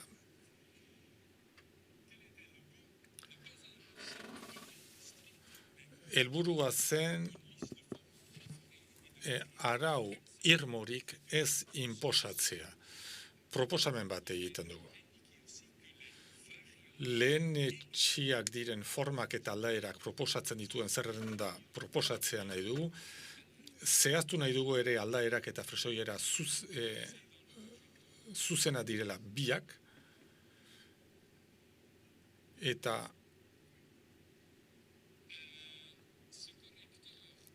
frisoieraz idazten lagunduko duen tresna bat ere eskaintzea, eta ortografia zuzentzaile horiek erabiltzen ditu gauza guzti horiek. Beraz, hemen ez dugu ikusten PDF-an sartuta naizelako, baina zuzenketak egin ditzakegu, berak proposamenak egiten dizkigu, hemen berriert, berak erraten digu hau variante bat dela, ez du erraten geizki dela, erraten du variante bat dela, eta hitz egokia estandarrean litzatekela berriort, o batekin, u baten ordez. Itzulpen automatiko estatistikoa da, eta frisoiera herbereraz itzultzen du eta alderantziz, 2 milioi hitzeko korpusa dauka. Noizbenka arazoak agertzen dira eta itzulpenik ez badu aurkitzen hitza gorriz markatzen du.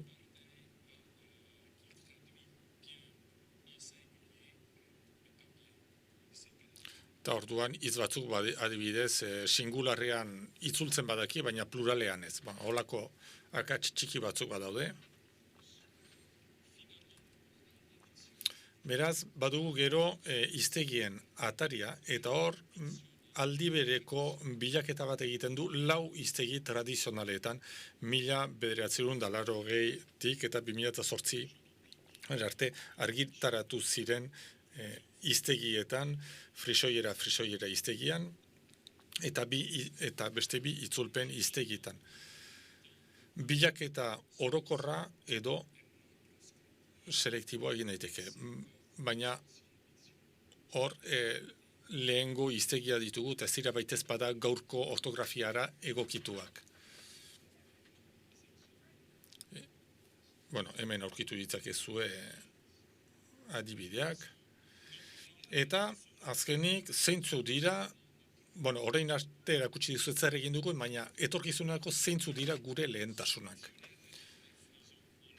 Beraz, hiztegi bat frisoiera herberera sarean. Gero, itzulpen automatikoaren hobekuntza bat, ahots ezagutzea ere hobetu behar dugu, eraginkorragoa eta bizkorragoa, eta bertsio eramangarri bat, eta standalone, hau da, osasunerako erabiltzen diren robotetan txertatu daitekeena, eta azpiegitura digital integratu nahi dugu frisoierarentzako tresna eta datu guztiekin. Beraz, bukatzeko lan asko daukagu oraindik egiteko, nazio eta nazioarte mailako lankidetzak bilatzen ari gara, bereziki teknika alorrean tresnak eta azpiegiturak garatzeko. Eta espero dugu ere, estatuaren eta probintziaren aldetik diru laguntza esanguratsua jasoko dugula, frisoierari behar dituen arma digitalak emateko. Mila esker.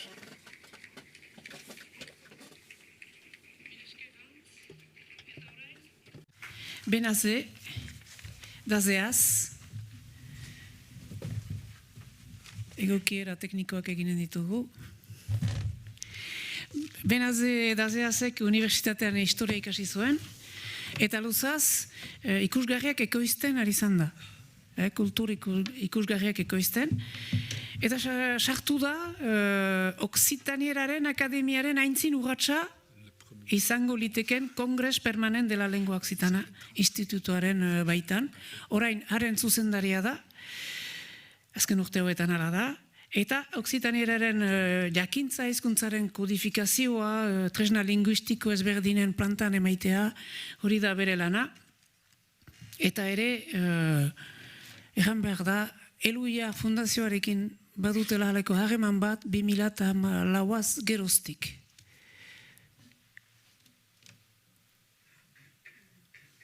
Eta online aurkitzen alduzue, Kongres Permanent horren orrialdea.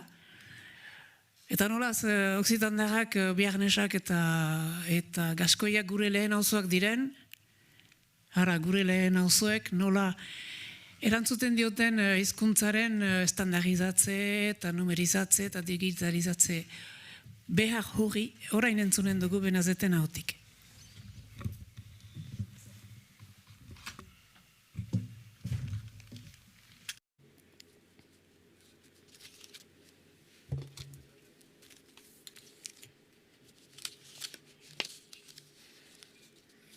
Egunon, mil esker, gonbidatzeagatik.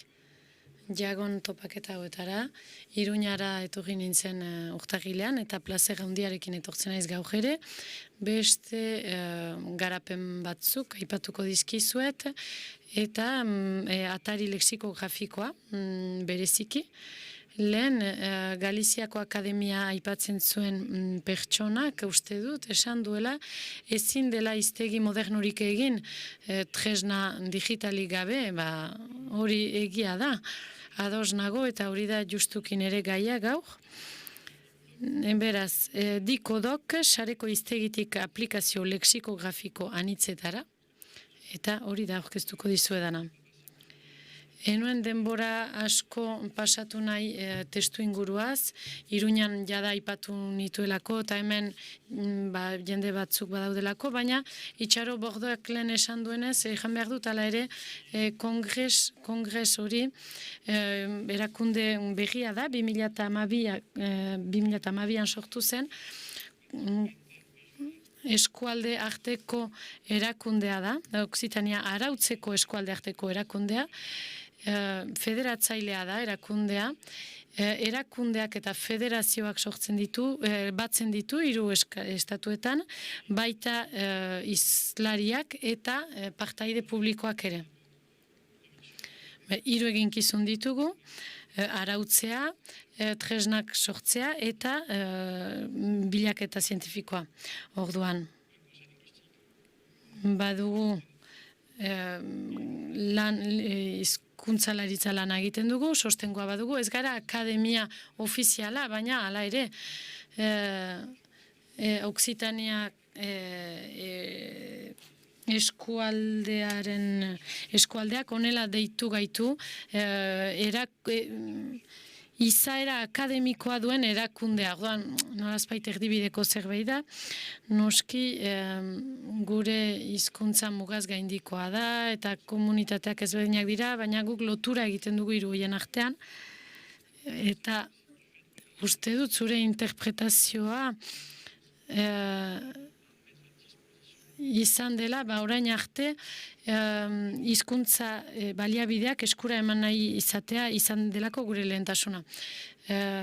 Oksitanieraz ere naiz asko luzatuko, pentsatzen dut badakizuela, baina justu esateko hizkuntza eremua zabala dela. Frantziaren laurdena baino gehiago da, oksitaneraren eremuaren 80% Frantzian dago, eta Katalunian ere, Aranean bada ere, eremutxo bat, eremu txikiena da, baina hor du ezagupen gehien, koofiziala baita, espainolarekin batera. Hizkuntzaren estatutua ahula da, transmisioa ere ez da nahikoa, politika publikoek ez dutelako laguntzen, aitortu behar da. Abiatuak dira batzuk, baina oraindik ahulak dira, baina hala ere, ari gara hizkuntza berreskuratzen eta kongresa horren helburuetako bat hori da, hizkuntza berreskuratzea. Oksitaneraren beste berezitasun bat ere bada, Euskal Herrian badakit argitzen duena da, hizkuntza estandardarena. Oksitanierak, esaldi bat bada, hau da, oksitaniera estandarrik ez dago ofizialki ezagutua denik eta gizarteak onartu duenik. Esaldi horrek zesan nahi du, oraindik eztabaida asko dagoela, kongresuak oraindik ez duela postura dogmatikorik hortan, baina postura zientifiko edo politikorik ez da ere, baina oraingoz saiatzen dena da, obra batzuk sarean ematen, eta arau batzuk jartzen ditu aldaera, oksitaneraren aldaera nagusien arabera, orduan bada Languedokeko hizkera, bada oksitanerako iparraldekoa, Auvergne eskualdekoa, Languedokekoa, denetan ez dira baliabide linguistiko berak, baina hizkuntzaren egoera oso ezberdina da, batetik bestera, eta orduan baliabide digitalak ere asko falta dira. Hala ere aurrera segitzen dugu, energia asko ematen dugu hortan, eta kongresua 2011an sortu zen, Bordelen, eskualdearen egoitzan, eta 2012an ja hasi zen gure atari digitala, lexikografikoa eta testuena, oksitanierazkoa, hori baino lehen, etzegoen ezer baliabideak baziren, oksitanieraz baziren paperezko hiztegiak, gramatikak, korpusak, gaia bazen, baina digitalik etzegoen ezer. Orduan, hori lukugres.org webgunea sortu genuen, eta hainbat baliabide eskura jarri genituen. Webgune hori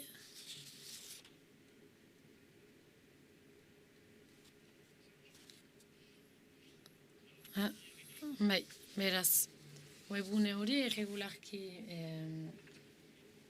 eguneratzen dugu, gauzak gehitzen ditugu, hainbat baliabide ditugu, gehien erabiltzen dena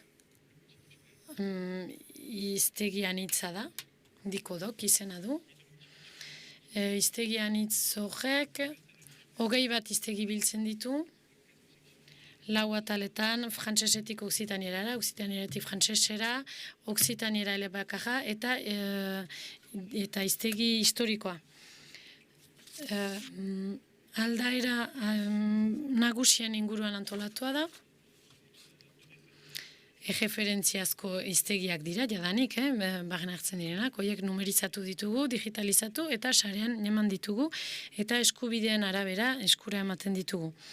Hiztegi bat bada, bereziki, hemen ikusten duzuena, lodiz, le basic, eta hori da, gure kongresuaren oinarri nagusia, Languedokeko oksitanieraz ere bada, baina datozen hilabeteetan argitaratuko da oksitaniera osorako, eta oso lan garrantzitsua da, normalizaziorako eta lanetarako oroak. Hiztegi historikoak ere badirela esan dizuet. Ez dira grafia normalizatuan, hau da grafia klasikoan. Hiztegi horiek bigarren mundu gerlaintzin eginak izan dira, baina benetako altxor lexikografikoak dira, adibidez Trésor du Félibrige, Frédéric Mistralek egindakoa. Hori da, Oksitanierazko eremu osoa estaltzen duen hiztegi bakarra eta aberastasuna handikoa, ikaragarrikoa. Digitalizatu genuen eta orain formateatu dugu dikodokean sartzeko eta beste hiztegi batzuk ere badira, hori osatzen joango da, izango dira beste 4-5 hiztegi. Atal horretan, Simin Palaien hiztegiare bada, Gaskoi modernoaren hiztegia, eta beste bat, ez dena oso ezaguna, Lespi hiztegia, Palairen baliokidea da, Biarnes eta Gaskoi idatziarentzat badira testu juridikoak, batzuk basena farrokoak dira, oso interesgarria da. Hor ere grafia ez da normalizatua, nonbait frantsestua da, baina hala ere oso aberatsa da, eta hor kontua da nola lotzen ditugu horiek normalizatuak direnak eta besteak deskriptiboakoak direnak, interesgarriak, baina normatizatuak ez direnak. Beste baliabide bat, termok, hau da oksitanierazko termino basea, horiek hiztegi berezituak dira, turismoan, hainbat alojetan, kolegio eta lizeoan, horiek ere osatzen joaten gira. Gero badago aditz jokatzaile automatiko bat, oksitanierazkoan oski. Hemen Gaskoia eta Languedociera daude, Proventzaja ere gehituko dugu Laister.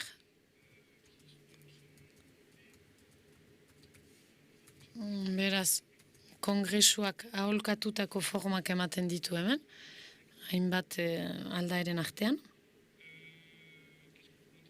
Zer erakutsiko dizuet, base toponimiko bat ere badugu. Interfazea aldatuko dugu, aplikazio berri bat garatzen ari bai gara, eta hainbat beste baliabideetarako estekak ere badira hemen, batelok adibidez, hori zen errezek sortua da, testu base bat da, 3 milioi hitz ingurukoa, oraingoz testu literarioak dira, baina guretzat oinarri bat izango da, eta hori ere iruzkindua da, morfosintaksia asko iruzkinak ere baditu. Eta hemen ez dakit zergatik ez den agertzen, baina atlas linguistikoa ere bada, TESOK, edo Kokun plataformakoa, 50-60 hamarkadetan egin ziren lanetan oinarrituak.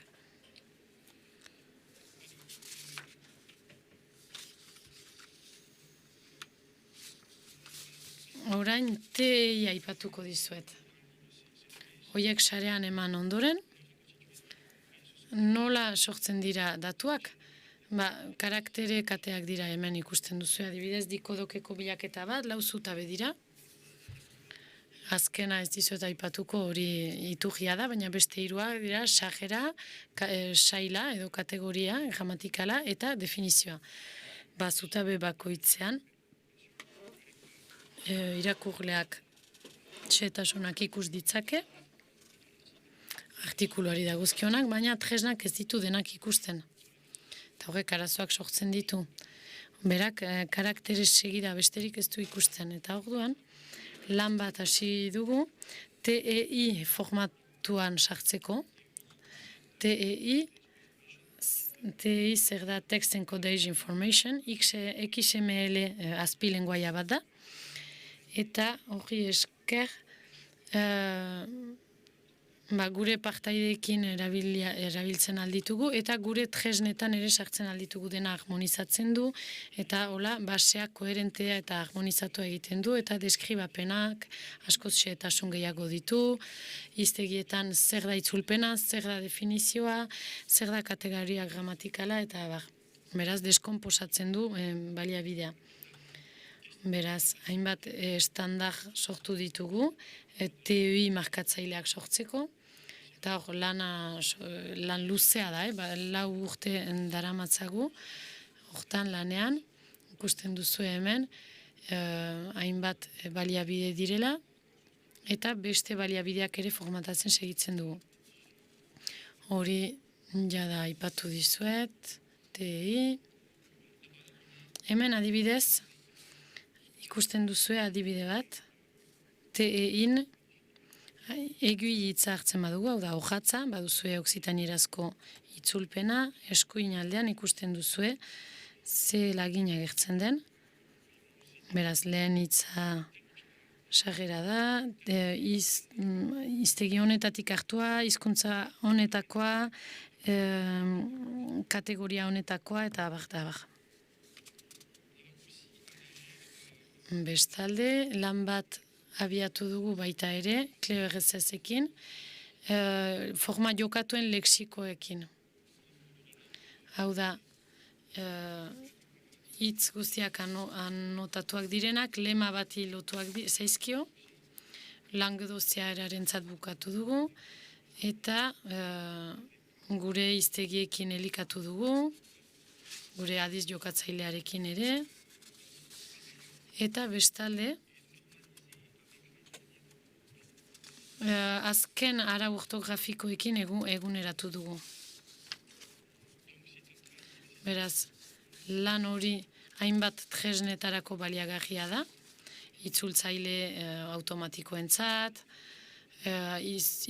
zuzentzaile ortografiko batentzat, teklatu testu igarle batentzat, hor ikusten duzue adibidez lagin bat, forma jokatuen leksikoarena.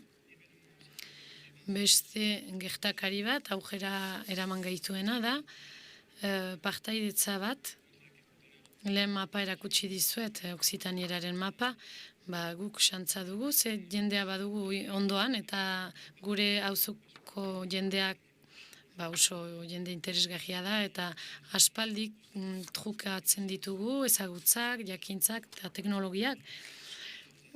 Hainbat urte daramatzagu Elhuyarrekin lanean, eta orain Euskaltzaindia, CleverSS eta Aragoiko gobernuarekin programa bat garatuko dugu, hizkuntza teknologiei buruz, Oksitaniera, Euskara eta Aragoieraz arituko dira, ahots sintesia eta itzulpen automatikoa adibidez. Lehen hitz egin duenak osatzeko, Oksitanierak ezin du oraindik deep learninga landu. Itzulpen automatikoarentzat arauak baizik ezin ditugu erabilia, apertiomekin, nahiko eraginkorra da, hizkuntza erromantzeekin, baina ahots sintesia landuko dugu, sistema neuronalekin, hori baita oraingoz dagoen finena eta garatuena. Eta orduan programa hori esker, berriz erabiltzen ahalko ditugu hainbat garapen dikodokarentzat, hau da forma jokatuen leksikoa, adiz jokatzailea lagunduko duena, fonetizatzaile bat baita ere, hitzak fonetizatzeko, etiketatzaile bat, korpusa etiketatzeko, hiztegi elebidunak, itzulpen hiztegiak egiteko, korpus elebakarrak eta elebidunak, baita ahots sintesia ere. Bestalde, hainbat baliabide sortu ditugu, TEI-eri esker, sinonimoen hiztegiak, aldaeren hiztegiak, korpus elebakar eta paraleloak, esaeren hiztegiak, hori aplikazioan sartuko dugu laizter, eta hori automatikoki sortu da, TEI lan pizua da, baina hala ere oso azkar sortzen ditu baliabideak. Eta hori esker sortu ditugu baita ere API batzuk, hau da, eskubideak ditugu eta orain eskura ematen alditugu, erabiltzaileen eskura, distantzian garatzaile batek erabilditzake gure datuak edo hiztegiak beste aplikazio bat garatzeko edo nahi duen erabilerarako. Eta API sistema hori esker garatuko ditugu aplikazioak, hala ere aplikazioa anitz hori, 2021 izanen dira lehen proba bertsioak.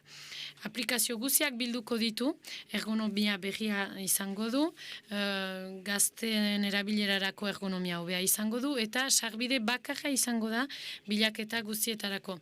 Orain, aplikazio bakoitzera joan behar da, baina gero, bilaketa guztiak toki bakarrean egingo dira. Hori esker baita ere, hiperestekak izango dira, horiak kargatzeko, grafia ere transmititzen alko da batetik bestera, hain segur, hori egokitzen alko da,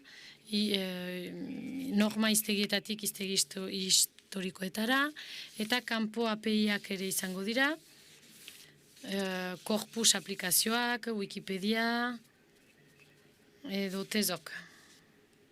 Besteak beste.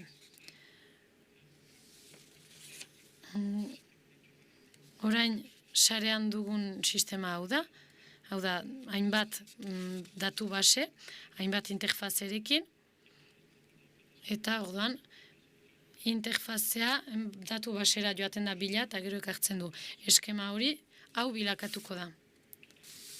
Denak izango dira API bakarra, 3 API multzo, bat lexikografikoa, bat korpusarena eta bat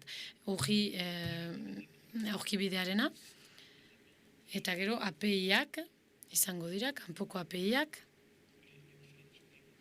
Hau da, garatu ditugun hiztegiak, baliabidekin garatu ditugunak. Eta kanpoko aplikazioak ere erabiltzen alko dira. Adibidez, hemen azken gauza, azken hori prototipoa da, benetan ez da ezer erabakia, ez diseinuan, ez funtzioetan, baina ideiatxo bat izateko, hemen adibidez, hitz bat sartzen badugu, martxo hitza, hau da, ibiltzea, sistema horrekin, elebiduna ere izan daiteke, hemen, autokomplezio sistema, eta hemen lehen eremuan ikusten duzue bilaketa eremua, azpian ezkerreko zutabean bilaketa zuzena, ez dira gehiago bilaketa erlatiboak, zehatzak dira, hau da, izen femeninoa, martxa, hori bilatzen dugu, eta goian erdian kontestua dago, eta jokaerak eskuin, soinua, aldaerak, sinonimoak, eta definizioa. Eta ondoan agertuko dira, beste baliabide batzuk, itzulpena, esaerak, ideki daiteke, nahi badu, hori gara daiteke, esaerak, testu korpusak, kontsultagarri ere, eta ikusten alko dira baita ere, adibidez, adiz jokatzailea, adibidez martxa, hemen agertuko dira baita ere, aditz formak. Aplikazio unibertsala izan dadin nahi dugu, ordenagailuarentzat eta telefonorako baita ere. Hori da lehen eskema, ideiatxo bat ematen dizuet, aldatuko da oraindik, baina 2021 bat itxoin beharko da, hori aurkeztu nahi nizuen, 1000 esker ajetagatik, eta galderak baldin badituzue, edo hitz egin nahi baduzue, eskuran aukazue, 1000 esker. Galderak baldin badira, si de question, 6 preguntas. Es el momento, es el moment. Hau da unea.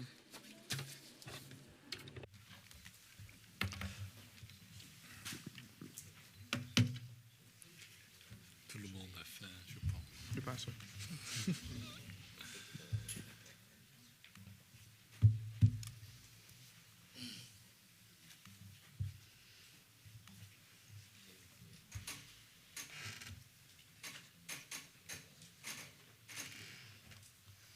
Est-ce que je peux vous poser une question? Combien de personnes travaillent chez... Galderatxo bat egingo nizuke, zenbat jendek lan egiten du zure egitura honetan? Gu ez gara bat ere Frisk Akademiren mailan. Gaur egun 7 gaude lanean, baina lehen errandudan bezala kongresuak federazio bat da, hainbat eragile daude hor, eta hizkuntzalari asko musutruk ari dira edo urridik lanean eta argitaratzaile batzuek ere baina garatze bidean dago.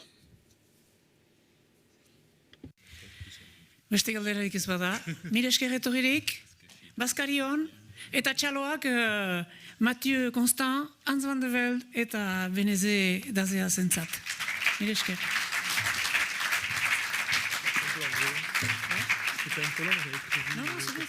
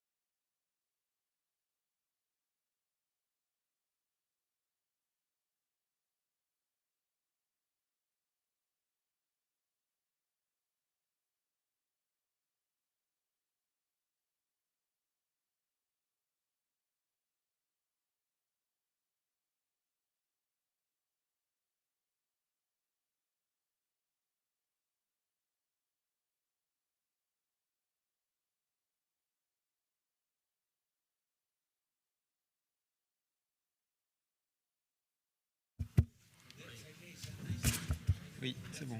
De mon côté, ça marche.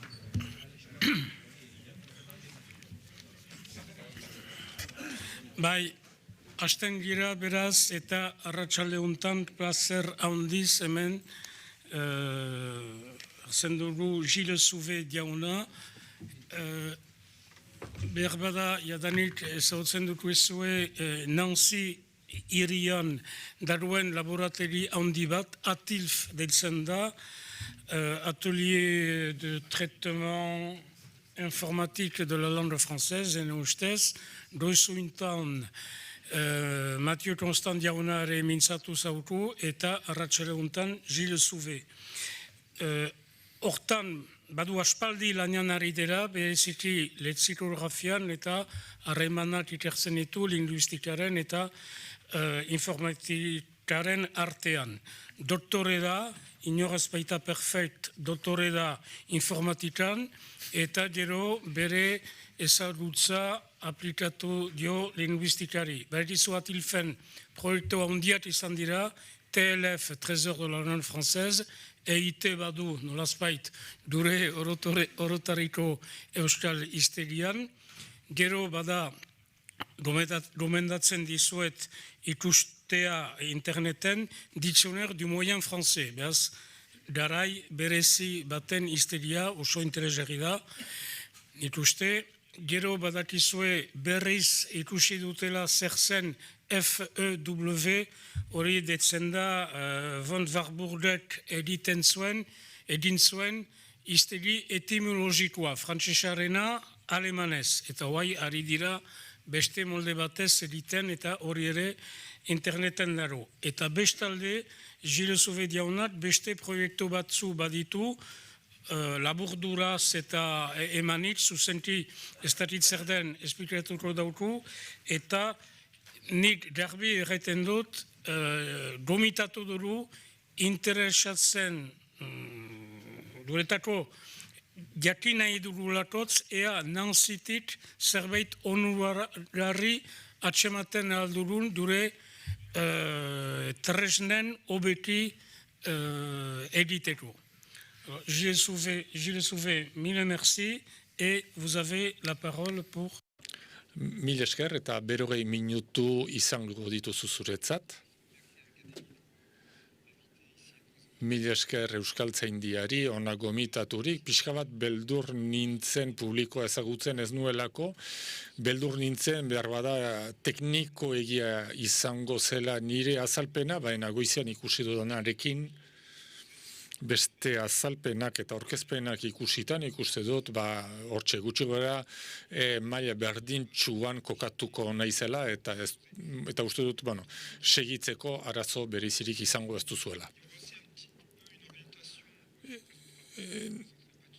Ez dizuet ATILFen egiten duen guztia aurkeztuko, baina alere aurkezpen txikitxo bat egingo dizuet, goizean entzun ditugun jauza batzuk pixka bat beste modu batera errepikatuko ditut. ATILF ez badakizue Nanzin ondagoen, Strasbourg eta Parisen artean eta Luxemburgon azpian, hementxe puntu gorrian, CNRS, Centre National de Rechercheko unitate mistoa da, unibertsitatearekin batera. Gure berezitasuna da baliabide informatikoak ematea, badugu Frontex deituriko tresna bat, eta Matiok aurkeztu duenarekin ikusi ahal izan duzue, tal mailan gauza initz ornitu dugula. Hiztegia elektronikoak online hori da gure espezialitatea, bai frantses garaikidearekin, baita hizkuntza zaharragoekin, eta lan asko egiten dugu ere etimologia alorrean, eta referentzia bat gara eduki zientifikoen aldetik, baita orain dela 20 urte garatu izan ditugun metodologien aldetik. Beraz, hemen daukazue lexikografia informatikoan daukagun tipologia bat, baditugu hiztegi batzuk irudi moduan aurkeztuak izan zirenak, eskaniatuak izan direnak, eta interneten eman. Eta gero baditugu tekstuz osatutako hiztegiak, testu modura osatuak izan direnak, eta testu modu horretan, baditugu testu osoak edo testu egituratuagoak, lehen XML entzun dugu, eta hor gauzak egituratzeko beste modu bada, pakete batean baino, eta beraz, hiztegian aurkitzen dugun hitzaren arabera, gauza aurreratuagoak edo gutxiago egin ditzakegu. Beraz, sarreretara sarbide bat izango dugu, beraz, horriak batak bestearen atzitik ikusteko aukera. Beraz, hiztegi hauetarako sarrerak ere kudeatuko ditugu. Hau da, behartuak gaude singularra edo infinitiboa sartzeko aditz batzentzat edo aukera izango aldugu flexioa orokorrean kudeatzeko. Horrek suposatzen du hizkuntzaren ezagutza bat behar dela. Guk frankofonoentzat egiten dugu lan, baita atzerriko jendearentzat, frantsesez ez dakiena eta batzutan ez dakitenak hitz bat nola idatzi, beraz, tresna batzuk garatu ditugu variazio grafikoa kontutan hartzeko. Eta sarreretaz aparte, behar bada jendeak tekstuaren mamia behar bada gehiago harakatu nahiko du eta hitz berezi bat txekatu. Adibidez, baina behar bada interesgarria litzateke hitzaren beste variante batzuk aurkitzea, edo behar bada hitz hori aurkitu nahiko dugu definizio bat emateko edo bestela adibideak emateko. Gero gauza da kombinatuko alditugun irizpide zenbait, adibidez botanika alorrean, zuhaitz baten elementu guztiak, gero ikusi dut beste hiztegi batzuetan, beste balia bide batzuekin konexioa ere egiten dela, hau da, lehen bilaketa batetik, beste hiztegi batera, beste konjugatzaile baterako lotura ematea. Importantea da, hiztegi bat egiten dugularik aurretik pentsatzea zer nolako tresna edo link sor daitekeen edo sar dezakegun urrunago joateko, eta zergaitik ez, gure tresna, beste tresna batzuekin leian ezartzeko. Importantea da ere jakitea ea gure hiztegia behin betirako egonkorra izanen den edo aldakorra izanen den. Eta beste gauza garrantzitsu bada, proiektua daramanaren autonomia informatikoa askotan hiztegiak egin ditudarik, ikusi ditut hizkuntzalariak informatikariarekin oso lotua eta elkar ulertzen ez badute, gauza ez du aurrera behaz, kontuz egin behar dugu hiztegia osatzerakoan informatikariak dena blokeatzeko gaitasuna izan ez dezan. Gero, dira baliabideak.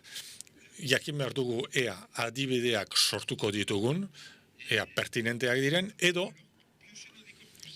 korpus batetik elikatuko dugun, eta horrek suposatzen du korpus hori osatu behar dela, eta bibliografia bat kudeatu beharra ere suposatzen du.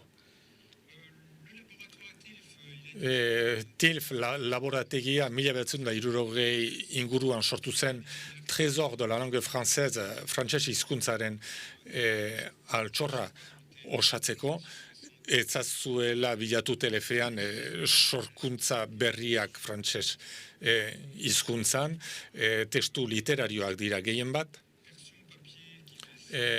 paperean 16 volumen dira, beraz liburutegi bat, zati handi bat betetzeko gai da, eta 1980an bukatu da paperezko bertsioa, eta gero beste bertsio bat numerizatu egin da, hiztegi guztia digitalitazua izan da testu modura, badibidez horrela aurki dezakezue interneten, eta ikus dezakegu interneten, gero koloreekin eta gehiago joka dezakegula. Paperaz haratago joteko aukera ematen digu, eta hor ere ikus dezakegu hiztegian 3 mi daudela, edo 3 erlaitz, eta beraz hiztegiak hor ikusten dugu 3 aukera eman dizkigula, eta beraz batetik edo bestera pasa gaitezkela gure bilaketa zehazteko. TLFI da datuen egiturak eta finago bat, eredua, sintagma eta denak gehiago kontutan hartzen dituenak. Badakizue baliza batzuk zer diren, beraz ez dizuet hemen zehaztuko, beraz baliza idekit hasierako baliza bat eta bukaerako baliza bat, hemen ikusten dugu badagoela makro egitura bat, eta beste ahoskera parte bat eta etimologia beste parte bat, eta beraz hemen horrelako balizak ezagertu du, hauek ez dira telefean dauden egiazko balizak, baina ez nituen hori da adibide bat emateko besterik ez dira egiazko balizak, sinpleki aurkezteko. Beraz, hemen zehazten dugu hasiera dela, hemen bukaera, hemen hasiera, hemen bukaera.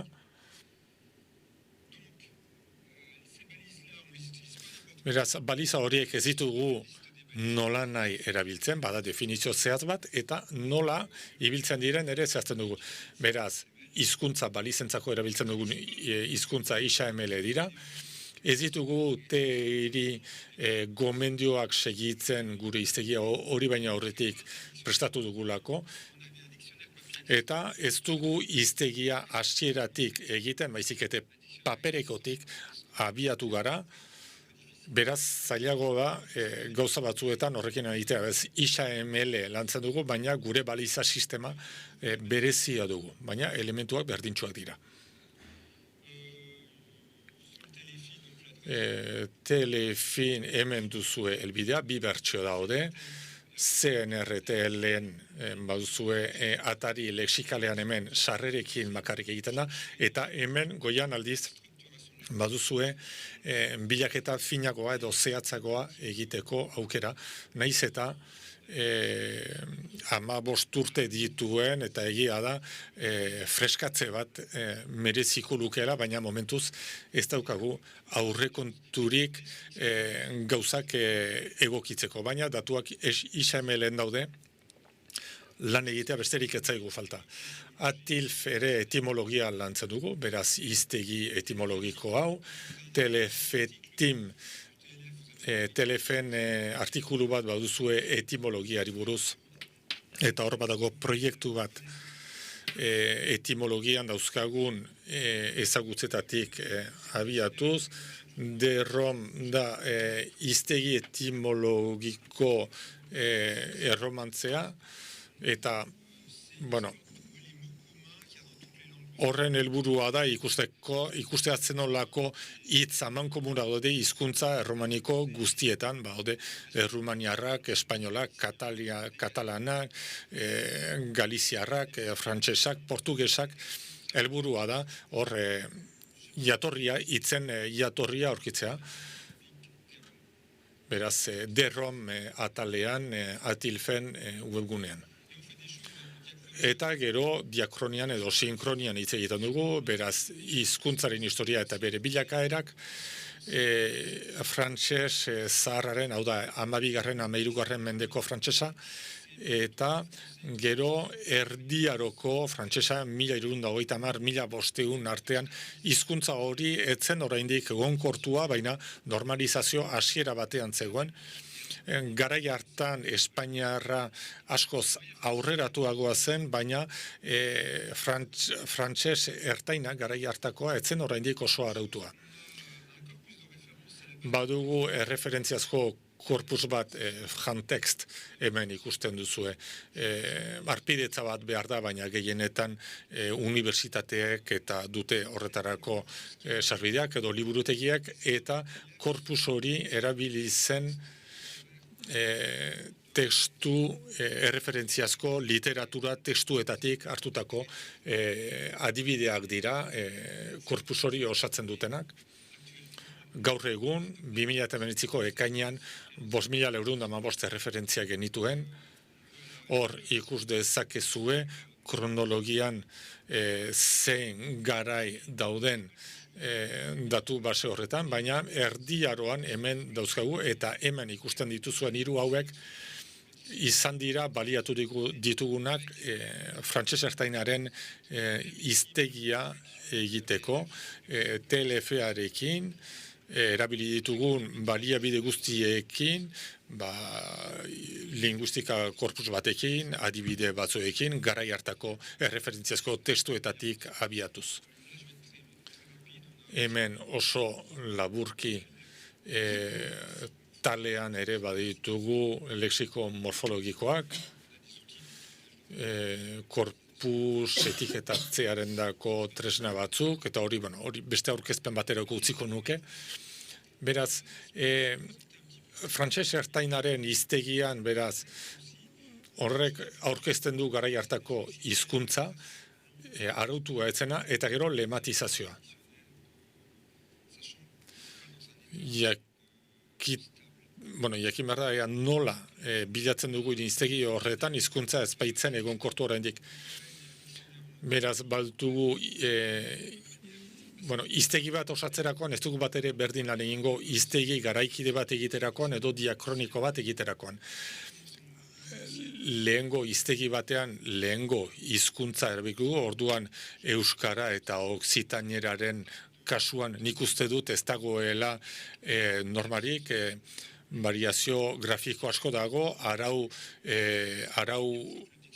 arautze utxune batzuk daudela, beraz ni banekien informatikariak, hizkuntzalarien informazio guztiak bildu zituela, baina ezinezkoa zitzaidan hitz bat edo beste aurkitzea. Beraz, beharrezkoa izan zaigu aterabide bat aurkitzea, erabiltzaileak, garai hartako hizkuntza jakin ala ez, hitz hori aurkidezan. Beraz, tekstu baten edizioa irakurtzen dugu, eta pentsatzen dugu, zen olako lema erabiliko dugu hitz horren bilaketa egiteko. Hemen adibidetzat, destroa adibidez orain beste modu batera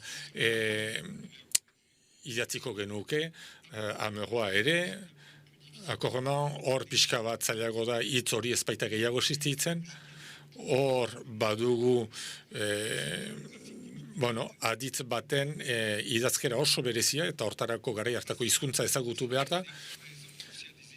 Beraz, askotan ikasleek ere egin ditzakete bilaketa batzu, baina garai hartako hizkuntza ezagutu gabe, edo irakasle batek behar bada, pentsa lezake, beste zerbait erran dezakela, baina lemaren grafia hautatu behar da. Idazleari ere arazoak sortzen dizkio adibidez haino hitzarentzat, zein hautatuko dugu. Piskat zahar itxura duena, gaurkoa, ala maiztasun gehien zuena, eino, guk hautatu dugu modernizatzea. Baina familien koherentzia arazoak ditugu, hitza frantses modernoan baldin badago, forma modernoa hartzen da lema gisa.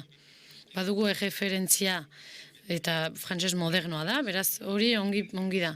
Orduan DMF-an kontsultatzeko momentuan egiten da, jendei ez diegu galdetzen, ez diegu eskatzen lema ezagut dezaten, ematen dute gaurko hitza eta aurkitzen dituzte, lotuak direnak.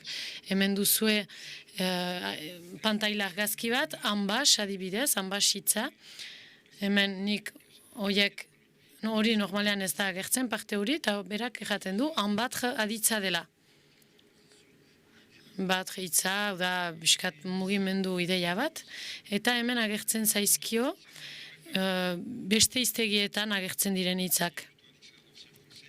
Godefroy, Oberlematch, erdiaroko hiztegi bat da, eta konektatua gaudenean, hori hemen klikatuta esteka, hiztegiko esteka agertzen da, Langland Norman Dictionary, Inglaterrako hiztegia, Dictionnaire électronique du Crétin 3, le Dictionnaire étymologique du FEV, hiztegi etimologikoa, beraz hor, hitzaren etimologia ere aurki daiteke, eta gero TLF-koa. Beste grafia batekin, eta hemen behian beste baliabide bat dago, aditz grafien basea, eta horrek erraten du ze denbora den, ze aditz, ze modu, eta beraz, hitza idatziz, sintesia hor dugu, eta nahi dugun aldera sakondu dezakegu, korpusetara ere jo dezakegu, frontexti esker,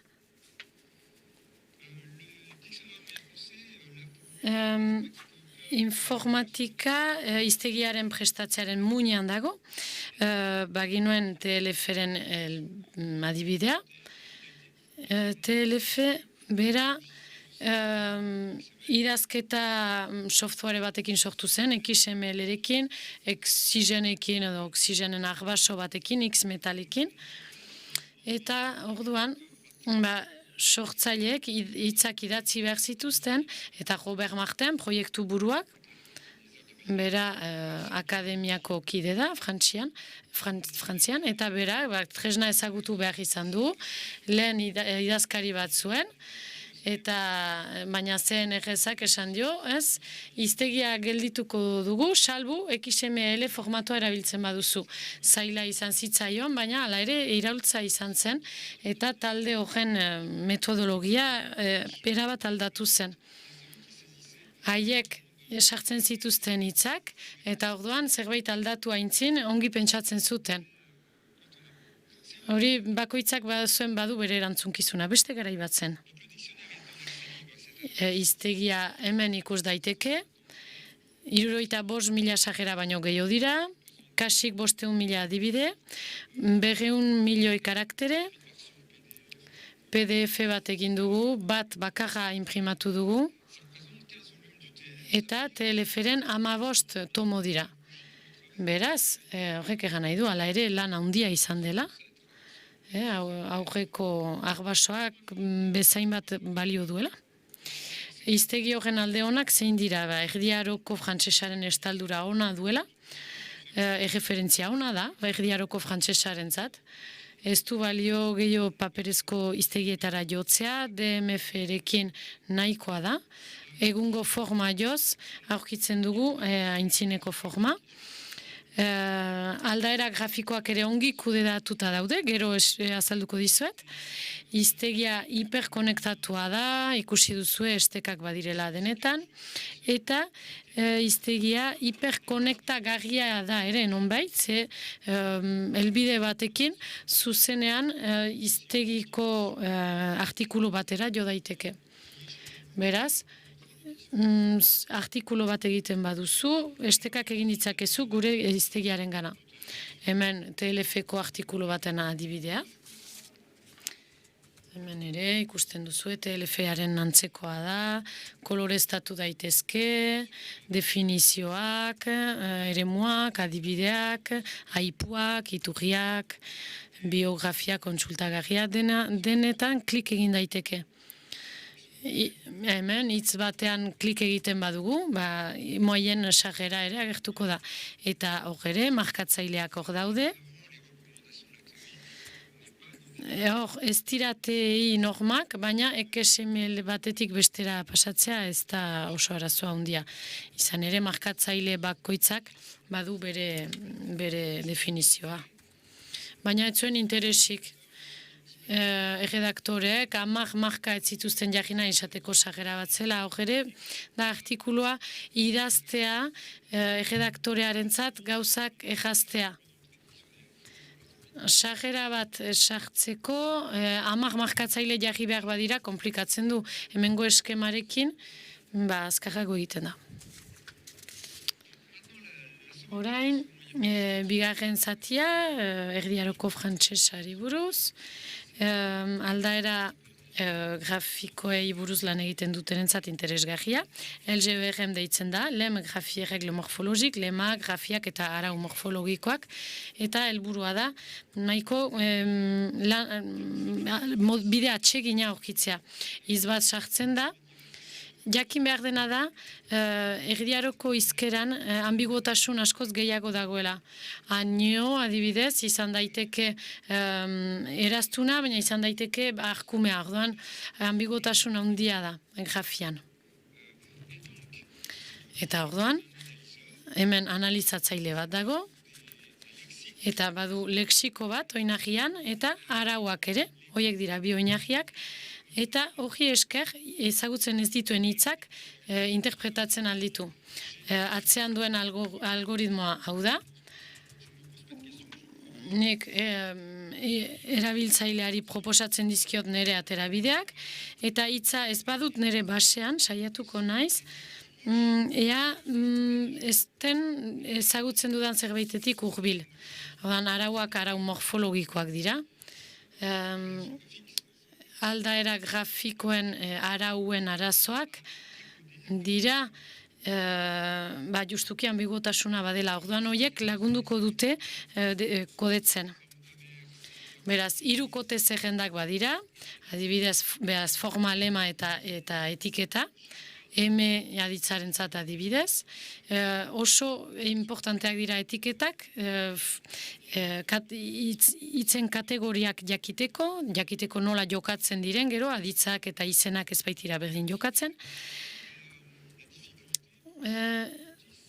Tresna horien zailtasuna da, zein baliabide dugun hasieran abiarazteko. Arauak behar dira hasieran. Forma asko behar dira, justuki arau gutxi dagoelako. Eta orduan, DMF hori XML formatuan zegoen, digitalizatuta zegoen, eta orduan, bagenituen sajerak, eta adibideentzat bagenituen agerraldiak. Eta orduan, loturak egin zitezken bien artean, eta horrek sortu zuen lehen oinarri bat, 3 kote zerrenda horiek sortzeko. Eta gero, 450 testu inguru ditugu, erdiaroko frantsesezkoak, hori ere landu behar izan da, eta gero beste lankidetza batzuk izan ditugu ere, Alemanian, Britania Hundian, Italian, Espainian behar baina ez dut uste, eta orduan, truke batzuei esker, beraztu dugu gure misteria. Lexiko hori, Lexiko horrek, 2019ko abuztuan, ia 1 milioi bat sajera zituen. Orain arauak, arau morfologikoak edo aldaera grafikokoak. Beraz, baldintza bat betetzen bada, ekintza bat egiten da. Baldintza betetzea izan daiteke hitza honela hasten da edo hitza honela bukatzen da. Honela bukatzen da balin bada hori flexioarekin lotuko da. Hasierako hizkiak balin badira aujizkiekin edo lotua izan daiteke. Baldintza izan daiteke ere hizki honen ondotik hizki hau izatea, bokal bat, kontsona bat. Izan daiteke, baldintzak izan daitezke lemari buruzkoak baita ere, badira izen berezi batzuk, baina gutxi DMF-an. Eta noski arauak aplikatzen badira, gauza asko eraiki daitezke. Orduan, araua ez da aplikatu behar, porrot bat eragiten badu. Ikusten badugu arauak ongi dabilela prozesuan sartzen dugu, baina ikusten badugu ez duela lortzen, prozesuan edo sisteman ez dugu sartzen. Adibide batzuk, orain, adiz jokoari buruzkoak. Mekanismo klasikoa sinkroniako hiztegi entzat da infinitiboa aurkitzea. M-ra, adibidez, M aditza da. Baina erdiaroan, ez dakigu seguru denak ditugun, hitzen aldaera guztiak. Orduan, saiatzen gara, urbileneko formaz urbiltzen. Adibidez, ron bukatzen baldin bada, RONT, frantsesez hirugarren pertsona da, hori ez baldin badugu, behar singularreko hirugarren pertsona izanen dugu. Edo menron forma ez badugu lexikoan, mengatik hurbil dago, eta hori izan daiteke bestearen singularra, orduan behar mene aditza izan daiteke. Beste badira ere fonologia aditzak, bada beste termino bat, orain ez zaite etortzen, baina adibidez pondrerentzat, pondere, pondre, menron, horiek dira bukaera aldatzeko arauak. Gero aditzarenak ez diren flexioak, erdia aroan adibidez, eskuineko forma hori ezkerrekoaren plurala da, nef plurala da, baina forma hori, behar ez zegoen lexikoan, baina hau, ondoko hau, nef hori, bai. Ordan hori proposa dezakegu. Nire ustez, Y-koa eta I ere, beste gauza grafikoagoak, adibidez, abadeek idazten zutenean, ze soinuaren zat, batzutan bi S ematen zituzten, beste batzutan Z bat, ordan hainbat arau badira, baliokidetzak grafikoko arauak. Gero beste batzuk frantses modernoan ez direnak, adibidez, tre advize, lotuta, tre lehen lotuta idazten zen, tre oso, eta orduan sistema automatikoen zat zailtasuna izan daiteke, orduan pentsatu dugu, hori bereizteko araua ere erabil daitekeela, edo bestela eskualdeko aldaerak ere gertatzen dira, erdiaroko frantsesa, testuaren eskualdearen arabera, Pikardian, edo Inglaterra, edo Logen eskualdea, Parise inguruak, grafiak ez dira berdinak. Eta orduan, eskualde aldaere idagozkien arauak gehitu ditugu, adibidez, mon forma aurkitzen badugu mount idatzita, hori Inglaterra nola idazten zen, ekartzen dugu, frantses estandarreko egan badaiteke formara. 6.500 arau dira gure sisteman. Hasieran bertan 200 arau izan ziren, 86an, nik memorio bat egin nuen hortaz, lan bat, izen arjuntei eta izen aldatzen ez direnen izenei buruz, flexiorik ez duten hitzei buruz, gero flexioa gehitu dugu,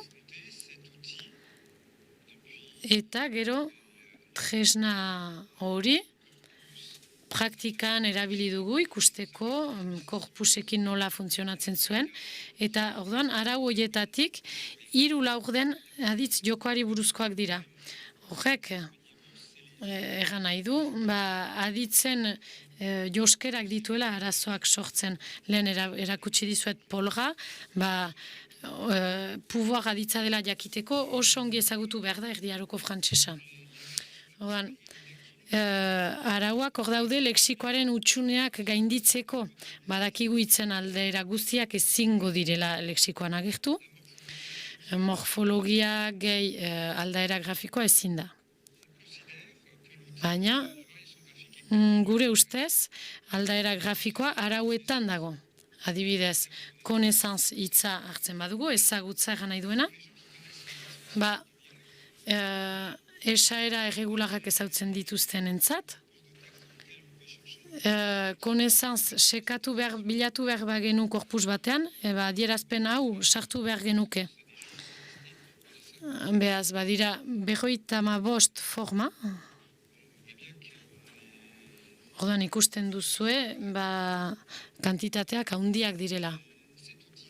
Orduan, tresna horrek laguntzen du lematizatzen, iztegian erabiltzeko, sarreran sartzeko, baina beste aldetik ere, erdiareko testu bat aztertzeko, aztertu nahi dugunean, gai izango da gure programa, testua lematizatzeko.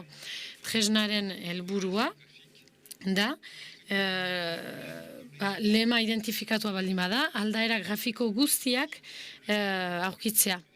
Lema hiztegian baldin badago, helburua da,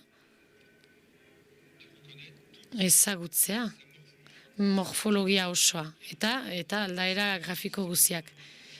Ez da bukatua, ez da egoitxita, beti aberasten ari da, etengabe aberasten ari da, arau berrietan eta arau berriei esker, hitz berriei esker, eta hitz berriak ere aurkitzen dira, eta hiztegian sartzen dira.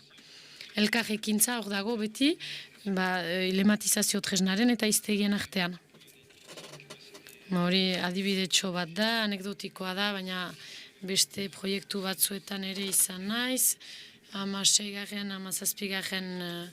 Mendean, ez dakit hemen aldaera batzuk badira, ez dakit hori espainolez ere baden hori, sudurkari bilakatzea, nezezite adibidez hemen, bada Alemaniako doble S hori, hori tresnak tratatzen ditu forma horiek, lortzen du.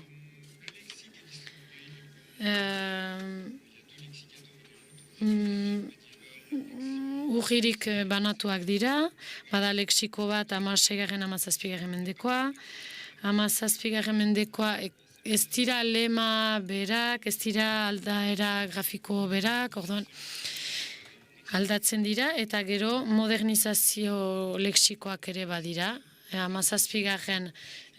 Forma sartuz, aurkitzen du, zein den egungo forma, hitz horrentzat. Eta hori Frantext korpusarekin erabiltzen da. Esan ez dudana da, Frantext gure korpusa lematizatuta dagoela eta etiketa morfologikoak dituela. Orduan hori, Erdi Aroko 17. 18. Mendeko testuak lematizatzeko erabiltzen da. Zenbat falta zait, zenbat denbora? 6 minutu. Ados.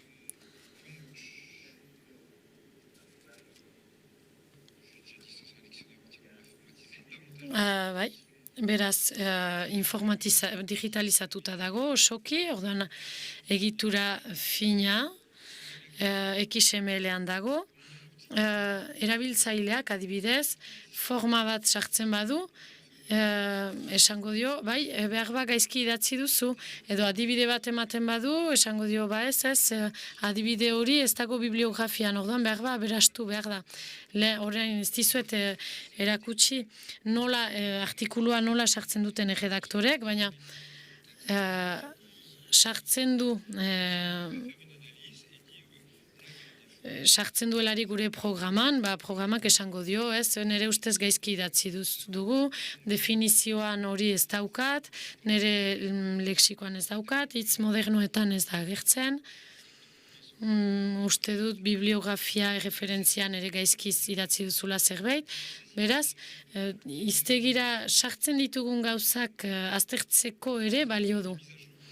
Eguneratzen arazoa ere bada. Nahiko komplexua da informatikaria, proiektu arduradunak kudeatzeko. Informatikariaren menpe zen garai batez, baina orain proiektuaren arduradunak ikasi du eta eguneratzeak berak egiten ditu bakarrik. Beraz, plataforma bat bada, plataforma lexikografiko bat, DMF-an, eta hori esker, gauza batzuk, guk bakarrik egin ditzakegu informatikarierik gabe. Uste dut ondorioetara iristen ari naizela. Nituen zehaztu, entzundakoaren arabera egin nahi nituen. Guk atilfen baditu, esperientzia dugu hiztegi numerizatuetan eta lematizatuetan. Ez dakit zuen proiektu batentzat eredugarria izan daitekeen. Gure akatsa izan daiteke berba pixka zaharrak gaudela, azken teknologiak ez ditugu erabili, erakunde guztiak bezala giza zientzietan behintzat, jubilatzen direnak ez dira ordezkatzen, eta bitarteakoak beti bera doaz, eta orduan TLF modernizatu behar litzateke, baina zein dira lehentasunak, zein dira aurrekontuak, horiek zalantzazkoak dira, baina uste dut ala ere TLFI, DMF, DROM erreferentziazko lanak direla. Eta Frontext korpusa, frantsesez, ez dago korpus handiagorik. Dena Frontext ez da urgirikakoa, unibertsitateak arpide dira gehienak. Orduan, guk erdiaroko hizkuntzaz egiten duguna. Ez dut pentsatu erakustea zuzenean nola den, baina helbideak badituzue eta nahi baduzue joaten altzarete ikustera nola dabilen. Mila esker.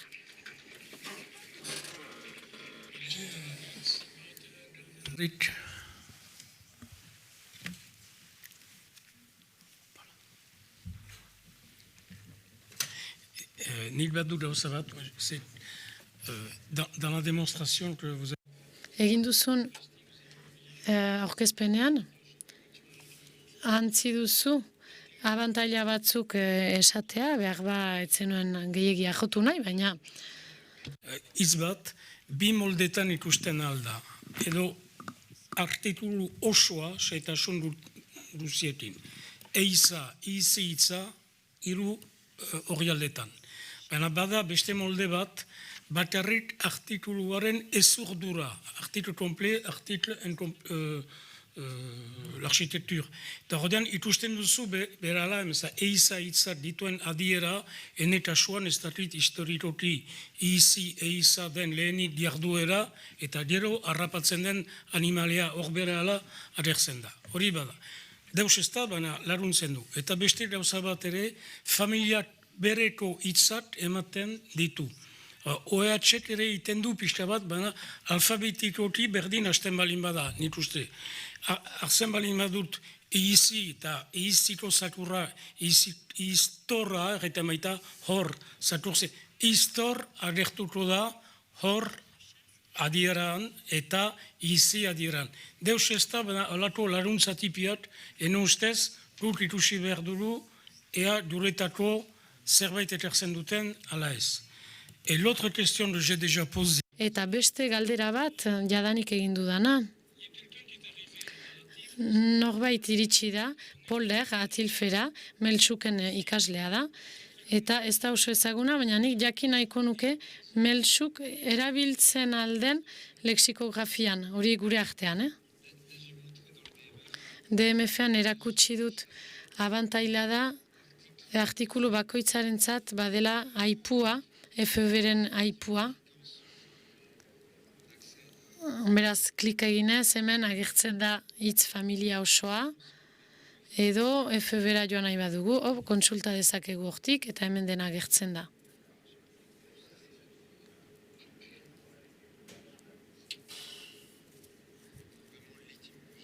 Hemen hitzaren etimologia agertzen da.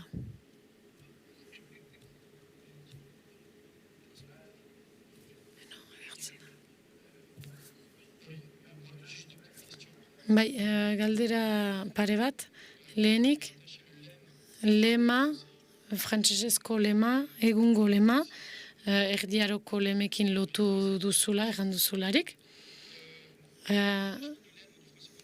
Beraz bi, horiek lotzeko, automatikoki eginda, ala ez hori egileak, erredaktoreak, berak hitz txostenarekin egin ditu lotura horiek. Hori ez da ezer automatikoki egin. Artikuluan ez dago ezer automatikorik. Eta bigarren galdera, XML iztegiaz, oksigen aipatu duzu. Gaur ere hori erabiltzen da, ala bada besterik, oksigen da referentzia, guk Atilfen oksigen dugu referentzia, baina ez dakit besterik dagoena. Ongi banatua dago, unibertsitateetan, lizentziak baimenak nahiko merkeak dira, berba hori da ere, ez dakit.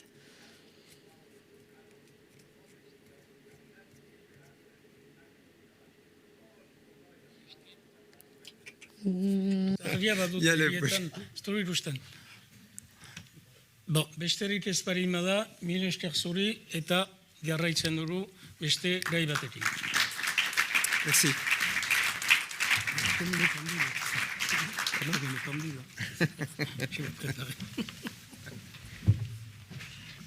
dire le mot, normalement, il prenne un retrait.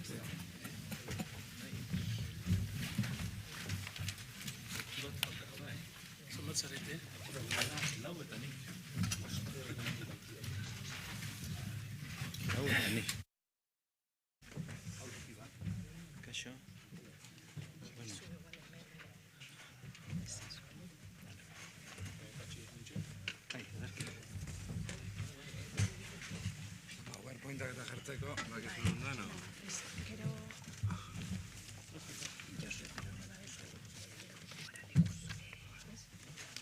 ezin dago aurrego izengona. Hemen lehendabizikoa dago Ainhoa Arregi Uzei.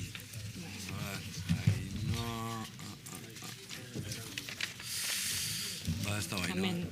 Hortxe, pasan geha, bai. Zein dale, berdina dia. Bai, nahi baduzu PDF-koa. Bigarren hau. Bueno, ez lehenengo. Lehenengoa.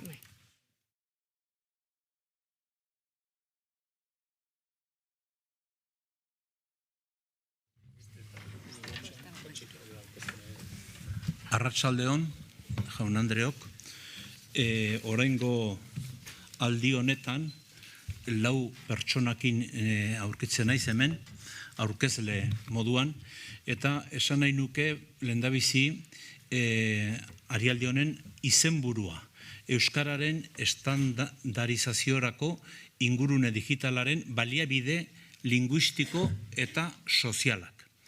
Gaia oso irekia da, eta bakoitzak, hitz eginen dute lehendabizi Ainhoa Arregik, gero Josu Astiriak, eta gero elkarrekin, zue jakingo duzuen hola banatu, Iñaki Alegria eta Olatz Arregi. Bakoitzak dauka ordu erdi bateko epea, eta gaiak berak ere oso bere zabalean ematen du horretarako gaia behintzat, eta ikusi beharko duzuen nola garatzen duzuen. Ainhoa Arregi Uzeiko lexikografia saileko teknikaria da eta euskaltzain urgazlea. Hiztegi batuko prestalaneko eta lantaldeko kide izan da urtetan. Eta gaur egun euskaltzaindiaren hiztegia, adierak eta adibideak, lantaldeko kidea da. Korpusgintzan ere aritua da. Euskaltzaindiaren 20. mendeko euskararen korpus estatistikoan lehenbizi eta gaur egun lexikoaren behatokian. Hizkuntza teknologien esparruan ere badiardu, Uzeiko I+G+B taldean. Euskararen eta gaztelaniaren datu base lexikalak kudeatzen, bai eta analizatzaileen eta erregelen tratamenduan ere. Zurea da hitza, Ainhoa. Mila esker. Lehenik eta behin eskerrik asko Euskaltzaindiari jardunaldi honetara gonbidatzeagatik.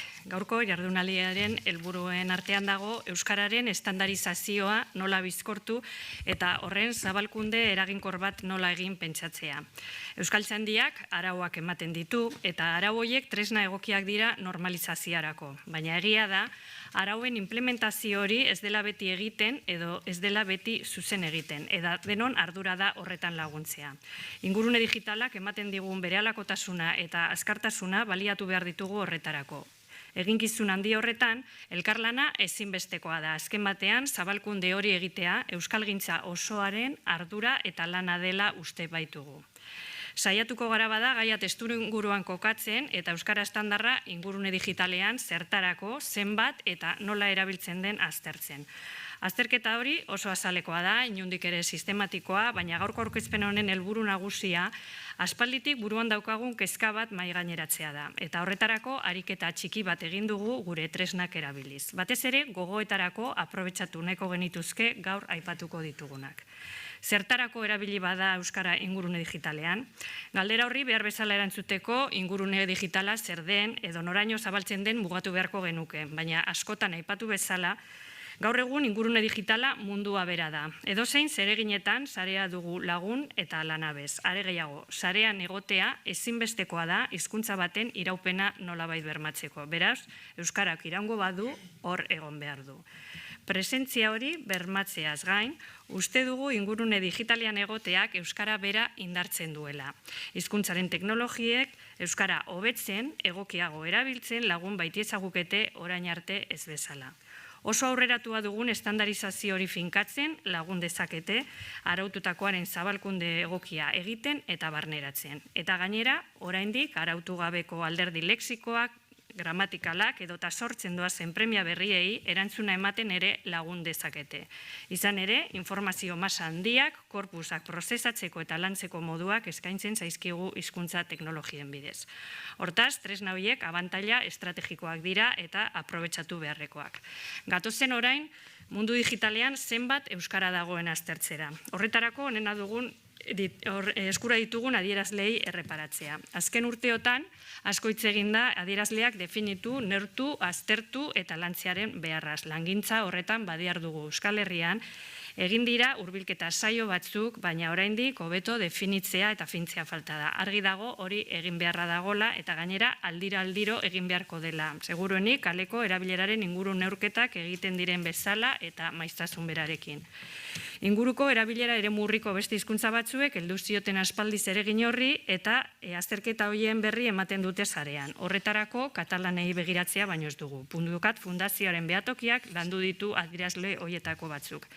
Egia da katalanaren egoera eta euskararena ez dela berdina, askoz ere erabiltzaile gehiago dituzte eta zabalduago dago, baina erreferentzia gisa balio dezake.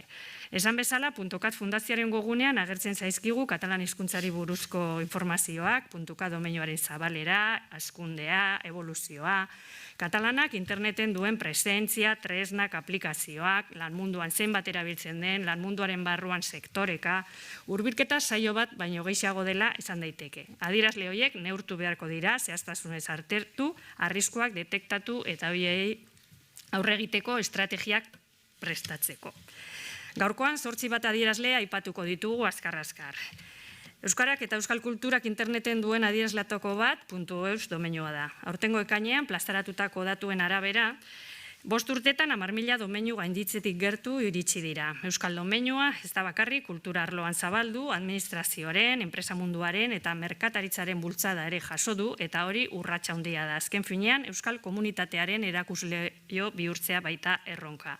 Domeinuaren erabilera pozgarria izanik ere, gauza jakina da .eus horrek ez duela ziurtatzen euskarazko edukia izatea delako webgune horrek. Gainera, euskara nola erabiltzen dugun ere garrantzitsua da. Ez bakarrik zenbat erabiltzen dugun. Kantitatea kontuan hartzekoa da jakina, baina askotan automatikoki lotzen da kantitatea hizkuntzaren osasunarekin eta susmoa dut kalitatea, hots zuzentasuna eta egokitasuna ere zaintzeko modukoak ez ote diren osasunaz ari garenean. Beraz, hizkuntza biziko bada, besteak beste, sarean erakusten duen osasunaren arabera izango da.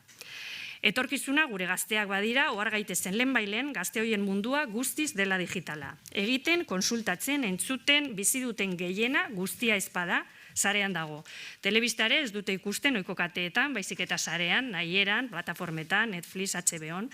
Belaunaldi berriek sarea dute erreferentzia nagusia. Horregatik da ezinbestekoa hor egotea, baina presente egotea ez da aski gazteek erabildezaten.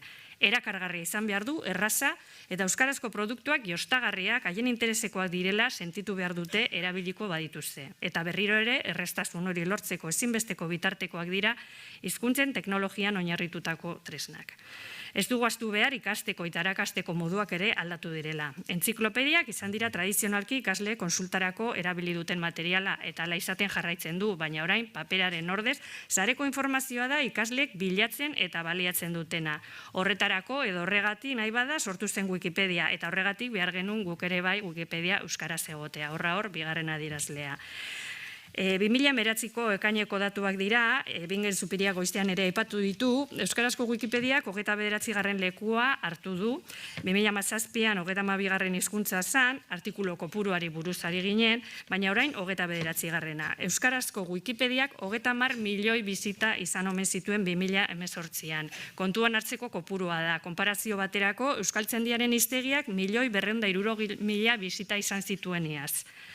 Beraz, gazteak natibo digitalak direla esan dugu, baina beste herritar guztion mundua ere digitalizatuz doa. Beste adierazle bat administrazioa da. Euskal Autonomia Erkidegoko webgune ofizial gehienek euskarazko bertsioa eskaintzen dute, Eusko Jaurlaritzak, Osakidetzak, Nafarroan eta Ipar Euskal Herrian ere badira batzuk, baina gora beratsuagoa da maiztasuna. Normalean, nahiko txukun ageri dira egitura nagusi horiek, baina egia da zenbait webgunetan oso azalekoa dela, izenburu nagusiak bai, baina gero edukia erdaraz dago, eta zenbaitetan ala moduzko itzulpen automatikoa erabiliz egin direla, Espainiako gobernuaren webgunea esaterako, eta ulergaitza egiten dela maiz. Horrez gain, badira zenbait arazo, baina eta berriz errepikatzen direnak, gogoan izan garai batean oso tipikoa izan zela, Osakidetzako aurretiko zita eskatzerakoan ez zuela euskarazko dataren formatua onartzen. Gerora zuzendu zuten, badago beste zerbait zuzentzeko ez da, baina horrelako doikuntzak beti egin beharko dira, eta susmoa dugu erabiltzaileen kexuen ondoriozkoak izaten direla gehienetan. Horregatik aipatu behar da behin eta berriz presio sozialaren eraginkortasuna eta beharra. Natibo digitalak izan ala ez, gu guztion arteko harremanak edo komunikazio informalak gero eta gehiago egiten ditugu sare sozialen bidez, beste adierazle bat. Gure aurreko belaunaldiek euskaraz baino hitz egiten ez duten askok, idatziz komunikatu behar zutenen, erdarara jotzen zuten euskaraz alfabetatuta ez zeudelako. Eremu digitalean ere, zote zaigu horrelako zerbait gertatzen ari. Oraingo euskaldun gehienak alfabetatuta edo alfabetatze bidean gaude, baina erabiltzen ditugun gailuak ez. Behintzat, nekezago gertatzen da euskarari eustea, gailu mugikorren idazkera prediktiboak etengabe erdarara bultzatzen gaituenean. Zer esanik ez, gailuak euskara ulertzen ez badu. Askotan baina gure esku dago euskarazko konfigurazioa lehenestea, 1000 aldiz aipatutako kontua da, baina egiten ez badugu erraldoi teknologikoek ez dute gure hizkuntza aintzat hartuko. Nola nahi ere euskal komunitatea osatu da sare sozialetan, Twitterren, Facebooken, Instagramen. Erabiltzaileek euskarazko parte hartzea beste hizkuntza batzuekin tartekatzen dute, baina egia da badirelaneko aktibo diren txiolariak eta erreferentziazko bihurtzea lortu dutela. Banakoiekin batera, enpresak eta elkarteak, sare sozialetan presente egotearen garrantzia hartu dira, eta maiz hartzen dute parte sarean euskaltzaindia bera horren lekuko. Bide horiek erreztu egiten dute komunikazioa, erabiltzailekiko hurbiltasuna eta eskuragarri egotearen sensazioa eskaintzen dute, eta gainera berehalakotasuna ematen dute. Eta hori aprobetxatu behar da erabiltzaileek gero eta gehiago eskatzen eta eskertzen dugulako azkartasuna. Beste adierazle sendo bat komunikabideek osatzen dute. Komunikabide gehienek sarera egin dute jauzi. Zalantzari gabe guztien artean berria egunkaria nabarmendu behar da. Euskarazko egunkari nazional bakarra da eta osorik argitaratzen da euskaraz. Kantitatea beraz badugor. Gainera, bereziki eta beraria zaintzen du berriak argitaratzen duen euskararen zuzentasuna eta egokitasuna. Berriarekin batera, badira hainbat komunikabide euskara hutsean aritzen direnak, argia goiena hor dituzue. Hoiekin batera, badira bestelako komunikabideak euskara, beste hizkuntza batekin batera erabiltzen dutenak. EITB, hoietako bada, administrazioa bezala, 2 bertsio eskaintzen ditu, eta gero daude, ohiko beste egunkari guztiak, artikulu batzuk, zerbait gauza euskaraz bai, baina gehiena gaztelania edo frantsesa hutsean.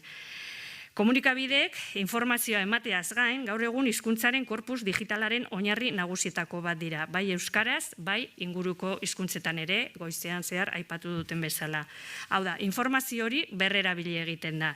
Hiztegigintzarako, demagun, lexikoaren bibliotekia elikatzeko adibidez, irakaskuntzarako, ikasmateriala sortuz, dokumentazio historikorako, euskaldun egunkariaren hemeroteka, ikerketarako, hizkuntzen teknologia garatzeko, negozioak egiteko. Beraz, balio erantzi handiko arloa da eta horrek berekin dakar kazetariaren erantzunkizun profesionala eta besteon aitortzaren beharrak. Komunikabideek eskainitako berriak etengabe sareratzeak, hau da, bertsio bat baino gehiago goteak, ekarri du hasieratik aipatu dugun arazoa agerian ustera, zuzentasunarena. Euskarazko edukien zuzentasunari eta egokitasunari paperezko argitalpenetan arreta handia jarri izan zaio. Argitaletxeek esaterako behin eta berri zorraztu dituzte haien testuak. Oraindik ez gara maila horretara iritsi sareko edukietan, berelakotasunak pisu handia duelako, baina horretara joa behar dela pentsatzen dugu zalantzari gabe. Badira, lan hori erraztuko duten tresnak eta zabalkundea eman behar zaie. Horrez gain, eduki horiek transmisioan duten pisuaz ohartarazi behar da. Ondo erabiltzen eta finkatzen ez baditugu hitz horiek eta akatsak barreiatzeko bideak ugaritzen badira, ez dugu sekula oinarri sendorik izango eta beti ibiliko gara zalantzan. Beste datu bat, kontuan hartzekoa, Ekimen Elkarteko komunikabideen webguneen 23 milioi bizita izan zituzteneaz. Ingurune digitalean dugun beste zutabe garrantzitsu bat lan mundua da, enpresek osatzen zutena. Badakigu komunikabideak enpresa ere badirela, baina kultura eragile gisa ikusten ditugunez aparteko multzotan ematea erabaki dugu. Enpresa askok eskaintzen dituzte edukiak euskeraz. Badago euskaraz zerbait eskaini beharraren pertzepzioa, naiz eta horietako bakoitzaren kalitatea, maila eta maiztasuna desberdina den.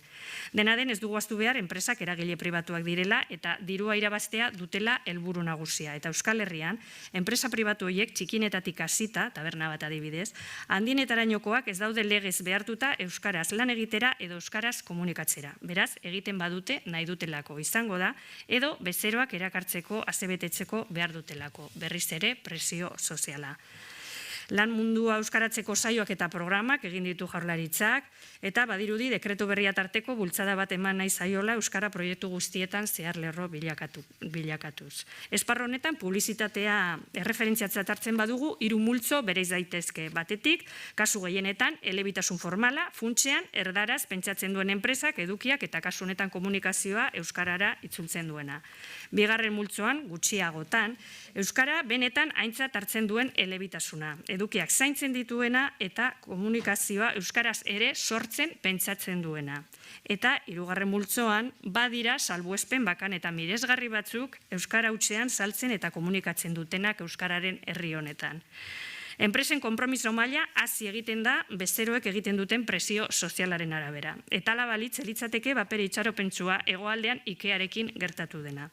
Iritsi berritan katalogatu gunea guztiz elebiduna izatetik gaztelania hutsean edukitzera pasatu da. Eta gainera kalapitarik sortu ez izan edo zalaparta handirik ez behintzat Katalunian sortu dutenaren parekoa. Azkenean, arazo tekniko batzuk izan direla, berriz ere jarri dute katalanezkoa, pentsatzen dute euskarazkoa jarriko dutela, baina Ikearen kasua aintzat hartu beharko genuke kontsumitzaileok sarean uzten dugun hizkuntza aztarna digitalak eragina izan baitezake enpresen hizkuntza politikan. Bereziki, eleaniztasuna kudeatzea garestia izan daitekela uste badute. Alegia, erantzunkizun partekatua dela, enpresena eta kontsumitzaileena. Baina hartu behar gara, 3 mailatako piramide horretan falta dela oraindik agian ohikoena dena, euskararik erabiltzen ez dutenena. Eta oso gogoan izan behar dugu hori, besteak beste mundu mailako salmenta plataformari garrantzitsuenek, pentsatzen dut hemengo gehienok noizbait erosiko genuela Amazonen, eBayn edo Alibaban, Hoiek ez dutelako euskarazko bertsiorik, ez da euskarak baino asko ziztun gehiago dituen katalanezkorik ere.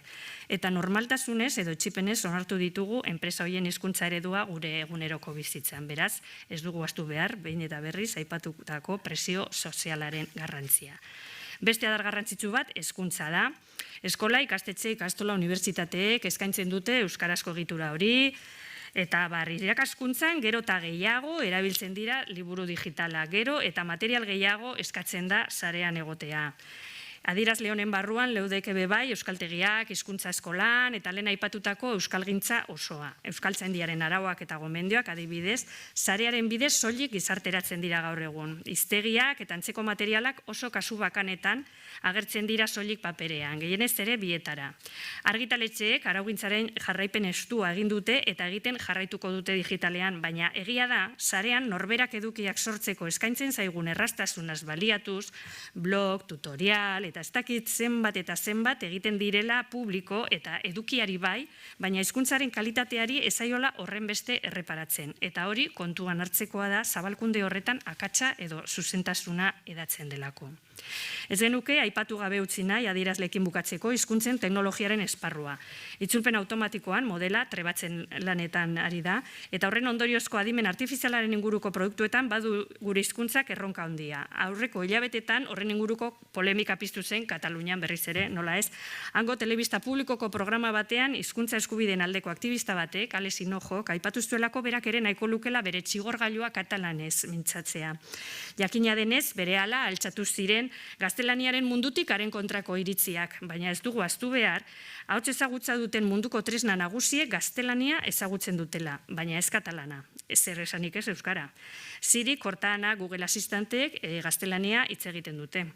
Argi ikusten da bada, eguneroko bizitzara jauzi egin dutela gailu horiek, ez direla soilik ko diseinatu. Oraindik ez dakigu noraino zabalduko den ahots bidezko laguntzaren bidea, baina erronka hor daukagu. Adirazleen inguruko zertzeladak ikusita, azken urteotan, aurrerakada nabarmena eman dela aitortu behar da. Urte gutxiren buruan, azkartu egin da Euskara zerbitzua, informazioa, edukiak sarean ematearen beharra, eta bide horretan jarraitzea dagokigu. Hasieratik Euskaraz eskaini den guztia eskerronez jaso dugu euskaldunok, baita hala moduz emandakoak zirenean ere. Baina uste dugu, hainbat urteren ostean, maila bat igotzeko eta eskatzeko moduan gaudela. Eta horregatik presentzia bai, baina zuzentasuna eta egokitasuna irmotasun handiagoz eskatzeko unea iritsi da. Biak dira garrantzitsuak. Horregatik aztertu behar da, sareko estandarra nola erabiltzen dugun. Uzei eta Euskaltzaindia elkarlanean aritu dira Uzeiren sorreratik bertatik, eta zeregin horretan, lankide garen heinean, araugintza barneratzeaz gain erabili eta horren zabalkundea egitea egonda hasieratik gure helburuen artean. Uzeiren lan esparrua zein den kontuan hartuta, nagusiki lexikoari eta terminologiari erreparatu diegu. Erabilera eremu urriko hizkuntza da gurea, eta alderdi normatiboan aurrera pausoak handiak egin ditugu, bai, baina ez dugu erritmo bera mantendu normalizazioan eta ezarpenean. Horregatik iruditzen zaigu, hain zuzen ere, ezinbestekoa dela eskaintzen den horren kalitatea bermatzea. Araugintza landu da azken urteotan, Euskara Batua sortu zenetik. Azkarra, baina azkarragoa izan da estandarizazioa alderdi normatibotik, eta orain lan ikaragarri horri etekin handiagoa ateratzeko garaia iritsi da. Horregatik uste dugu euskalgintzan gabiltzan hori bereziki dagokigula hori guztia zabaltzea eta erabiltzea. Transmisio lana egitea alegia. Eta horretarako bitarteko ezin hobeak dira sarea eta teknologian oinarritutako baliabide eta tresnak. Alde batetik iruditzen zaigu erakusten edo eskaintzen dena zuzena izatea dela gutxieneko baldintza. Beste edozein hizkuntzatan gertatzen den bezala, baina gurean garrantzi berezia hartzen du horrek izan ere, zuzentasun horrek soilik bermatuko du erabiltzaileek aurrerantzean ere forma egoki horiek erabiltzea eta zenbait hitz behingoz normalizatzea eta zabaltzea. Ezinbestekoa da gure estandarra finkatzeko. Hartara, eredugarri izan behar dute esaterako euskarazko Wikipediak, gogoratu, 30 milioi bizita. Eredugarriak izan behar du hezkuntzatik hezkuntzan dihardutenen iristen zaizkigunak. Eredugarri izan behar dute euskarazko komunikabideak, gogoratu, ekimeneko 23 milioi bizita. Erreferente eta erreferentziazko izan behar dute hizkuntzaren ikuspegitik. Euskaldunengana edo etorkizuneko euskaldunengana iristeko duten ahalmen hori baliatu eta biderkatu behar dugu hain zuzen ere araugintza eta zuzentasun horren transmisio egokia egiteko. Zuzentasun hori bermatzeko 1001 tresna sortu, egokitu eta garatu dira gurean. Alderdi ortografikoa, lexikoa, itzulpengintzaren eremua edota sintaxia zein gramatikazko oinarrizko puntuak lantzen eta errazten dituzten tresnak. Baina argi dago ez dugula lortu behar bezala ezagutaraztea eta haien erabilera masiboa sustatzea. Horren adibide dira aipatutako adierazle hoien eremuko testuak aztertuz lortutako emaitza. Ariketa bat egin nahi izan dugu, gaur egungo euskaldunok sarean aurki dezakegun euskararen argazkia lortzeko. Aipatutako 8 adierazle hoietako testuen lagin bat hartu eta gure tresnak erabiliz aztertu ditugu. Useik sortutako Obelex eta Idite erabili ditugu. Obelex zuzentzaile ortografiko eta lexikoa da, Word zein LibreOfficeen erabil daitekena, eta Idite lexiko egiaztatzaile profesionala. Testu mas handiak analiza ditzake eta ez du formatoren aldetik mugarik ezartzen. Hartara, fitxategia kargatu edo kopiatu eta itxasi egin eta dokumentuaren txostena eskuratuko dugu. Analizi ortografiko hutsa egiteaz gain, Euskara estandarrean zuzenak ez diren formak detektatzen ditu eta aukera zuzena proposatzen du. Lexiko orokorraz gain, terminologia ere kontuan hartzen du. Euskara Batuaz idatzitako testuak dira denak. Bertan aurkitu ditugu. Grafia ez estandarrak, lexiko aldetik akatsak, oinarrizko sintaxian nutxak, lexiko espezializatuan toponimian, pertsona izen historikoak, eta nola ez, errore tipografikoak. Hor, gutxi batzuk ekarri ditugu ona, baina batez ere nahi dugu arreta jartzea noiztik diren arauak. Duela 10, 15, 20, 25 urte araututako formak dira, ez genuen euroa ere erabiltzen garai horietan. Testu hauek idatzi dituztenek eduki aldetik ezagutza egokia izango zuten, noski, baina azken 20 urteotako araugintza ez dute barneratu. Eta hori kezkatzekoa da euskararen normalizazioaren aldetik. Paperezko liburu tradizional batean halakorik elitzateke onartuko gaur egun. Paperak zekarren kontrol hori ez dago sarean. Dena da berehalakoa, azkarra eta ziztu bizian edatzen da. Batek baino gehiagok pentsatuko du txikikeriak direla hoiek, baina inguruko hizkuntzetan akatsak asaldagarriak, barregarriak, egiten zaizkigun bitartean, gurean, ulergarriak, onargarriak, ulertzen da, ikusten da, normaltzat jotzen ditugu.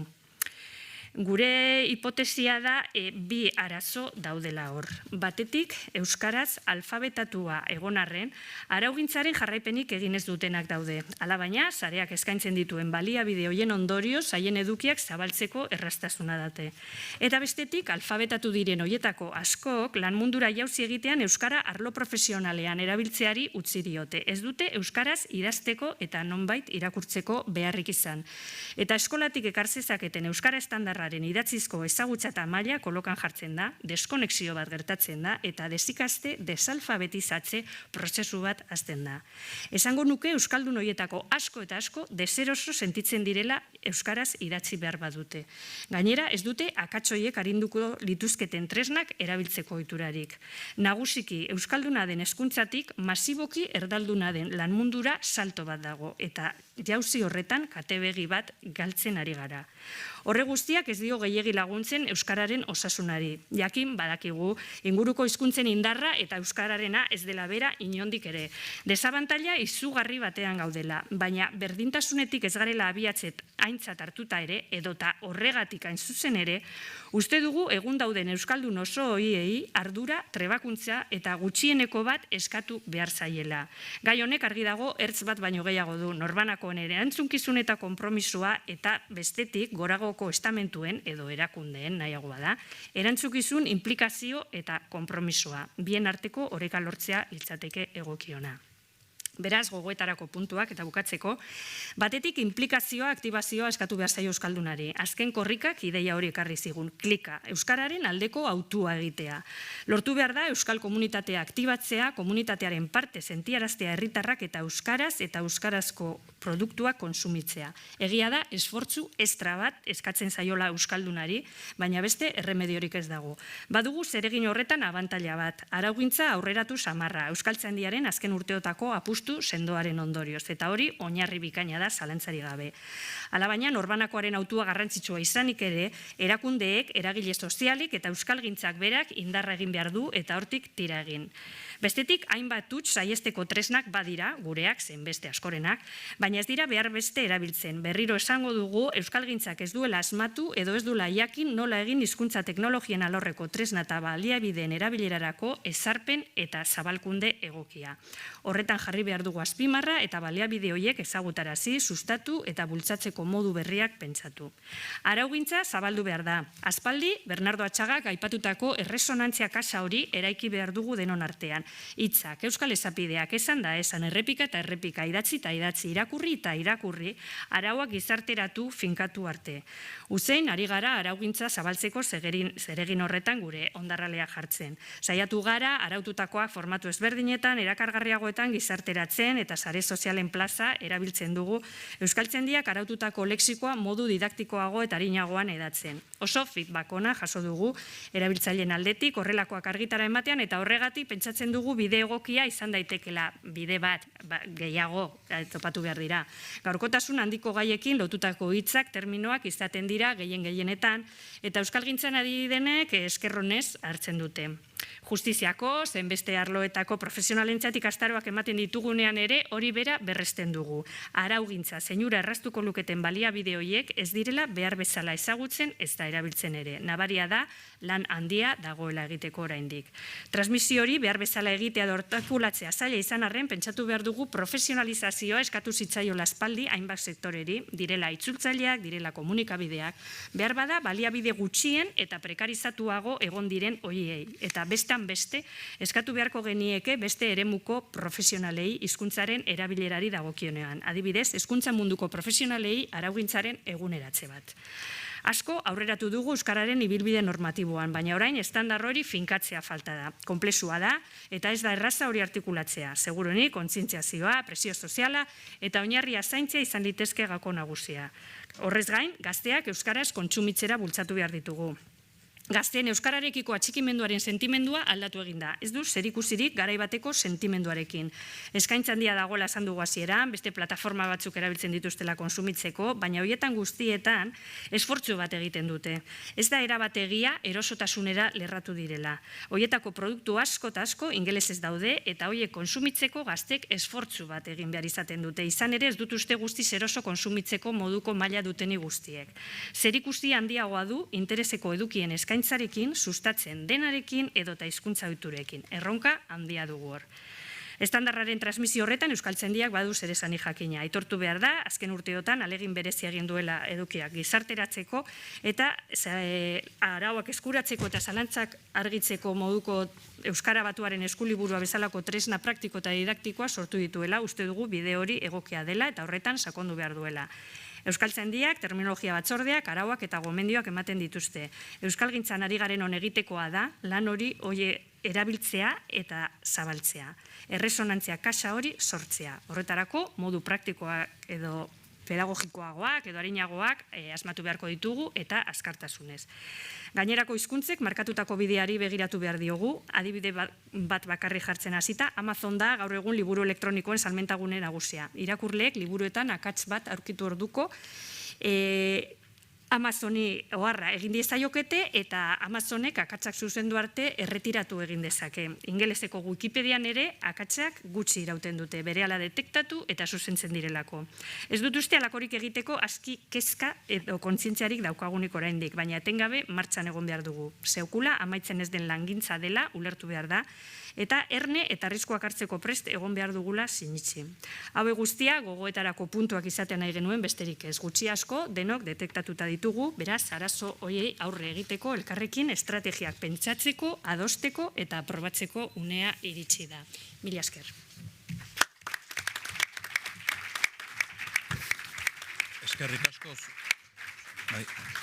Eskerrik asko zuri, Ainhoa, eta orain hitza emango diogu Josu Astiriari. Josu Astiria humanitateak enpresan lizentziatua da, antolamendu eta kudeaketa aurreratuan masterra.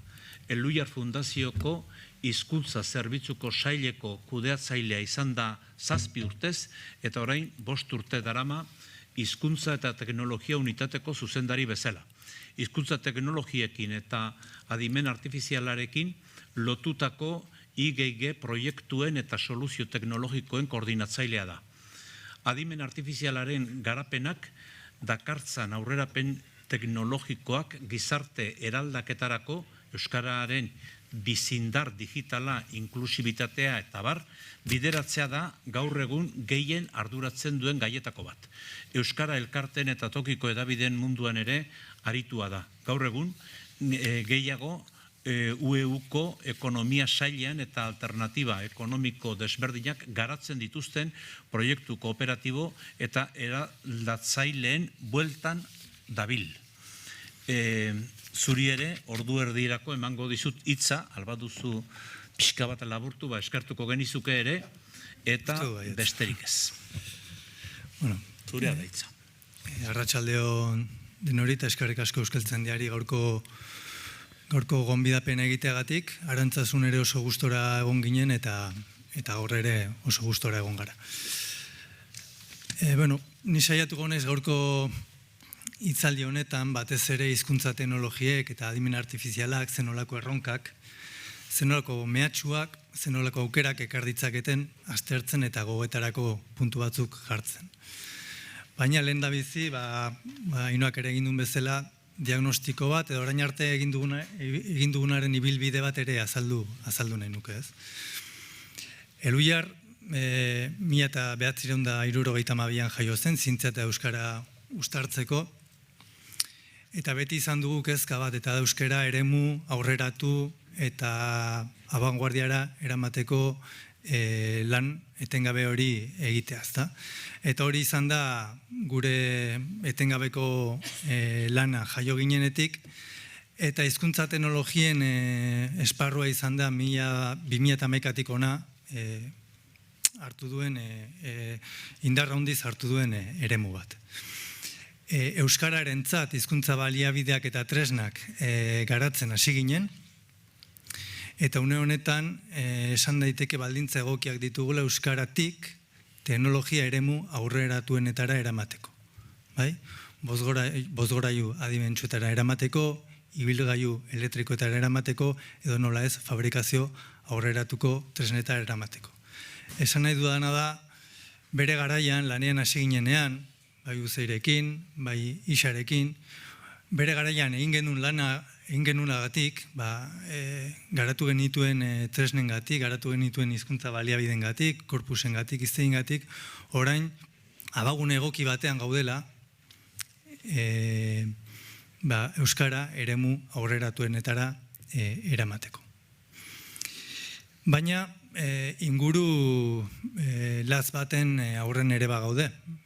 Islandiako gobernuak kezka handiz bizi du adibidez, naiz eta estatu hizkuntza bat izan, eta bere estatu batek duen indar juridiko bat izan, kale erabilera asko jetxi delako gazten artean, ez? Eta zergatik jetxi da batez ere, ingurune digitalean ingelesa delako nagusi, eta ingelesak Islandiera ordezkatzen ari duelako. Eta ingurune digitalean eraman den aldaketa hori, kale erabilerara, kalera eta etxetara zabaltzen ari da. Orain dela urte bete, Europako Parlamentuak txosten bat onartu zuen, onarpen handiarekin, eta txosten horretan, orduzu atzean, esaten da, hizkuntzen arteko arrakala digitala geroz eta handiagoa dela. Hau da, Europako Parlamentuak ere oso kezkatuta dago bere estatu hizkuntzen eta beste hizkuntzen arteko arrakala handitzen ari delako eta ingelesa jaun eta jabe delako momentu honetan. Ez da kasualidadea, Espainiako gobernuak hizkuntza teknologien plan bat martxan jarri izana, Frantziako gobernuak ere kezkatuta egotea eta adimen artifizialaren inguruko plan bat jarri izana, eta Islandiako gobernuak ere ia 4 milioi euroko inbertsio bat egin nahi izana hizkuntza teknologiak garatzeko. Baina, instituzioak eta erakunde publikoak ere planak eta baliabideak jarri behar dituzten arren, guk ere gure lanak egin behar ditugu eta orain arte jardun dugun ibilbide horretan, teknologiak eta teknologian aurrerapenak ekartzen dizkigun onura guztiak baliatzen. Eta esan dut, une egokian gaudela, bere garaian egin genuen lanagatik eta azken urtetan egin dugun lanagatik abagune egokian egon gaitezkela, eta adibide bat jarriko dizuet itzulpen automatikoan azkeneko urteotan egin dugun bilakararen adierazle bezala. Hemen esaldi baduzue markatuta, los profesores de secundaria ya informan de que los alumnos de 15 años mantienen conversaciones de recreo enteras en inglés. Orain dela, ez dakit, izango nuke 10 urte edo inguru, matxinek erregletan oinarritutako itzultzaile automatikoak honela itzultzen zuen. Irakasleek bigarren mailakoz jadanek informatzen dute 15 urtez ikasleek olgetaren osoak elkarrizketak mantentzen dituztela ingelesez. Goratu. Los profesores de secundaria ya informan de que los alumnos de 15 años mantienen conversaciones de recreo enteras en inglés.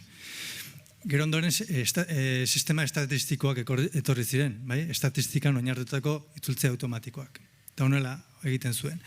Jakinarazi dute da bigarren hezkuntzako irakasleek ikasleak 15 urte ingelesez hitz osoak dira.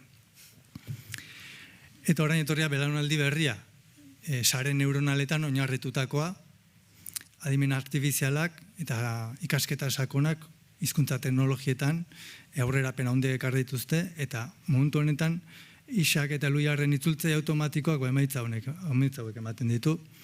Bigarren hezkuntzako irakasleek jakinarazi dute 15 urteko ikasleek jolas elkarrizketa osoak izaten dituztela ingelesez.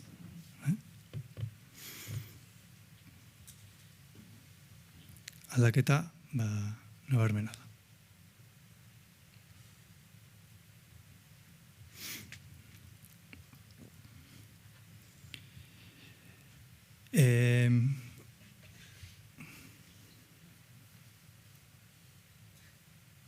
Osa gaizkin dudala, ez?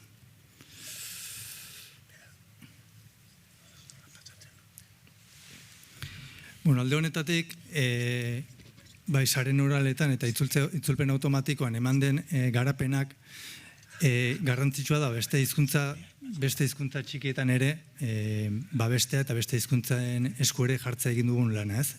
Eta hortan bi proiektu martxan jarri ditugu, batetik Digital Language Diversity Project, lehen agian Benaseteke kontatuko zuena, edo bestela Interreg Poktefa Europako proiektuan dugun Linguatek proiektua, ezta? Bertan, Euskararentzat egin diren garapen teknologikoak bai aragoiarentzat eta bai okzitanoarentzat eskuragarri eta transferitzea da egitasmo horien helburua. Eta hori da, azken finean euskerak ere ekarri dizkigun onura teknologikoak beste hizkuntzentzat ere izatea onuragarri eta langintza horretan gabiltza azkeneko urteotan. Adibidez, euskararen eta okzitenaren artean hainbat baliabide eta hainbat tresna garatu ditugu azken urteotan. Gogoetarako, hemendik aurrera zer aukera edo ze eszenatoki ekarriko dizkigu adimen artifizialak eta ikasketa sakonak euskararen eremuan. Eta hemen, labur bildu nahi ditut, hainbat puntu uste dut garrantzitsuak izan ditezkenak. Alde batetik, internet euskararen erabileraren behatoki gisa indartuz joan daiteke, joango da, eta euskara nola erabiltzen den eta zenbat erabiltzen den hau jakiteko ezinbesteko tresna izango du.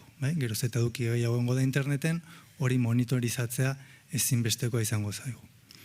Bestalde batetik, adimen artifizialak neurona sare neuronalen eta ikesketa automatikoaren bidez, aukera teknologiko berriak ekarri ditzake eta teknologiak hobetuz joango dira. Beste eszenatoki bat, datu errealetan oinarrituta ikasten dute hizkuntza teknologiek.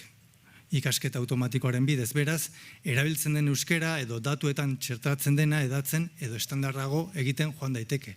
Hau da, makinetan, datu baseetan txertatzen dugun, euskera txertatzen ditugun datuak gero isla izango dute.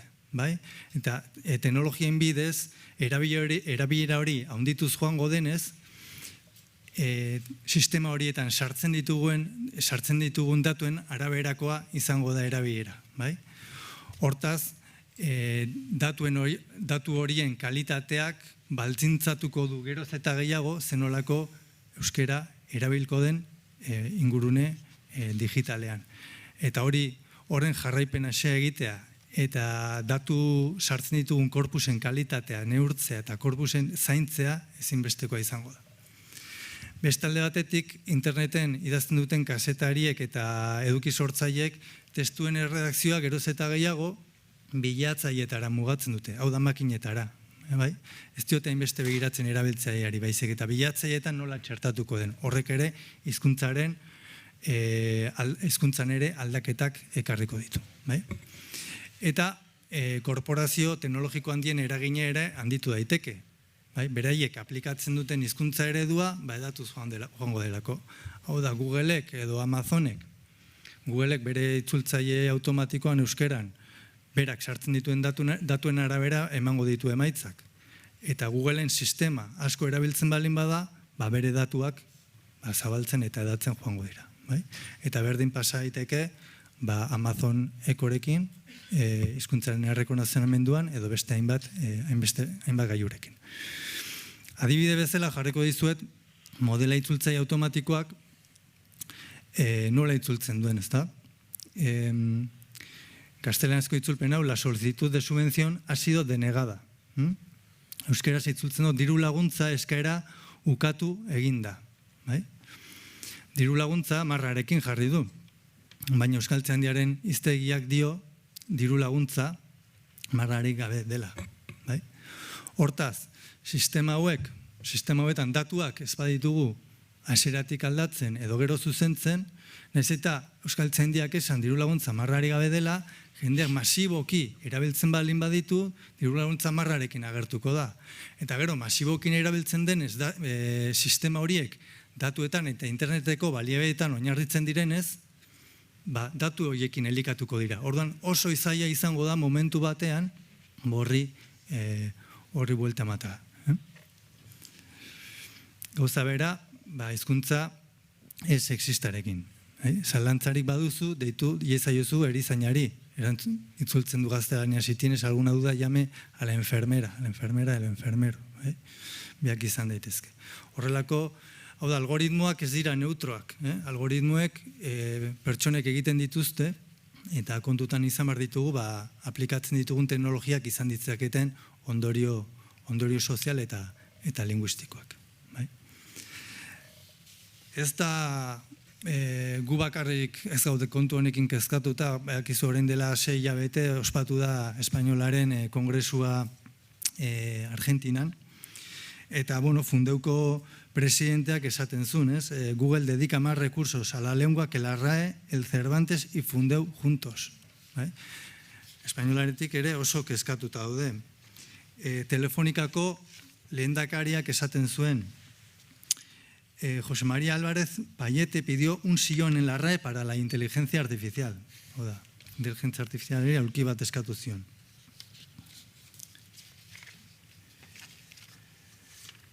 Kezka gehiago. Dado el crecimiento vertiginoso de los programas de reconocimiento de voz, en el futuro podríamos tener niños con acento Alexa o con acento Siri.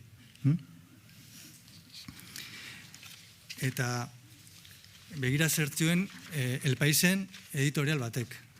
El Paisek. Españolas ari dira, ¿Hablan los robots correctamente español? ¿Existe alguna vigilancia para conservar la unidad de esta lengua en las interfaces de voz, cuyo uso se generalizará cada vez más en la llamada Internet de las cosas? ¿Se han establecido mecanismos que reaccionen ante el riesgo de que los algoritmos viralicen errores que podrían llegar a consolidarse con el tiempo? ¿Cómo se puede contribuir a que las máquinas no empobrezcan la riqueza de un idioma que se habla con matices diferentes en distintos lugares? Son muchas las cuestiones que están sobre la mesa en un entorno donde resulta demasiado frecuente llegar tarde o fracasar por falta de recursos. Espainolarekin duten kezka euskararekin ere, bestekoa edo gehiago izan dezakegula uste dut. Bukatzen joateko, aipatutako eszenatoki zenolako aukerak, zenolako proiektuak plantatu daitezke aurrera begira, hemen ideia batzuk. Hizketaren ezagutzaren bidez, ikusentzunezko edukiak transkribatu eta ahozko erabileraren azterketak egin ditzakegu. Euskararen erabileraren neurketa fintzeko testu masa handien tratamendu automatikoa eta adimenduna egin dezakegu. Web korpusen sailkatze automatikoa egin dezakegu. Itzulpen automatiko neuronalarekin euskara beste hizkuntzekin lotu dezakegu, ez bakarrik espainerarekin, frantsesa, ingelesa eta beste hainbat hizkuntza. Neurona sareak eta ikasketa automatikoa zuzentzaileetan txertatu dezakegu, estilo eta gramatika akatsak zuzentzeko, euskararen erabilera inklusiboagoa bultzatu dezakegu, hizkuntza baliabideak eta tresnak egokitzeko. Esparru guztientan lan egin dezakegu. Amaitzeko hiru proposamen orokor nolabait hizkuntza teknologiek eta adimen artifizialak ekartzen dizkigun abagune eta erronka hauei erantzuteko lagundu dezaketenak. Eta alde batetik, ingurune digitalean euskararen erabilera neurtu, monitorizatu eta aztertu beharra dago. Internet, korpus gisa intentsiboki ustiatzea teknologiak eta baliabideak hobetuz. Internet, ingurune digitala monitorizatu eta horren jarraipen berehalakoa egitea. Bestetik, hizkuntza teknologien eta adimen artifizialaren inguruan berariazko plan bat garatzea Eusko Jaurlaritzak. Beste hainbat herrialdetan eta estatuetan bideari jarraikiz. Badakit, urratsak ematen ari direla eta laster agian izango ditugula berri onak. Baina beste estatuetan egiten ari dena eta beste hizkuntza batzuk egiten ari dena euskararekin ere egin beharko genuke. Eta amaitzeko, Euskal Herriko ikerketa zentroak, hizkuntzen industria eta Euskaltzaindia bezalako erakundeak indartu behar dira teknologiaren eta datu linguistikoen garapenean ez jabetzan subiranoak o subiranoagoak izan gaitezen. Hizkuntza batentza bere garapen teknologikoa giltzarria balin bada, datuak gaur egungo petrolio balin badira, beharrezkoa da datu horiek, datu linguistiko horiek, informazio guzti hori hemen egotea. Eta hemen izatea jabeak, teknologiaren jabeak. Eta horretarako nik uste dut kanpora begira jartzen garela askotan, baina hemen baditugula entidade eta ikerketa zentro indartsuak. Azkeneko urtetan erakutsi dugu gure almena eta gaitasuna zein den, eta epeluzeko begiradarekin nik uste bertako ikerketa zentro eta entidateak bultzatzea oso garrantzitsua izango litzatekela. Eta mukatzen da nire hitzaldia, eta eskerrik asko.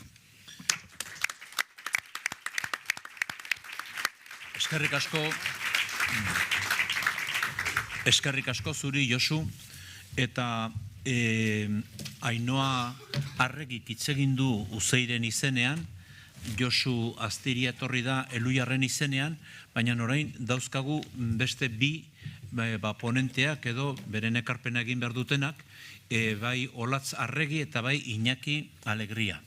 Eta beren baimenarekin, eskatu diet, hitz egingo dut gehiago kasu honetan isa taldeaz, hauek isa taldearen izenean datozelako, beren personataz baino, naiz eta badakidan nongoak eta noren senide diren eta hori guztia. Merezi duelako isa taldearen aipamen bat egitea eta bide nabarrean baita ere beren ekarpenak egin dituzten beste bi erakunde ordezkatuenak. Euskal Herriko Unibertsitateko Informatika Fakultatean Euskararen gaineko ikerketa aplikatua da isa taldearen xede nagusia. Baina beste hizkuntzen inguruko ikerketa eta produktuen garapena ere sartzen dira bere eginkizunen artean.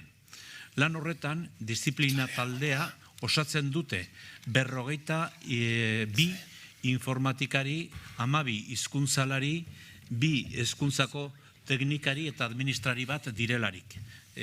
Urte hauetan zehar, izan du dira ere gehiago eta gainera sarean daukazuen informazioan hor agertzen dira argazki zabal batean. Harremanak dituzte beste eragile eta erakunde askorekin. Irakurriko ditut batzuen batzuk eta lehendabiziko galdera aurreratuko diet, hementxetik bertatik, beren ekarpena edo hitzaldia bukatzen dutenerako.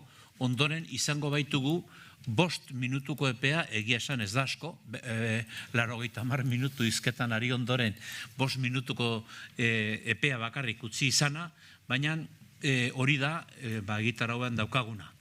Esan bezala, isa taldeak beste talde askorekin ditu hitzarmenak eta harremanak. Aola Biker taldea, Eleka, Eluiar, Robotiker, Plazagune, Uzei, UEU, Euskaltzaindia, Berria, eta galdera da, eta ez aldaukazue Nafarroako Unibertsitate Publikoarekin edo Nafarroako erakunderen batekin harremanik, baina hori ondorerako bakarrik, ondorerako gelditzen da. Aplikazio eta tresna erabilgarri asko egin dituzte eta erabile bat gehiago bezala eskerrak eman besterik etzaigu gelditzen zeren eta Euskararen munduan alde batera edo bestera mugitzen geranon artean nork ez dugu xuxen erabili eta nork ez gara baliatu gure lantxoak edo zuzentzeko horrelako tresnaren batetaz. Tresna horiek sortzen ibilia da isa taldea eta honekin eta besterik gabe ematen diet hitza Olatz Arregi eta Iñaki Alegriari. Biok daukazue ordu erdi bat. Nola banatu edo zuen artean nola moldatu zuek erabaki. Eskerrik askot zuena da hitza. Mila esker Patxi, aurkezpenaren gatik, mila esker Euskaltzaindiari, konbidatzeagatik. Gau isa baino, hori ikusten duzue, hitz zentroaren ordezkari gatotzela. Azken urtean EHUn barruan sortu den zentro sail moduko bat administrazioaren barruan, AOLAP eta isaren artean osatu duguna, eta etorkizunari begira nahi duguna elkarlanedako gune bat izatea, etortzen den uholde honi begira. Bueno, hasi baino lehen, godatzea ez dela esan behar teknologia berriak. Duela 25 urte, Euskaltzaindiaren kongresuan, egon ginen talde moduan, Miriam Urkia eta Itziar Adudiz etorri ziren, Patxi Petlirenak gazte zenean ikusten duzu egin zula kronika, eta baita ere, zenbaki bodobilen hildotik, esan behar da, justu hilabete honetan, zuzeneko 25 urte beteko ditula.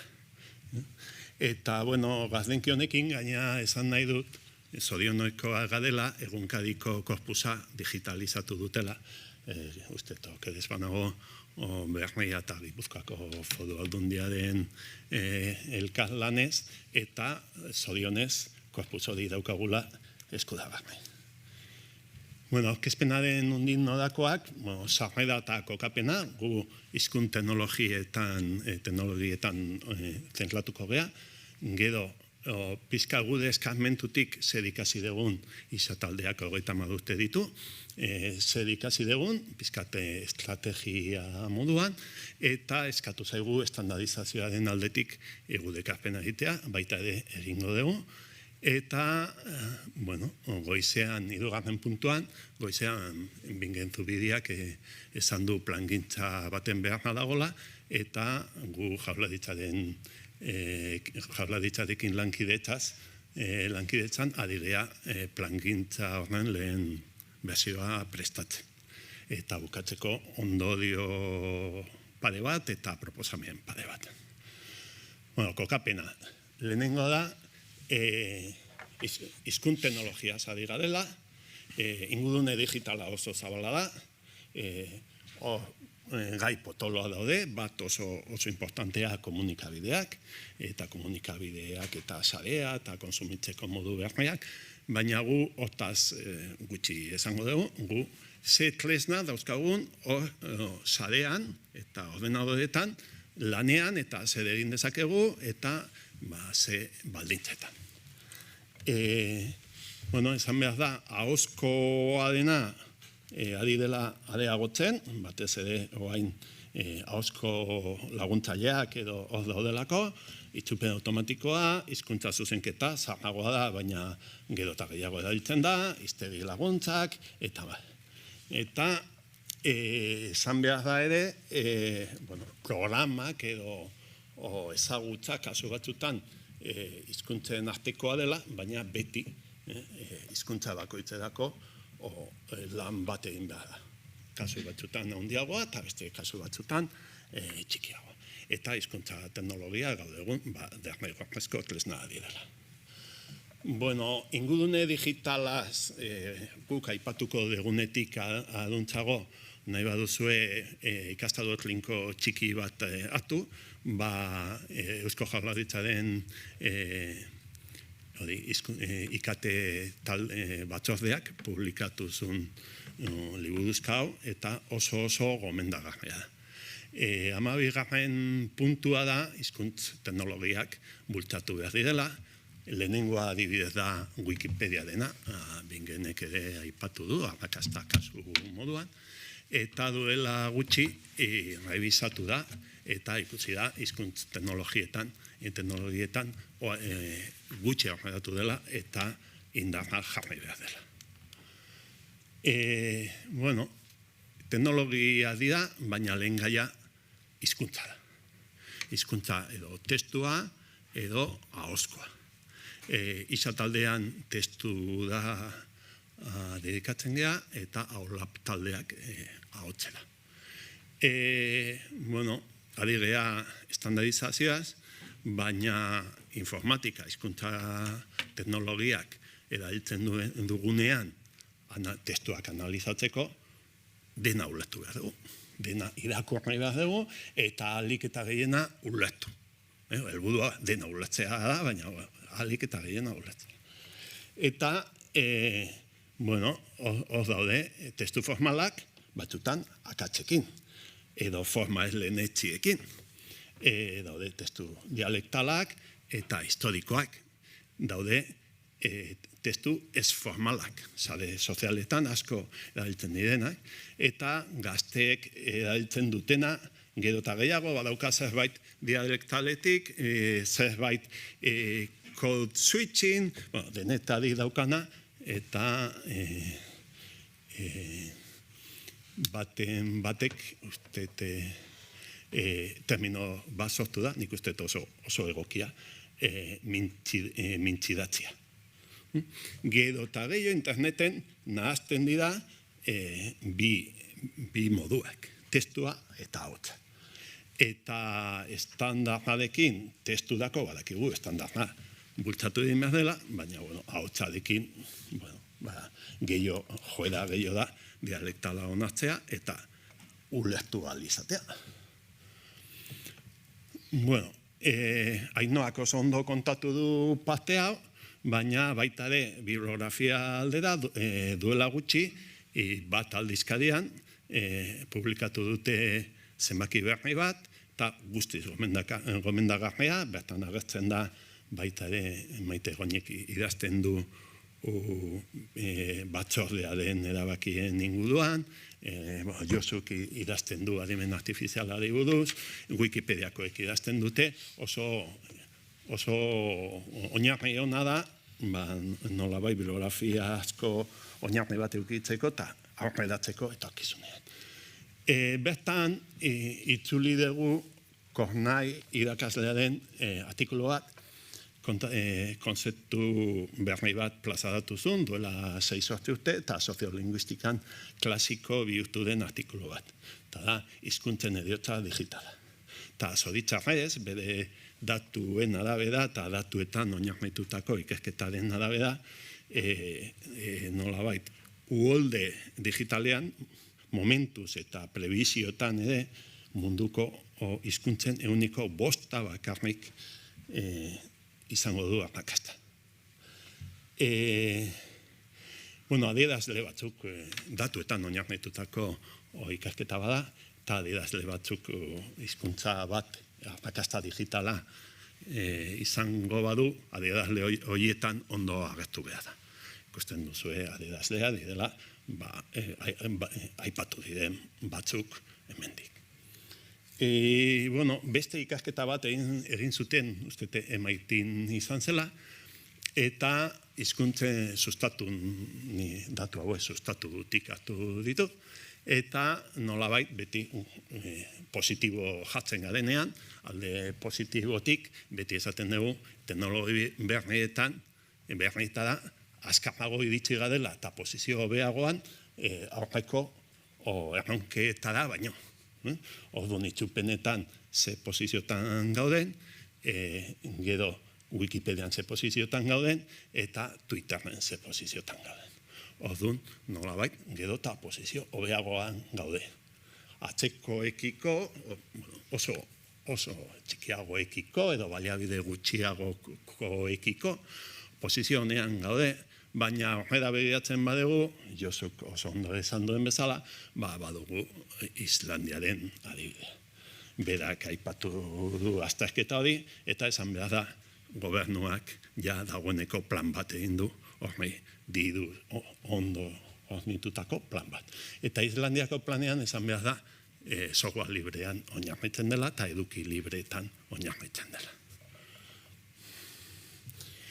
Teknologiaz, esan dut hortan zentratuko nintzela, azterketa sakon bat egin zen 2012, gu tartean egon ginen, bai aurlak taldea eta bai izataldea, eta bertan anteratzen diren ondorioak oso interesgarria dira, gauza ez dira asko aldatua, 2012-tik, baina esan behar da, gutxi goda behar denok dakiguna. Inglesa jaunta jabe dela, gero eta gehiago, gero daude 12 bat hizkuntza, tartean Europako 8 bat, oso posizionean daudela, inglesarekiko hala ere Espainiaren kasua aipatu da, inglesarekiko ahul, eta gero egongo ginateke hirugarren multzoak. Ez da gutxi, estatu hizkuntza askorekin batera gaude, eta beste batzuk baino lehenago, baina da lasterketa bat, eta helmuga gero eta urrutiagoa da. Inglesadako egiten den guztia egin aldizatea zaila da. Bueno, barkatu. Orduan, bigarren puntua, teknologiaren bilakaera. Josuk gauza batzuk kontatu ditu, baina pizkate alde akademikoagotik edo.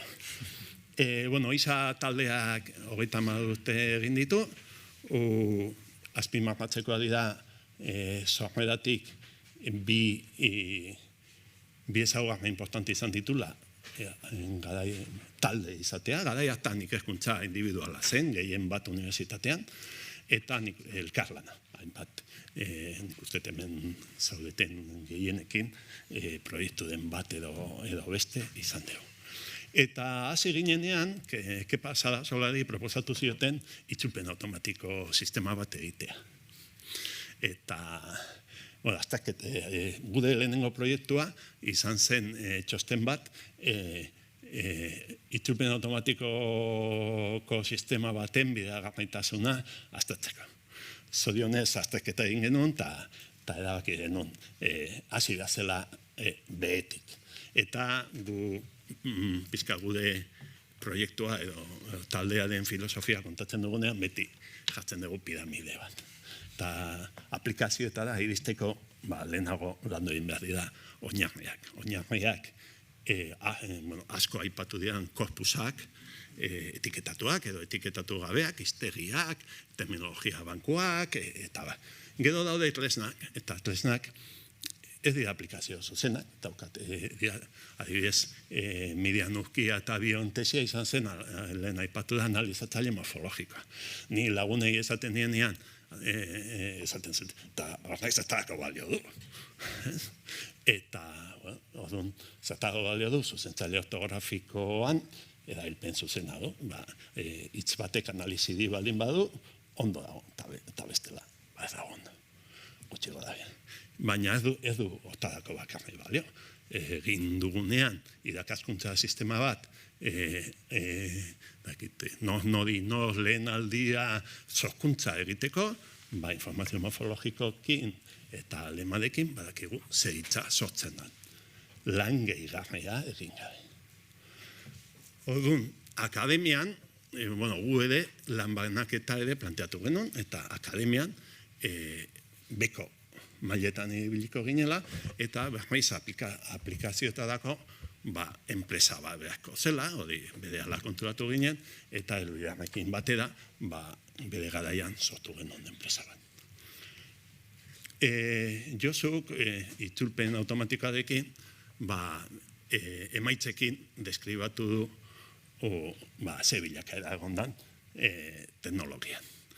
Baina merezi du ulertzea zergaitik eta nola.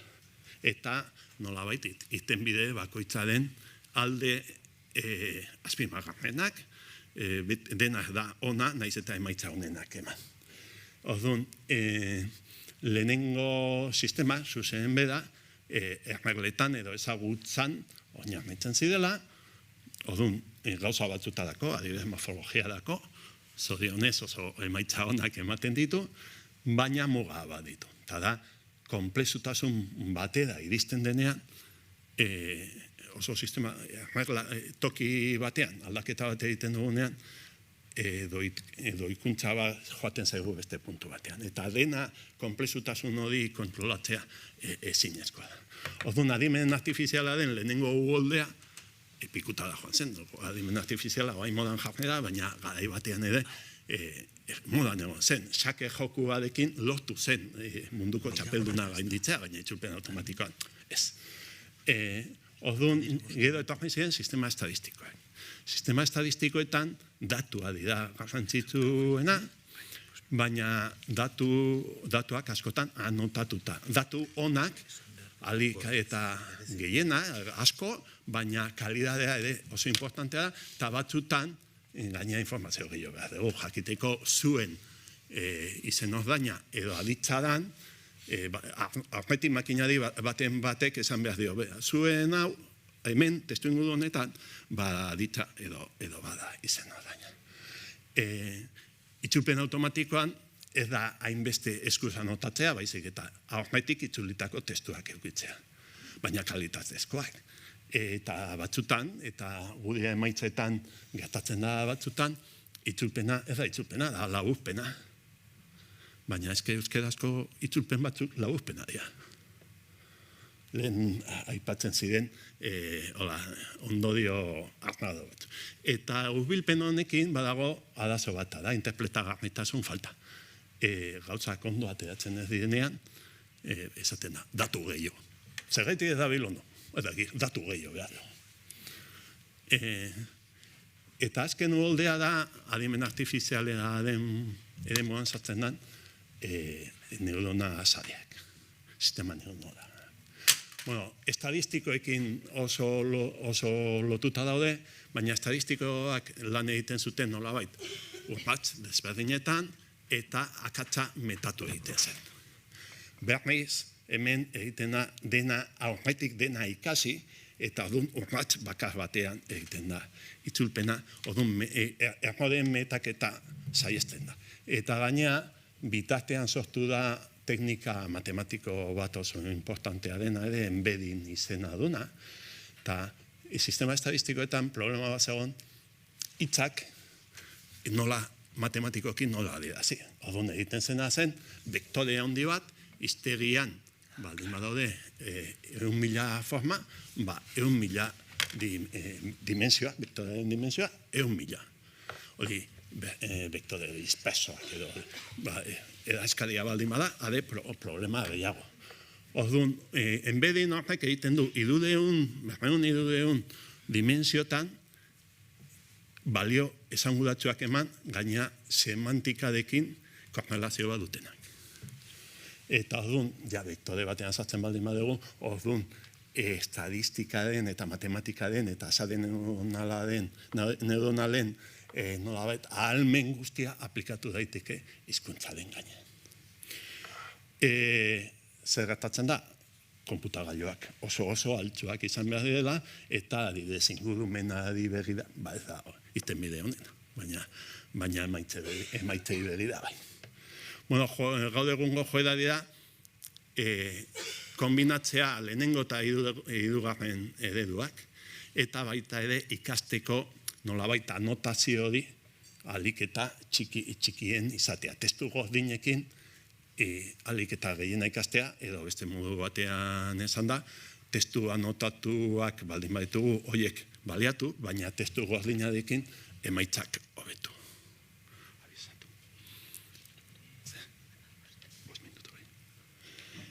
Bueno, taldean egindako, hemen ez nahi luzatuko, artikulu bat dago horren inguruan, baina esatea nolabait linguistikaren problema guztiei aurre egin diegula, zenbat eta konplexua aipatu da ambigotasunaren problema, zenbat eta handiago izan, emaitzak eskasagoa dira, baina nolabait emaitza desenteak lotzen dira arlo nolabait atal guztietan.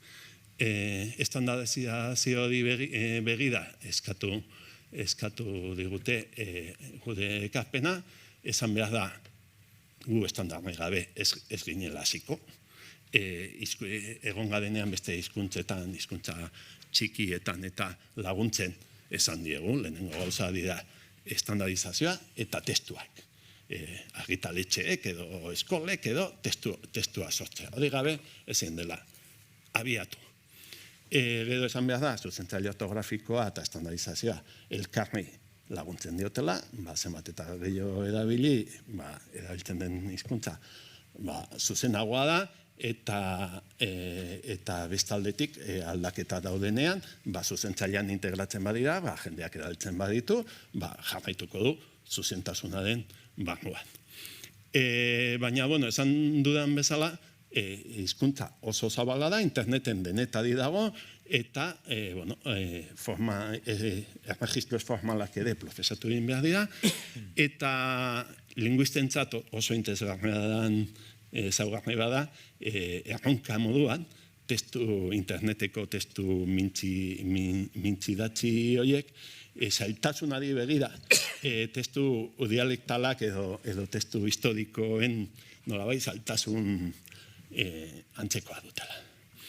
Bueno, zuzenen ibilbidea, esan behar da, 25 urte ditula, Euskal Barekin batera, Euskal Bat ez baduzu instalatuta, mesedez instalatu, itzultzaile guztiek erabiltzen dute, da arrakasta handiena izan duena, hainbat arrakasta izan du, zuzen deitzen diren asko ez dira zuzen.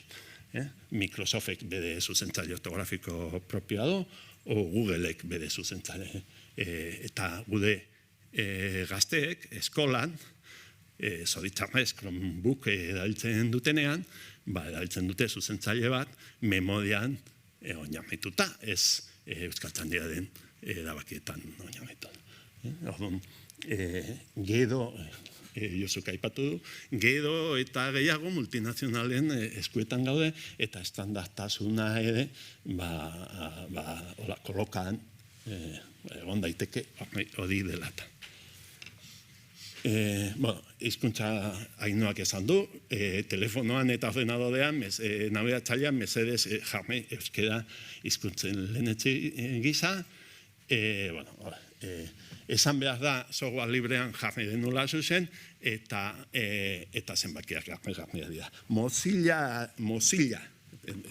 gutxik edaliko duzu Mozilla, Mozilla tresnetarako, da nabigatzeko eta posta elektroniko urte batean, ikusten duzue, 30.000 aldiz jaitsi da zuzen, eta egunero 4.500 aldiz erabiltzena. Bakarrik, produktu horretan. Bueno, nola lagun dezake hizkuntza teknologiek estandarizazioan? Modu askotan, informatikan, bezeroak esan behar du zer nahi du, gu nolabait jaia edo egiteko gaitasuna daukagu, eta orduan adibide batzuk, ikasketa sistemetan, idazlanen ebaluazioa, estandartasuna, eta jendea ikasten ari denean, eta hola, hori badaukagu tresna bat. Problema zen izan da, digitalizazioarekin lotuta, nien nekien, armaituta geratu nintzen, C bat azterketarako, edo euskaltegietan, azterketa eskuz egiten da. Eta haikako, edo udal euskaltegietak. Emango dizkiguzue benetazko idazlanak gu hortik ikasteko eta hola, eskuz egiten dugu. Nola da posible? Ez azterketa eskuza. Hori zuzendu egin behar da. Jendea euskera idatziko duenean, ez du eskuz. Batzu bai, baina jendea ez du eskuz idazten gehien batez ere lan munduan. Orduan, digitalizazioarekin dauden nola. Adibidez, euskaltzaindiarekin izan genuen proiektu bat, adibidez beste bat, transkripzio fonetikoen kodetxe aldaketa, normalizazioa eta estandarda beste. Bueno, eta bukatzeko olatzi denbora gehiagi eskentzea, jakin du diot. Gaur hemen aipatu dira proiektu asko, oso interesgarriak, baina paradigma aldaketa batean gaude. Esaten denean, libre dago. Zer dago libre? Libre dago kasu gehienetan konsulta. Baina, hori gaude egun jazda nahikoa, partekatu egin behar da eduki osoa. Euskaltzaindiak, seguruena ez du ahalmena ekonomikoa, badaukan lehengai primerako hori etekin guztia ateratzeko. Orduan, programak egitea gero eta simplea, orduan, badago jendea ideia honekin horri beste aplikazio bat egiteko eta beste bat. Eta ikaskuntza mailan, hori, zer esanik ez, oain, adibidez euskaltzaindiak atera du EHHE iztegia madabila bat, baina paperean ez du balio. Hori, konsulta garni esan du. Ni prest nago edosteko, baina ez da saltzen. Ez da saltzen. Eta euskararen jatorriaz ikasten ari den jendea, nahi baldin badu, hurbilpen kuantitatibo bat egin, hori behar du datu bazen moduan. Orduan, euskaltzaindiak igual ez du egingo, baina beste batek egin dezake. Baina otarako behar da eduki guztia eskuratu ahal izaten. Orduan, hori da proposamena, gero aipatzea lankidetzan oso esperientzia zorionez Euskal Herrian, oso esperientzia hona dauzkagu, eta, bueno, hau ezingo du kontatu, hainbat gero denbora baldin badago, hau Euskaltzaindiarekin dauzkagun proiektuak, Andonik aipatu ditu biak, eta ja.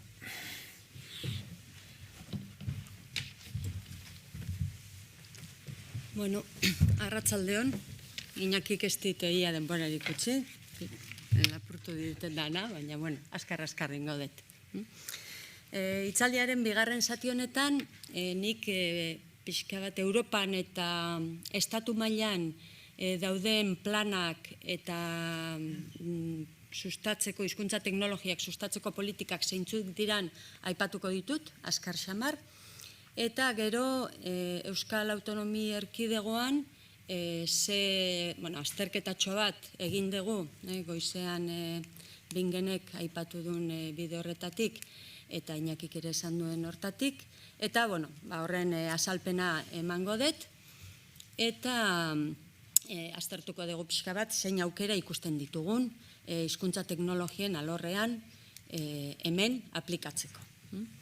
Esan beharra dago, eta hasiko naiz pixka bat Europako informazioa ematen, esan beharra dago Europan dauden hizkuntzen egoera oso desberdina dela, dana dakigun bezalaxe, eta adibide gisa hor taulatxo bat daukagu, Europako hizkuntzak dira, taula horretan ageri direnak, eta azaltzen da grafiko honetan, itzulpen automatikoan, Europako hizkuntzek zer nolako babesa duten.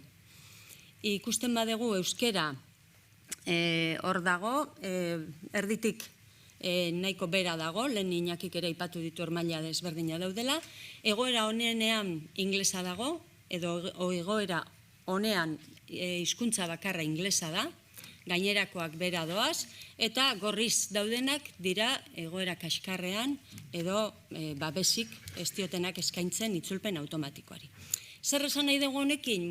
Hizkuntzen, Europako hizkuntzen egoera oso desberdina dela, eta planak ere alde horretatik ezberdinak izan behar dira hizkuntzen arabera. Hizkuntzen teknologia Europan ardatza izango da, eta inbertsio handiak egongo dira. Eta euskerak horre onbarko luke.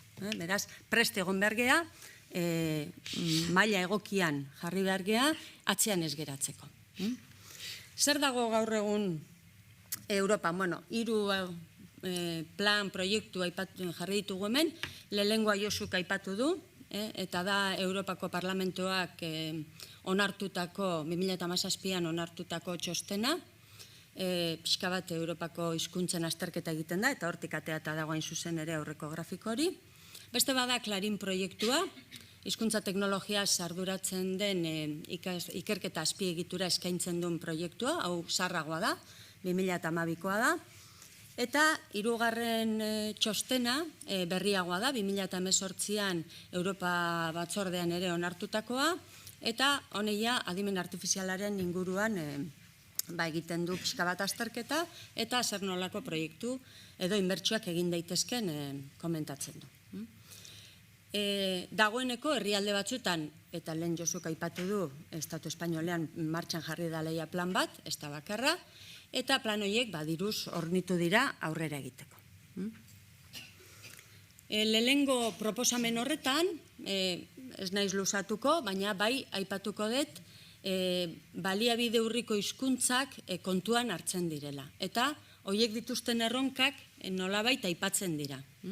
Hainbat politika planteatzen dituzte, hainbat arlotan, politika instituzionala, ikerkuntza, industria eta bar, Eta azpimarratuko nituzke bi gauza, garbi usten dute politika hauek koordinatuak izan behar direla, hau da, ez dala goitik etorriko dan politika bat eta danian berdin aplikatuko dena, baizik eta koordinazioa etorri behar da Europa estatu maila eta gero bestelako herrialde edo danadalakotan.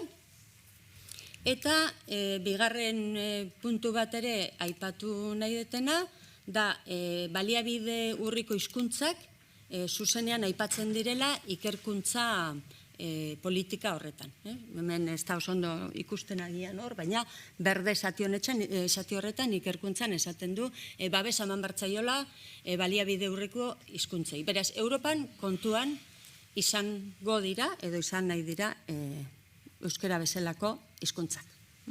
Bigarren proiektua, Clarín proiektua da, hau zarragoa da, 2012koa da, eta proiektu honen helburua da datuak, korpusak mantentzea, tresnak egokitzea, zabaltzea, eta danon eskura jartzea, nolabait azpiegitura egokiak garatuz.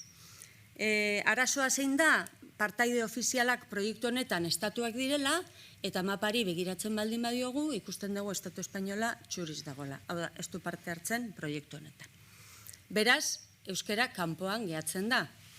Frantziak bai parte hartzen du, baina euskara ez denez hizkuntza ofiziala, ez gaude Clarín proiektuaren barnean. Beraz, hemen ere, urrats bat emateko badago. Gu, kasu honetan, Estatu Espainolaren menpe gaude. Bera izan beharko litzateke partaide. Eta hirugarren plana berriagoa dana eta martxan dagoena Europan da adimen artifizialaren plan koordinatua. Adimen artifiziala dakargonea, gaur askotan azaldu da, besteak beste adimen artifiziala oso aterki handia da, zabala da, robotika, ikusmen artifiziala horrelako gaiak barneratzen ditu, baina gehien bat hizkuntzaren prozesamendua da hor barnean dagoena.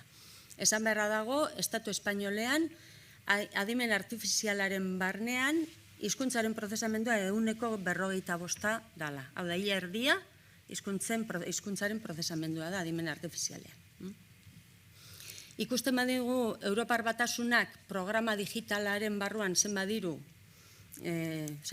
inbertsio eindun edo egingo duen, proposatzen du 9,6 bilioiko inbertsio egitea, eta alorrak ikusten baditugu dira superkonputagailuak adimen artifizialarekin eta gaur egungo Iñakik planteatu ditun deep learning eta horrelako modu berriak, laneako modu berriak horrekin oso lotuta dagoen alorra da, trebetasun digitala, erabilpen digitala, adimen artifiziala, beraz, 9,6 bilioiko hortatik parte handi bat hizkuntzaren prozesamendura dijoa. Beraz, importantea da prest egotea. Estatu Espainolera jauzia eginez, bi aipatuko ditugu hemen momentuan martxan dauden politikak, bat, Plan de Impulso de las Tecnologías de Lenguaje 2015an onartu zana, eta beste bat berriz ere adimen artifizialeko plana, aurten bertan estrategia plana baino, estrategia onartu dara. Plan de Impulso de las Tecnologías honetan, 80 milioi euroko inbertsioa aurre ikusten zen, 5 urtetarako, egia da poliki xamar joan dala diru honen gastatzea edo proiektutan eta zabaltzea, eta pentsatzen dugu luzatuko dala, bestela 2020an bukatu beharko litzateke eta ez da gastatu diru hori. Idea edozein kasutan da azpiegitura linguistikoen garapena bultzatzea, eta hor hizkuntza koofizialak barne daude. Hau da, 80 milioi horietatik ez da inun idatzita, baina esaten da erdia espainolerako izango dela eta beste erdia gallegoa, katalana eta euskerarako izango dela. Beraz, hor ere zerbait lortu nahi badegu, prest egon behar gara. Horretarako eskatzen dutena da administrazio publikoen elkarlana. Beraz, Jaurlaritzak nolabait bere partea jarri beharko luke, lortzeko Espainiak, Estatu Espainolak emango duen diru horren parte bat bintzen. Plan honetan, itsasargi proiektuak planteatzen dira, eta itsasargi proiektuak dira proiektu transversalak, domeinu ezberdinetara zabalduko liateken proiektuak, osasuna, justizia, turismoa eta bar, aurrerago ikusiko dugu honako planteatzen edo egiten ari garen azterketa horretan ere aurre ikusten ditugula horrelakoak, pentsatzen dugulako hizkuntza teknologia zabaldu behar dela arlo guztietara. Eta horrela izatea espero dugu. Plan honetan hainbat itsasargi proiektu martxan jarri dira Estatu Espainolean, bai justizian, bai osasungintzan eta bar, eta orain dela 15 egun Pedro Duque, eintzun agerraldi batean, esan zuen 15 milioi euro emango dizkiola RAEri, ez dakite gaur ez diot inori gaitu, baina, bada espada aipatzen dut, 15 milioi euro emango dizkiola, ez bakar, esaten du gaztelania babesteko eta bar, agian lehen aipatu dian arazoen jabe egin direlako, baita ere, eta horrela esaten duzu zenean, ikerketa adimen artifizialaren alorrean eta teknologiaren garapenean egin bultzatu nahi dalako. Beraz, hor ere dirua izango da. Beraz, euskerak, garbi eduki behar dugu, euskerak horrelako itsasargi proiektutan parte hartzeko, behar dula hemengo administrazioaren akordioa. Adimen artifizialako estrategia, pixkat bereizteko lehenengo planteatzen da estrategia honetan egiten da azterketa, eta gero definitzen da plana. Eta ja planean zehazten dira, zer diru laguntzak, ze proiektu eta ze gauza ateako dian. Orduan, estrategia honetan ardatzak dira adimen artifizialeko zentroak bultzatzea, beraz, hori ere aurre ikusi behar dugu hemen, ezagutzaren transferentzia, eta formakuntzari ere garrantzia handia ematen diote. Hauek aipatzen ditut, segero hemengo planean ere, pixka bat hauei, puntu hauei, ardatza hauei helduko diegu. Hau bakarrik ikusteko arlo guztietan, estrategia honetan dagoen taula bat da, fijatzen basarete arlo guztietan hizkuntza teknologiak daude. Beraz, oso garrantzitsua da, adimen artifizialaren barnean, hortaz ari garenean, garbi eduki behar dugu hizkuntza teknologiez ari garela. Ere.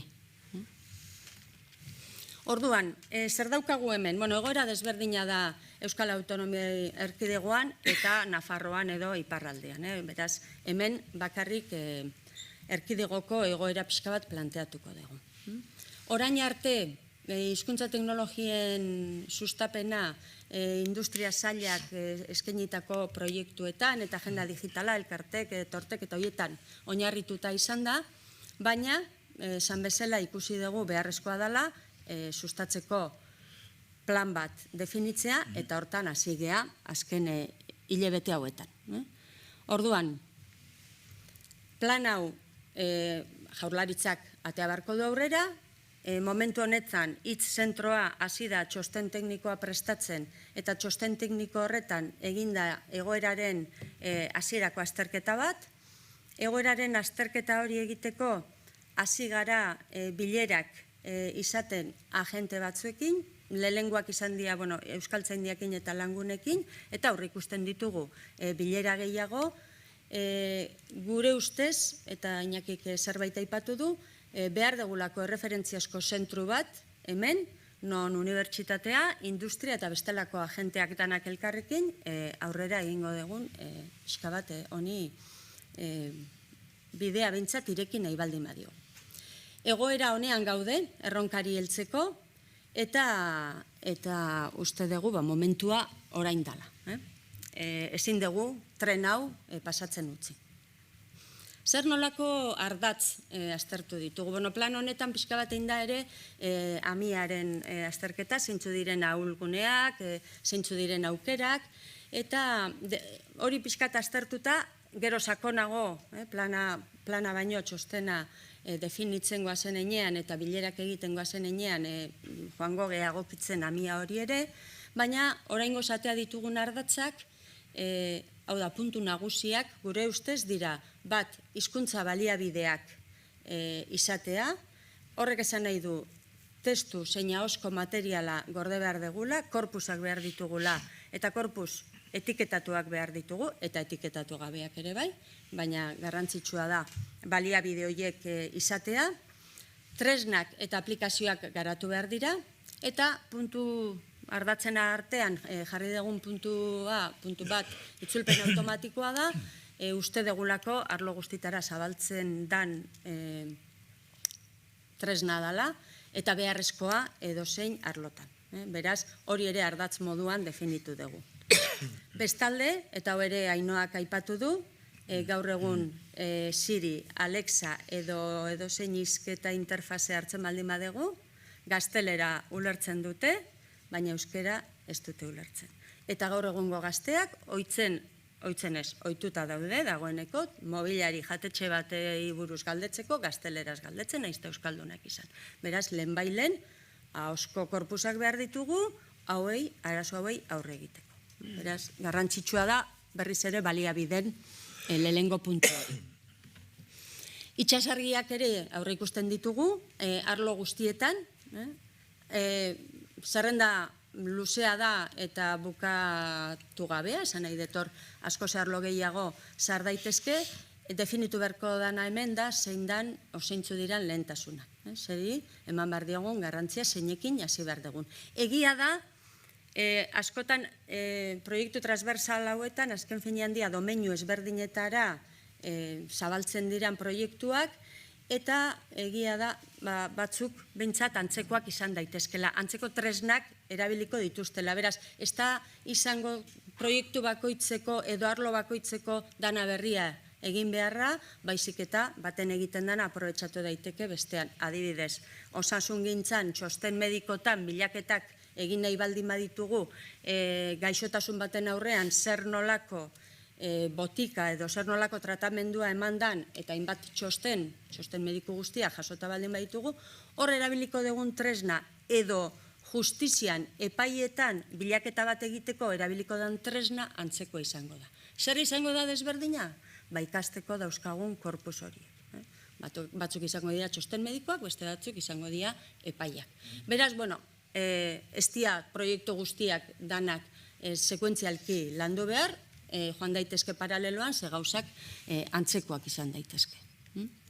Eta ezin dugu ahaztu behar ikerkuntza eta formazioa, eta esan dugunean egoera honean gaudela, esan beharra dago. Hizkuntzaren azterketaren prozesamenduaren arloan, master bakarra dagoela estatu mailan unibertsitate publikoan, eta hori EHUn dago, isataldeak bultzatua. Adimen artifizialaren alorrean, ez dago gradurik unibertsitate publikoan, estatu espainolean. Eta adimen artifizialaren gradua datorren ikasturterako, martxan jarriko da informatika fakultatean EHUn. Beraz, egoera honean gaude, badauzkagu graduondokoak o graduondo ikastaroak UEukin batera, bestelako ikastaroak ere garrantzitsuak dira, ezin dugu atal hau ahaztu, ze honek ere, bere garrantzia du, jendea behar dugulako prestatua, tresna haue guztia garatzeko, aplikazio hauek garatzeko, eta lan hauek aurrera eramateko. Eta ez dago jenderik, ez dago hemen, eta ez dago estatu espainolean. Beraz, formatu behar ditugu. Beraz, hause, ez gaude, egoera txarrean esan bezala, baina asko daukagu egiteko. Iñaki. Bukatzeko, ondodio pade bat, estrategikoa dela, heldu egin bazaiola, gu planteatzen dugu referentzia zentro bat sortzea, igeigen ondo gaude, enpresetan arazo bat daukagu, enpresa txikia dira, hemen inguruan daudenak, eta lehia ez da enpresa handia, baizik eta dira munduko erraldoiak. Orduan, salto ekonomikoki oso zaila da, egon dira saiakerak, baina Jaurlaritza momentu batean Sarenet edo Euskaltel erronka horiek iritsi zirenean, internetekoa edo mugikorra dena, hori inbertsio handiak egin ziren, eta guk uste dugu momentua dela arlo honetan inbertsioak egiteko. Eta Nafarroako galderari dagokionez, esan behar da, zoritxarrez, adibidez, iparraldearekin bai, ikertaldearekin nahiko lankidetza importantea daukagu, momentu honetan korpus historiko aden lehenengo urratsak ematen ari gea 15, 16 eta 17 mendeko testua profesatzen eta baina Nafarroan nolabait ez dago unibertsitatearen barruan itzulpengintza edo hizkuntza baditzako kontu batzuk badaude, egin ditugu datu truke batzuk, baina ez egotea ez du esan nahi, ez dela egongo, hori bultzatu behar da, eta Jaurlaritza aipatzen dugunean, kontutan hartu behar dugu ere, Nafarroako administrazioa eta iparraldekoa, honetara ere jarrera. Ikusi duzue hasi direla ja galderai erantzuten, orduan minutu gutxi izango ditugu pasatu zaigulako eman ziguten epea, baina hala ere galderaren bat balego, badakizue edo Ainhoa Arregi, Josu Astiria eta baita ere Ixa taldearen izenan aritu diren Olatz Arregi eta Iñaki Alegriari galderaren bat baldin badago, horixe egingo dugu, eta bestela tokia utziko diegu hurrengoei. Beste galderaino txiki bat. Zuk esan duzu 2 edo 3 aldiz, Olatz, Eusko Jaurlaritzak egin beharko lukela, plan del impulso de tecnologías de lenguaje delako plangintza horretan dagoen diru hori eskuratzeko alegina beharrezkoa delako erakundeen arteko harremana horretan. Badago, Espainian adibide bat, eta lehenago ere aipatu izan dugu, Galiziako eta Kastilla Leongo autonomien artean hizkuntzari buruz, gallegoari buruz, hain zuzen ere, Zamora eta Leon saietxean hitz egiten den galizierari buruz, lehenago ere aipatu izan dugu gai hori.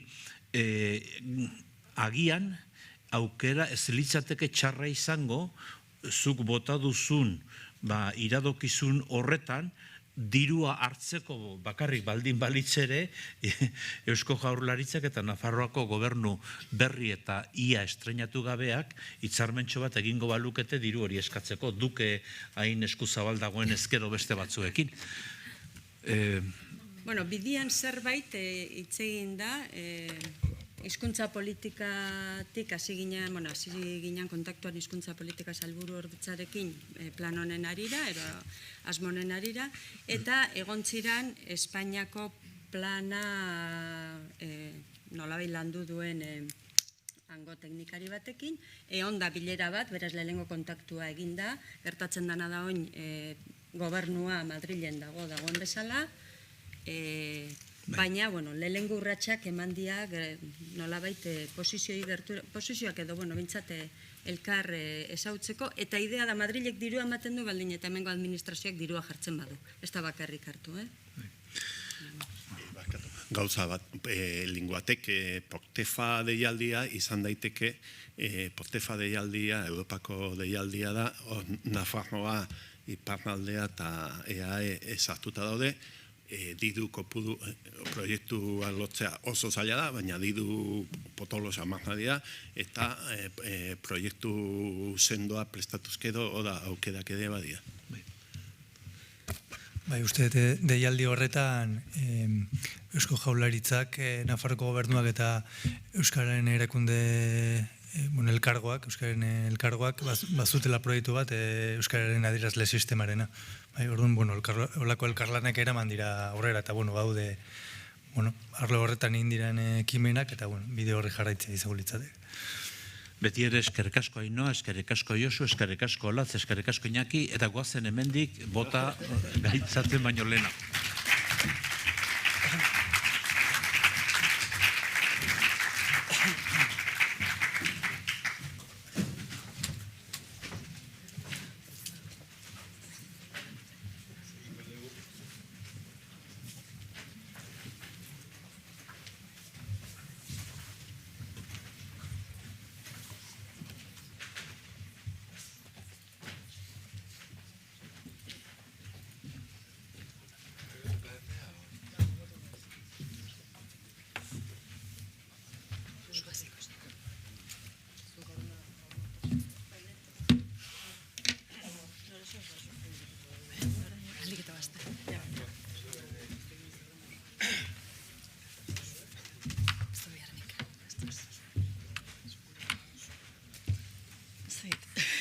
igual bai.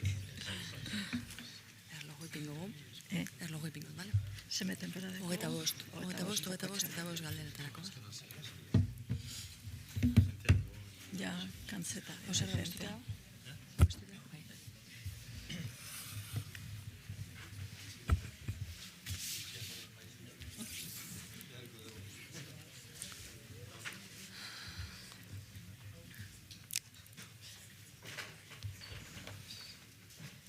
Benetan beste zer ikusten,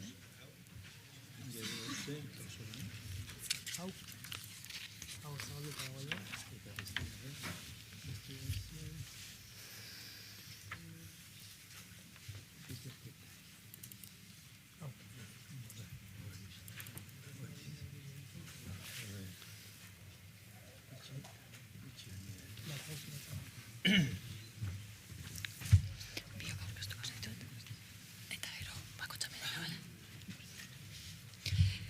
Arratsaldeon eta eskerrik asko arratsaldearen akabura arte ustearren. Euste horrek izan beharko du bere saritxoa, Igon Etxebarria eta Patxi Uribarrenen eskutik eta ahotik etorriko dena. Patxi Uribarren teologian eta linguistikan lizentziaduna da eta tesi txikiak euskaraz idatzi zituen. Santutxuko gau eskolen sortzailea eta koordinatzailea. Bizkaiko Foru Aldundiaren lehen itzultzailea izan zen, eta zeregin horretan jardu zuen 25 urtean. 51 kultura taldearen sorreran nahita ez aipatu beharreko izena da berea. 1909 eta 1971 izendatu zuten euskaltzain urgazle eta 2008an euskaltzain oso. Hainbat dira berak idatzitako lanak, asko eta askotarikoak direnezkero bere parte hartza izan dutenak. Igon Etxebarria euskal filologian lizentziaduna da eta lan ibilbide ugaria duen arrezkero. Urteri gehienak Labairu Fundazioan igaro ditu, baina ez dira gutxi Labairu Fundaziotik kanpo egindakoak ere. EITB-en, Eusko Jaurlaritzaren euskara sustatzeko zuzendaritzan, Eusko Jaurlaritzaren aholku batzordean, edo Bizkaiko Foru Aldundiko euskara bizia batzordean. Euskaltzain urgazlea da, 1996tik, eta etengabekoa da ordurikona euskaltzaindiarekin duen harremana. Patxi, lehendabizi zura da hitza. Beno, arratsaldeon guztioi. Nire hitzaldiaren edo berbaldiaren buruan Adores Hiztegiak 38 urte euskara ikertzen, egokitzen da zabaltzen. Gure taldearen historia labur bat eta bide batez irudi bidez guk argitara emon ditugun hiztegiak gogoratuko ditugu eta gero hiztegi batzuen kasuan teknologia alorrean izan duten zerikusia ere ikusiko dugu. Euskaltzandiak eskaintzen didan abagunea baliatuz, ahalik eta laburren eta argien 51 kultur elkarteak 38 urtean egindako lana aurkeztu nahi dizuet. Gure taldeak 4 erako hiztegiak egin eta plazaratu ditu.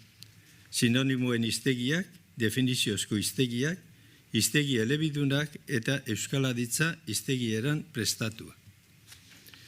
Abia puntua.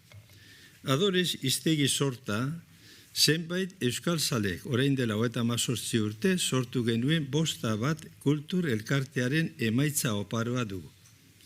Elkarteko kideok alfabetatze euskalduntze lanetan, euskaltzandiko D eta B tituluetarako prestakuntzan, eta batzuk euskaltzandiaren azterketetarako epaimaiko lanetan ari ginen. Premiak hurbiletik ezagutzen genituen bada. Elkartea sortu eta 2 urtera, 1983an eskaini genion euskal gizarteari gure lehen hiztegia izan zen sinonimoen hiztegia. Oso gutxik uste izango zuen orduan gure elkarteak euskara alorrean hain bide luzea egingo zuenik. Hasierako urratzura euskal gizartean nabaria zen utzune bati erantzuteko asmoz zetorrelako. Taldearen lana. Lehen esan dudan moduan, 4 arlotan lan egin dugu. Gure hiztegintzaren abiapuntua sinonimoen hiztegia Adores bat izan zen. Elkartea sortu eta 2 urtera aurkeztu genuen Durangoko azokan 1983an. Berrikuntza handia izan zen, zer esanik ez. Izan ere, euskera utzezko hiztegi bat argitaratzea etzen garai haietan hauntzaren gauerdiko estula. Ausardi haundiz argitaratutako hiztegia zela konturatu zen jendea, eta gure eskintzak erantzun paregabea izan zuen. Bertan saldu ziren liburu erdia baino gehiago. Horretan asko lagundu zigun Euskadi Irratian Pello Zabaleta jaunak Juan Luis Goikotxeari eta bioi egin zigun elkarrizketa luzeak. Gertakari hori izan zen gure olimpiada abian jarri zuen erronka deia. Hiztegi xume bat zena, ekinaren ekinez eta denboraren eraginez, zugaitz eder bihurtuko zen. 12.000 sarrera inguru zituen hiztegia, euskalkien arteko zubiak egiteko bide izan zen. Laguntza handia ematen zuen euskalkiak ezagutzeko eta euskera aberasteko. Hiztegiaren azala ere irribarretzu zetorren. Begia zabal-zabal atean genuen euskal mundu berri bati begira. Hor, ikusten dozu ez? Gero, jarraitu dugu, arpegi hori zaintzen. Geroago, beste 3 hiztegi etorriko ziren maila horretakoak. Sinonimoen hiztegi antonimo duna, adore ziru, 5.000 sarrera gehiago zituena. Sinonimoen hiztegia antonimoduna handia, adore 8, 35.000 sarreratik gora dituena. Hiztegi horrek goia jo zuen sinonimoen hiztegi hutsa izatetik, hiztegi erdi ideologiko izatera helduz. Eta azkenik, sinonimoen hiztegia antonimoduna, adore 14. Sarrerak 38.000 sarreratik gora dituen hiztegi praktikoa. Kursisba ditu euskaltzandiak onartutako terminoak. Definiziozko hiztegiak. Aurreko lerroetan aipatu dudan Pello Zabaletarekin izandako elkarrizketa luze hartan erronka bat ere jarri zigun aurrez aurre. Definiziozko hiztegi bat egitera animatu gintuen. Aurrei erderaren mende egon gabe euskeraz jarduteko aukera emateko. Arazoa aztertu eta zeinbait oztopo gainditu ondoren, Luis Bareazarra irakaskintza lanetatik askatzea lortu genuen hiztegintzan dedikazio osoz aritzeko. Apostu gogorra izan zen, baina taldearen iraupenean naiz proiektuen garapenerako ezinbestekoa. Lan neketsu hura 3 urtean burutzea lortu genuen euskerarako hiztegia ospetsua argitaratuz. Eta ospetsua diot, hala gertatu zelako. Izugarrizko arrakasta izan zuen. Urte gutxiren barruan ale asko saldu genituen. Eta herritaren laguntza horri esker, egin ahal izan genuen aurrera gure talde lanean.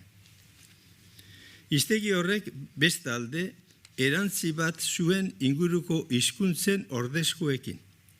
Euskera gaztelania, euskera inglesa, euskera frantsesa eta alderantzizkoekin. Asko lagundu zuen inguruko hizkuntzetako gutxienezko preminei erantzunez. Euskerarako hiztegia geroago etorriko ziren definiziozko hiztegien oinarri izan zen. 13.000 sarrera, 16.000 adiera, 5.000 gora adibide, 2009 sinonimo zituen. Taldea lanean jarraitu eta beste hiztegi batzuk ere alor horretakoak egin genituen. Hurrengokoa izan zen Europa hiztegia oinarrizkoa, adorez 4. 4 urte geroago hainbatean ugaritua. Oraingoan ja 16.000 sarrera zituen, 22.000 adiera, 8.000 eta gehiago adibide, 4.009 sinonimo. Europa hiztegia eskola berritua, adore 6. Aurreko hiztegietan baino askoz material ugariagoa zuena. Hotz, 26.000 sarrera, 20.000 adibide, 34.000 adiera, eta 10.000 sinonimo. Definiziozko hiztegi bereziak. Honek izan ziren, orokorrak, geroago euskal hiztegia argitaratuko genuen, eta hori izango zen, garai hartan argitaratutako euskarazko hiztegia oinarrizkoa, eraberritua, euskaltzandiko arauen arabera zeharo jarria. Definizioko hiztegi berezi batzuk ere egin genituen. Ikastolako jendeak eskaturik, lehenengokoa eskola hiztegia irudiduna. 1981an, Adores 6. Izan genuen hori, 16.600 inguru zarrera zituena. Baina, laster, 2005an, atara genduen eskola hiztegia irudiduna berritua. Horregatik hone biok, hiztegi biok, ikusten dozuenez, azalbera daukate, eskola hiztegia eta Adores 5.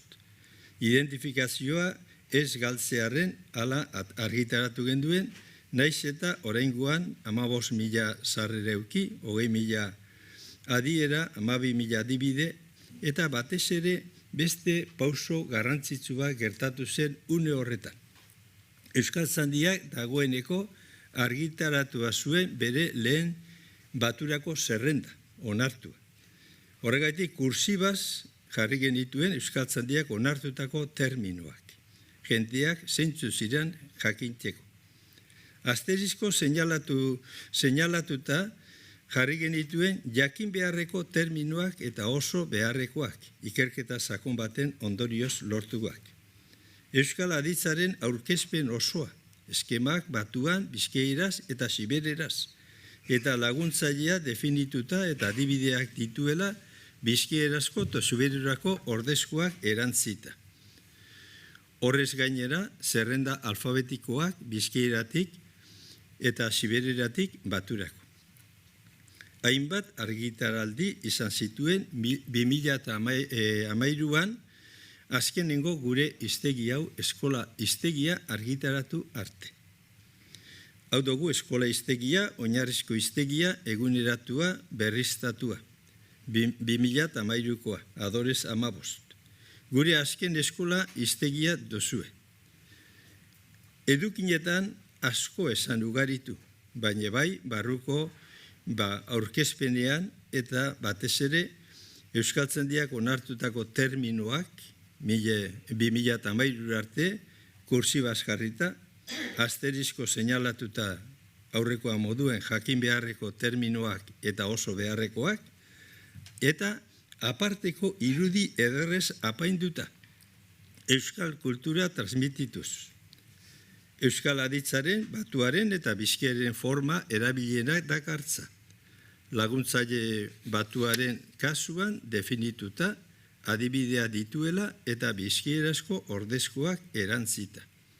Badu baita ere bizkieratik baturako zerrenda alfabetiko. Arrakasta handia izan du eta oraingoz izaten ari da. Altxor bat dugu. Hiztegi elebidunak. Multzo hau. Europa hiztegia burutu ondoren, definiziozko hiztegien eremua nahiko ornitua zegoela ikusirik, hiztegi elebidunaren alorrari egin genion merkatuan ziren hiztegiak osatu eta gainditu nahirik. Horrela, dizionario 3.000 irumile hiztegia argitaratu genuen. 3 urte luzeko lan eketzue izan zen. Lanik astunena sarreretako terminoak aukeratzea. Horretan, lagungarri izan genituen Europa hiztegia egiteko bildutako materiala, Lino Akesolok prestatutako dizionario de autoridades de retana hiztegia, UCEIk plazaratzen ari zen hiztegiak, administrazioak kaleratutako zerrendak, irakaskintzarako prestatutakoak eta abar. Ikastoletako euskerazko 180 testu liburutako lexikoa ere aztertu genuen hortarako. Metodoa Plácido Mújica, Diccionario Castellano Vasco, hiztegian erabilitakoa izan zen. Diccionario 3000 hiztegiak lehenago euskerarako hiztegiak bezala izugarrizko arrakasta izan zuen, eta gure lanaren euskarri ekonomikoa bihurtu zitzaigun. Horri esker jarraitu izan dugu gaur arte proiektuak burutzen eta aberazten. Eta hemen bai, euskarri informatikoan argitaratuz urraz berria eman genuen. Internet bitez eskainiz lehen hiztegia izan zen Eusko Jaurlaritzaren sarean. Berarekin batera, baita ere, sinonimoen hiztegia internet bidez eskaini genuen. Eta geroago beste edizio bat egon zen, edizio horretan, batez ere, bertan Euskaltzaindiak onartutako termino guztiak euskarazko sarreretan eta nekezagoa zena, erderazko partean kursibaz jarri ziren. Orduen eskeuken hortarako programa informatika egokirik eta banamanan aztertuta egin zen. Hiztegi handi horrek, 3.000, 93.000 sarrera, 130.000 adiera, 36.000 adibide eta 575 lagungarri zituen. Horren ondoren, etorri zen, Adores hiztegiak 5.000 hiztegia, 2009. Aurrekoa kaleratu eta 6 urtera, hainbatean aberaztuta, Euskaltzaindiak une hartara arte argitara emandako termino guztiak jasotzen ditu kursibaz. Eta onartutakoak izateko batzordea proposatutakoak plus marka ezarria dutela. Guztira onako honek 112.000 sarrera, 155.000 adiera, 90.000 adibide ditu. Etenik gabeko berrizketa horren ondorioz gaur egun paperean argitaratutakoa baino 8.000 sarreratik gora ditu internet bidezko eskaintzak. Hau, internet bidez, Adores hori eskaturik, 5.000 hiztegia Azkue Fundazioan eta Adores hiztegian ere eta Euskabarren ere konsulta daiteke. Datu bat emoteko, jendearen onarpena konturatzeko. Iazko urtean 3.400 konsulta izan zituen. Hiztegi elebidun bereziak, ikastolako eta prestatutakoak. Irakaskuntza munduan zuzenduta, Euskaltzaindiak 2002 arte onartutako termino guztia jasota kursibaz eskaintzen ditu. Era berean, aditzen tratamendu osoa, definizioak eta adibidea zornitua datar. Hainbat argitaldi izan ditu, hiztegi horren jarraipena izango den azkenera argitaratu genduen arte. Azken hori, iez argitaratu genduen, da hiztegi praktikoa deritzan. Adores 16. Hiztegi honek egia bihurtu ditu gure asmorik ederrenak. Eskola mundua eta mundu orokorra elkartzen ditu. Labur bilduz honako ezaugarriak ditu. Euskara gaztelani aldean, Euskaltzaindia 2018 arte onartutako sarrera eta azpizarrere guztiak 52.000 gora kursibaz eskinita. Adierak eta ere Euskaltzaindia proposatutako ordenan eta adibide multzo handia. Gaztelania euskera aldean 31.000 terminotik gora ditu. Euskaltzaindiak onartutako terminoak orain ere kursibaz markatuta eskainiz. Euskaltzaindia zientzia eremuan onartutako termino guztia 5.000 gora jasotzen ditu. Euskal eta erdal aditzaren tratamentu zehatza ere badakar. Gero badugu hiztegi txiki bat 2011an argitaratu genduena hori motxilako hiztegia. Honek ere txikia izan arren nahiko eduki handia dauka. 22.500 sarrera eta 36.000 adiera 2006 adibide eta 2005 esapide. Euskal aditza. Aditzak euskeraz duen garrantziaz jabeturik, ahalegin handiak egin gure iztegietan aditzari leku egokia eskaintzen. Ezin baina horietan forma guztiak eskaini. Ondorioz, Euskal aditza, Adore Samar, liburua argitaratzea erabaki genuen.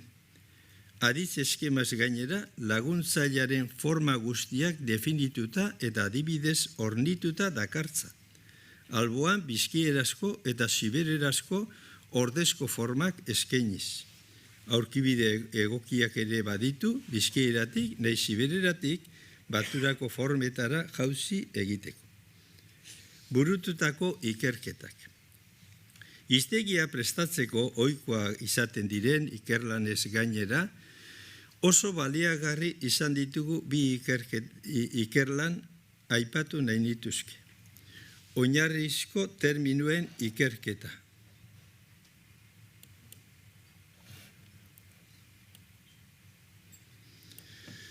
Tresna oso baliagarri bilatu zaigu azken hiztegietan.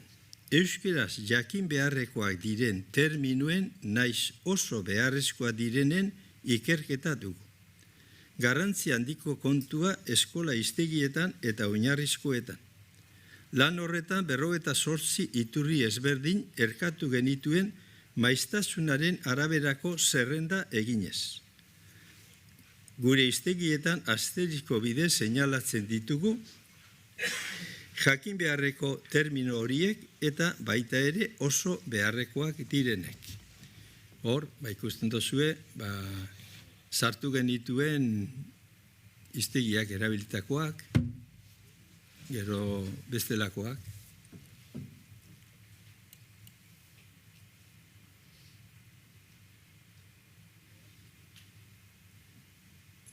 Eta azkenean, kuadro bat, hor, jasoaz bakoitzaren erantzuna. Euskal aditzaren ikerketa konparatiboa ere aipatutuko. Ohar bi. 2009-tik aurrera hiztegi sorreraren marka Adorez hiztegiak dugu. Urratz ezinbestekoa izan dugu ordenagailuen edapena eta laguntza 1995-tik. Ordura arte, fitxa bidez lan egin behar izan genuen eta zoratzekoa zen. 5 kultur taldearen lorpen batzuk. Euskerazko lehen sinonimoen hiztegia. Euskerazko lehen definiziozko hiztegi orokorra. Aurretik batasunaren kutxa oso mugatua dugu eta UCIren hiztegi teknologikoak. Euskeraz internet bidez egineko lehen eskaintza. Lehen esan duta moduan 3000 hiztegia eta sinonimoak. Euskerazko lehen zedeak 3000 eta hor hemen dituzue, zedeak argitaratu genituela. Adibideak aukeratzekoan tradiziozko jasotzeaz gainera giza eskubideak eta abertzaletasuna izan ditugu kontuan. 2000-tik aurrera, lehen esan danez, euskaltzandiak onartuta terminoak kursibaz emon ditugu. Aparteko harretaz, landu ditugu euskalkietako terminoak. Unibertsitatekin lankidetzan lortuta sarrerako terminoak interneten ahoz entzun daitezke. Badago beste gozat oso garrantzitsua. Geuk, lehen esan dugu moduan, izan ginen 3000 hiztegia jarri genuenean, generoari ikuspegi berria emotea. Maskulinoa eta femeninoa. Jarriz, bai sarreretan eta bai gainerakoetan. Auzolanean jardutea izan dugu, guk geuk, besteekin batera lan egin izan dugu. Hor dagoz, hainbat jente gurekin lanean aritu direnak, gehienak doainik laguntza emonaz. Informatika alorrean, 5000 hiztegia eta sinonimoen hiztegia internet bidez eskainiak ditugu. Euskaltzaindiak onartutako terminoak hiztegiaren alde bietan kursibaz emateko programa berezia dugu. Horren lan egin eta datu basean datuak egokiro eramateko programa berezia dugu. Programa honi esker, horrean lan egin daiteke eta gero automatikoki ara eraman. Programa horre gainera, zuzenketa bideak ere eskaintzen ditu. Hiztegi guztiak konsulta bakarrean egiteko programa, atibatu gabe. Sakeleko telefonoz eta taula bidez eskainitzen diren programa. Hiru hiztegi berezi ditugu, kontuan hartzekoak, hau, sinonimoena, hau, eskola eta beste hau, azkenengo hirurak, harribitxi batzu ditugu. Azken gogoeta, hiztegigintza gaur egun zeharo defizitarioa da. Herritarrek dohaini jaso nahi dituzte internet bidezko zerbitzuak. Euskaltzaindiak euskera baturako terminoak onartu ahala, hiztegietan islatu beharra dago. Horre lan etengabea eskatzen du termino horiek egokiro tratatuz hiztegietara txertatzeko. Herri erakundeek kontuan izan beharko lukete hau beharrezko dirulaguntzak emateko. Esate baterako ikastetxe guztietan hiztegi modernoak eguneratuak izan daitezen aleginak eginez, irakaslei alakoak eskuratzeko lagunduz.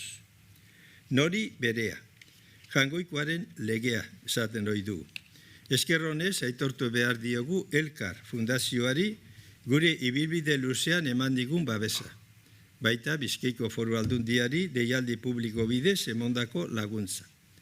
Euskaltzaindiak azken 20 urte hauetan argitara emandako zerrendek eta informazioek hainbatean erraztu digute lana. Eskerrik asko pazientzia handiz entzuteagatik.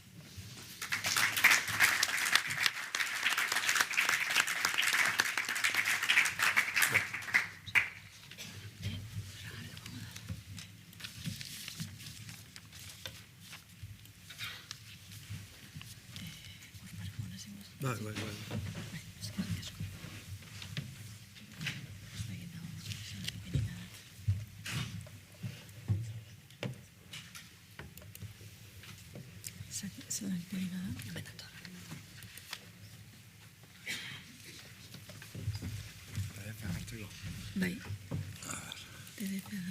Sentsazio. Igone, amabiaren. Amabiaren, bale. Hortxe. Gura dosunen. Bai. Bueno, arratsaldeon. Eskerrik asko, Labairo Fundazioari konbitea egitearren hemen jardunaldi honetan parte hartzeko.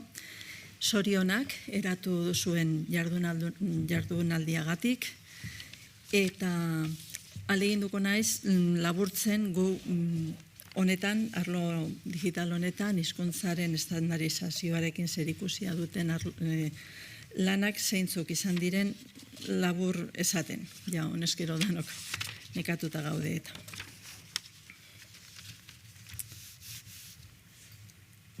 Euskararen estandarizazioa dugu izpide. Guk aurten bete ditugu 50 urte Euskara irakasteko ikastaroak eratzen. Deriok udako Euskal ikastaroa 1970an egin zen lehenengoz. Ordutik mende erdi joan da eta horretan jarraitzen dugu. Orain ere irakaskuntza gure jardueraren zati garrantzitsua da eta. Orduan ez zegoen baliabide digitalik, dena zen manuala. Ez libururik, ez apunterik, ez da euskara erabiltzeko aukera handirik ere arlo formalean behintzet. Informalean ostera euskaldun asko euskara egin nahi eta ezinean utzune hori betitzeko sortu zen Derioko udako ikastaroa, batez ere euskaldunak eskolatzeko. Izan ere, lehenengo ikastolak sortu ziren garaia zen, irakaslea behar ziren, andereñoak batez ere, eta magisterio ikasitako jente egonarren euskara landu gabea zen. Gaurko egoera bestelakoa da biztanda. Denok erabiltzen ditugu liburuak, sareko edukiak, dena daukagu eskura, liburutegi ibili behar izan barik. Tresnak eskura ditugu eta tresna horietan edukiak ere zenbat gura. Era guztietako edukiak lantzen dira euskeraz, edozein arlotan dago euskaraz egiteko gai den jendea. Euskara normalizatu ez dakit egin den, baina bai normaldu. Egoera normal batean dago, zentzu batean. Inguruko hizkuntzek darabiltzaten bitartekoak darabiltzagu, normala da era guztietako edukiak izatea euskaraz, hori bai proportzioan, kopuruetan ezin gara hiztun askoko hizkuntzekin konparatu. Hizkuntza ereduaren gainean beste horren beste. Orain 50 urte jende gutxik zeukan ohitura berea ez den beste berbeta bat entzuteko. Herrikotik aparte beste euskera motak ez ezaguna ziren. Gaur egun denok erabiltzen ditugu aldaera ezberdinetako jatorria duten hitzak eta egiturak, aukera daukagu berbamodu oso ezberdinak entzuteko hedabideetan, YouTubeen, kantarien artean, zein sarean konpartitzen diren dokumentuetan. Aurrerakuntza itzela eginda. Hasieran argitalpenen bitartez, hiztegiak, aldizkariak, literaturako irakurgaiak, eskola materialak, holakoak hainbat eta hainbat egin dira, agende asko eta asko egon dira eta daude halakoak egiten. Beraz, bitartekoak asko ugaritu dira eta gure euskarak hartu du presentzia bat aurretik pentsatu ezina zena. Baina paperezko euskarriari beste batzu jarraitu diote, audiograbazioak, bideoak eta gero internet. Garapenaren bide horretan deno joan behar izan dugu pausoak ematen, egokitzen eta eguneratzen.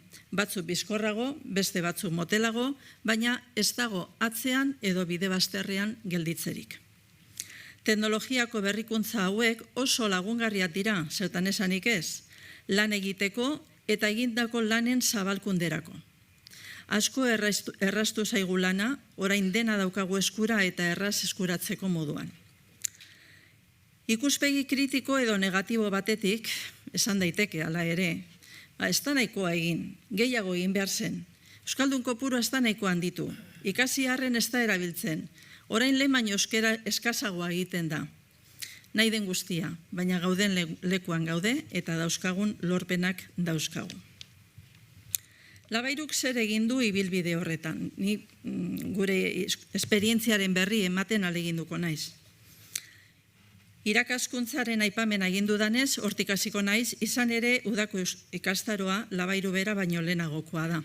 Ikastaroetan metodologia bat eratu zen 5 mailatan banatuta. Euskaldunentzat zegoen pentsatuta eta maila horietan dakigunetik ez dakigunera leloari jarraituta, abiatzen ginen bakoitzak etxetik sekarrenetik. Hasierako urteetako ikasleen profila zen Euskalduna ikasketak gaztelaniaz egindakoa.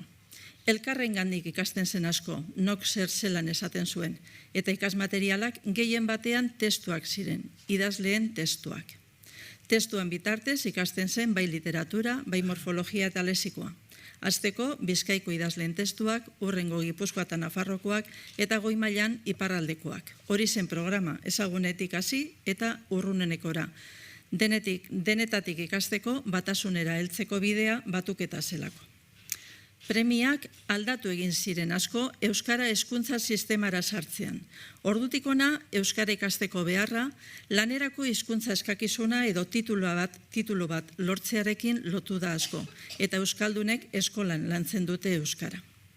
Irakaskuntzaren arlo honetan ingurune digitalera salto egin beharra suertatu zaigu guri ere, eta online eskolen bitartez, Skype bidezko saioen bitartez, materialak sarean argitaratu eta konpartitzearen bitartez egin dugu salto hori. Gaur egun ez dago zertan eskolara joan, ikasketak modu virtualean ere egin daitezke eta egiten dira. Eskolari lotuta, edo haren inguruan, Labairun beste egitasmo batzuk garatu ditugu. Lexikografian Labairu hiztegia egin dugu, gaur egun sarean dagoena eta aplikazio baten bidez telefonoan ere erabilgarri dagoena. 80ko hamarkadan hasi ginen honetan, eta hemen ere formatu eta euskarri guztietatik igaro gara. Paperean lantzen hasi ginen, apurka-apurka ordenadoreak erabiltzen hasi, programa guztiz prekarioekin, dana esan behar bada, batetik bestera bihurtzeko ere arazo handiak ematen zituztela. Gaur egun datu base handiak erabilgarriak dira eta sarean konsultagai egotea guztiz lagungarria da. Hiztegi gintzan ezinbestekoa da, honezkero inorezkoaz hiztegi liburuetara konsultak egitera. Gure hiztegian, estandarizazioaren ikuspegitik, ahozko erregistroei aparteko lekua eman diegu. Ahoz, askoz berba eta aldaera gehiago erabiltzen ditugu idatziz jasota daudena baino. Eta denoi gertatu izan zaigu, berba bat idatzi gura eta zelan idatzi ez dakigulako baztertzea. Era berean, Bizkaian, bizkaieraz idazteko joera ere egonda eta dago esparru batzuetan. Hori dela eta bizkaieraz idaztekotan zer eta zelan idatzi beharko litzateken finkatzea izan da bai labairuren egitekoa, bai lexikografiako lanetarako irizpideetako bat. Lan hau garrantzitsua da eta garrantzitsua da hiztegi ezberdinak egotea. Bakoitzak bere berezitasunak dituelako eta bakoitzak bere ekarpena egiten duelako. Baina denok gura dugu gurea erabili izatea. Denok begiratzen dugu zenbat ikustaldi, zenbat konsulta egon diren. Batzutan diru laguntzak ere horren pentsuan egoten dira. Zenbakiek eta estatistikek agintzen dute. Beraz, hiztegia egiteaz ganera, erabiltzaileen gana heltzeko eta erabiltzaileak erakartzeko estrategiak landu behar dira. Eta hemen gara, filologoak, filologia lanak egiten, teknologia ikasten eta komunikazio estrategiak lantzen. Lana ugaritu eta diversifikatu egin zaigu itzelean. Guk sare sozialetan zabaltzen ditugu hiztegiko edukiak, astean fitxa bat argitaratzen dugu Facebook eta Twitterren. Alor horretako lehenengo urrats horren ostean beste esperientzia bat ere egin dugu. Izan ere, gure hiztegia bikoitza da, alde batetik dago euskara gaztelania, gaztelania euskara hiztegia, eta bestetik hiztegi fraseologikoa.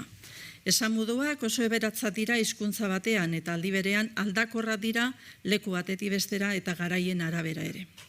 Ahozko hizkera informalerako ezinbesteko bitarteko dira hizkuntzari adierazgarritasuna, freskotasuna gehitzeko. Horregatik jaso ditugu hiztegian, baina guk ez ditugu hiztegian jaso horregoteko, erabili daitezen baino. Eta erabili daitezen lehiaketa bat asmatu dugu, Botaba programa. Jente gazteari zuzenduta. Lehiaketa horretan parte hartzaileek esamolde bat erabilita, antzezpen bat grabatu behar dute bideoan eta hori Instagramen argitaratu. Lehiaketaren helburua bikoitza da hiztegiko esamoldeak zabaltzea eta gazteek eurek erabiltzen dituzten beste batzuk guk hiztegirako jasotzea. Egitasmo hau orain urte asmatu genuenean argi ikusi zen Instagram zela horretarako plataforma. 20-30 urte bitarteko gazteak non aurkituko eta Instagramen. Eurak dauden lekura joan behar. Hiztegiari lotuta irratian ere egiten ditugu saioak, bai jenteak deitu desan bere ekarpenak egiteko, bai geuk edukiak zabalduz. Hori ere, gero sareetan zabaltzen da, bata bestearen osagarri diren aldetik. Gramatika dugu beste lan arlo bat. Hizkuntzako ikerketetan gramatika eta estilo kontuak landu izan dira Labairun aspalditik, hasieratik. Hainbat argitalpen egin izan ditugu horren gainean, liburu aldizkarietan. Horiek denak sarean jartzeko egitasmoa bidean dago laster argitaratzeko. Zergatik, dena batera jartzeko modua eskaintzen duelako, konsultak egiteko egokiagoa delako eta berritzeko aukera asko errazten duelako. Hor egon egin behar da, ez dago dudarik. Baina honek ez dauka atzenik, bitartekoak modan jartzen dira moduan galdu ere egiten dira eta beti berritzen ibili behar. Beste arlo batera egingo du salto. Labairuren sorreratik hizkuntza eta literaturarekin batera, etnografia edo herri ondarea ere ikertu izan da. Honetan ere filosofia berdina da, herri jakintza jaso, berriro gizarteratzeko, transmisioari bidea egiteko. Gure lanean, herri ondareko edukiak batez ere euskaraz jaso izan ditugu. Honetan ere euskarri mota guztiak erabili izan ditugu. Inkestak apunteetan jaso, audiograbazioak eta azken urteetan bideoan ikusentzutekoa nagusitu denetik. Herritarri grabazioak eginez jasotzen ditugu edukiak, baina baita ere hizkuntza bera. Hizkuntzako lanetarako iturririk handienetako bat ahozko lekukotasun horiek dira. Herri ondareko egitasmoak ere eraskotakoa dira. Ibilbide bat erakutziz egindako bideoa, material didaktiko interaktiboa, web horri bat bideo txatalak erakutziz gaika antolatuta, dena dira ingurune digitalean egindako argitalpenak, eta aldi berean euskarri eta formatu ezberdinetan egin eta zabaltzekoak. Gero eta gehiago lerratzen goaz sarera, ordenagailuaren bitartez lehenengo eta telefonoetan gero. Eskolan ere, gero eta gehiago egiten dute tableten bidez. Argi dago hori dela bidea eta geroa. Orain arte zer lortu dugu? Alde batetik, lan egiteko tresnak asko aldatu dira. Gurean daude, Justomari Mokoroak handik eta hemendik iztegirako egindako fitxak, hor dituzue. 46 kaja, fitxaz beterik. Eskuz eta makinaz idatziak, kutsatan. Antzipez, gaur egun erabiltzen ditugun datu baseekin eta tresnekin, ez da? Horretan, asko aurreratu dugu, zetan esanik ez. Baina ez hori bakarrik, iturriak ere erraz eskuratzeko moduan dauzkagu, honezkero digitalizatuta dauden idazleen lanak, aurrekoek egindako hiztegiak, argazkiak, bibliografia mota guztiak, botoia sakatu eta antxe, zergura eta hase. Erabiltzaile moduan, klik batera ditugu, bizi guztian irakurri dezakegun baino liburu gehiago. Ikusi dezakegun baino film gehiago, entzun dezakegun baino musika gehiago. Sarearen bitartez, euskara beste hizkuntzen artean dabil, antzeko gauzak eginaz eta mundu osora zabalik. Sareak berdindu egiten gaitu, zentzu batean behintzat, eta mundura zabaltzeko plaza ematen digu. Nolabait homologatu egiten gaitu. Horrez ganera, sareak saretu egiten du, jendearen arteko loturak egiteko balio du, interesguneen araberako taldeengana jotzeko modua erraztu egiten du. Baina denak ez dira gauza onak, eta eragozpenen bat ere aipatu beharko dugu. Gaur egun denok gaude sarean eta dena dago sarean, baina horretatik zer ikusten dugu? Neurri batean, oian moduko bata, indartzuenak harrapatzen ditu bezeroak, eta sarritan bezero moduan ere erabiliak gara, geu jakitun izan gabe ere. Bueno, eta izan da ere berdin egia esan. Esan dugu beste hizkuntzen parean gabiltzala, baina gero ez daukagu beste hizkuntzen dinamikotasuna haiek bezainarin egokitzeko aldaketetara. Terminologia premia direla, modako generoetan ekoiztea dela, gure makaltasunak ageri-agerian geratzen dira. Mundu osora zabalik egoteak ere mundu osokoekin lehiatzea dakar, eta mundua handia da eta gutxikiak. Euskararen normalizazioaren aldetik normaldu eginda edozer euskaraz ere egitea, edo euskaraz hartzea. Ematen du lelokeria bat esaten nabilela, baina euskarazko telebista sortzen edo euskara eskolan ikasten horren hasierak ezagutu ditugunok, badakigu zertaz ari garen. Gaur egun ematen du urtebete daukan edozer beti izan dela ala. Telefono eta ordenagailuen modeloak aldatzen diren abiaduran egin direla aldaketak iraganean, baina inondik ere ez da horiola. Eta gainera, argi izan behar dugu irabazita ditugun arloak ez daudela betiko irabazita, edozein momentutan galdu daitezkeela. Adi egon behar da beti.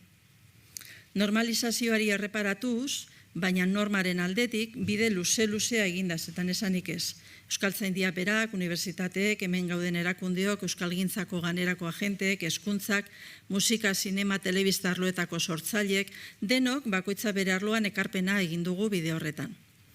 Gaur egun, euskara ikasi gura duenak ez daukaitzakiarik, bitarteko eduki metodo mota guztiak daude. Ez dago urrun hurbil arazorik ez ordutegirik. Baina, baliabide eta arrastasun guztiak euskara eskura edukita ere, behin eta berriro agertzen den kaska da. Zenbat erabiltzen da euskara, eta ze euskara erabiltzen da. Sareko komunikazioak asko lausotu ditu idatzizko eta ahozko erregistroen arteko mugak. Honezkero izena ere badauka horrek, ez da? Posta elektronikoa erabiltzen hasi ginenean, denok igarri genuen, gutunak idazteko baino erreparo itxiago jartzen genuela, informalago idazten hasi ginela. Arrezkeroko sareetan, WhatsApp, Instagram eta alakoetan, zer esanik ez. Esan dugu, Labairuko ikastaroak hasi zirenean, euskaldunek ezekitela idazten eta irakurtzen euren ama hizkuntzan analfabetoak ziren. gaztelaniaz lizentziatuak izan da ere. Eta horretan ikasteko sortu zela ikastaroa. Gaur egun jende guztiak ikasten du eskolan idazten eta erakurtzen, baina askok eta askok jakingo espalute moduan idazten dute. Ahoz berba egiten dute moduan. Zer da mundua alderantziz edo itzulitara edo zer. Pozgarria ere bada beste alde batetik, ze horrek erakusten du hizkuntza bizirik dagoela. Gazteari berez dagokio aurreko belaunaldiak eginduenaren kontra egitea. Hori da natura bera. Eta gazteek euren erantzuna ematea esanguratsua da. Erantzuten duten neurrian hizkuntza erabiltzen dutelako. Eta aurrera begira zer? Bide honek ez duela atzera egingo argi dago. Guretzat arazoa da egunean egotea. Teknologien mundua hain doa bizkor eta hain da aldakorra, gauza bat ikasi eta erabiltzen hasi orduko urrengoa dator eta berriro aldatu eta ikasi behar. Gaur egun, gutxienez, programak eta plataformak egokitu egiten dira batetik bestera migrazioak egin aldizateko, ze makinatxo bat bidar, informazioa ere galdu dugu. Aukera ezin hobeak ematen ditu euskaldunengana heltzeko, euskaldunak bateratzeko, batzeko, euskara zabaltzeko, euskarazko edukiei zabalkundea emateko eta interesen arabera elkartzeko. Gazteak, hemengo batzuen aldean, horrekin jaio dira, eskolan hala lantzen dute eta jaunezkero gazte naiz helduentzat telefonoa da denerako tresna gero eta gehiago. Aplikazio, podcast eta sarearen bide zabaltzeko diren bitarteko guztietara eramean behar dugu euskara. Normala izaten jarraitu behar du euskara beste edozein hizkuntza dabilen testuinguruan erabiltzea. Erabiliz gero, normalizazioa ere egingo da, naiz eta hemen agertu diren arazoak danok jakitun gagozan, eta horretarako mesedegarri baino ezin da izan. Hori bai, gure neurriaren arabera mugak zeintzuk diren argi izan beharko dugu. Nik mezu positiboaz amaitzearren mezu bakarra aurrera, eta horrekin uste dut lotzen dodala goizean Andoni Zagarnak amaieran esan duen, ez da. Gurpilari eragiten jarritu beharko dugula eta aceleradora ondo sakatuta. Eskerrik asko.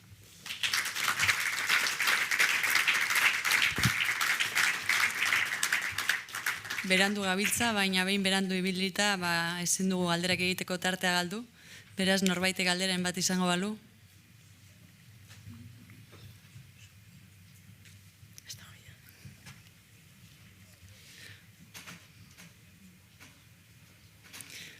Bueno, eskerrik asko akabura arte eustearren, eta bihar elkarrikusiko dugulakoan goizeko 9:00, mila esker, eta bihar arte.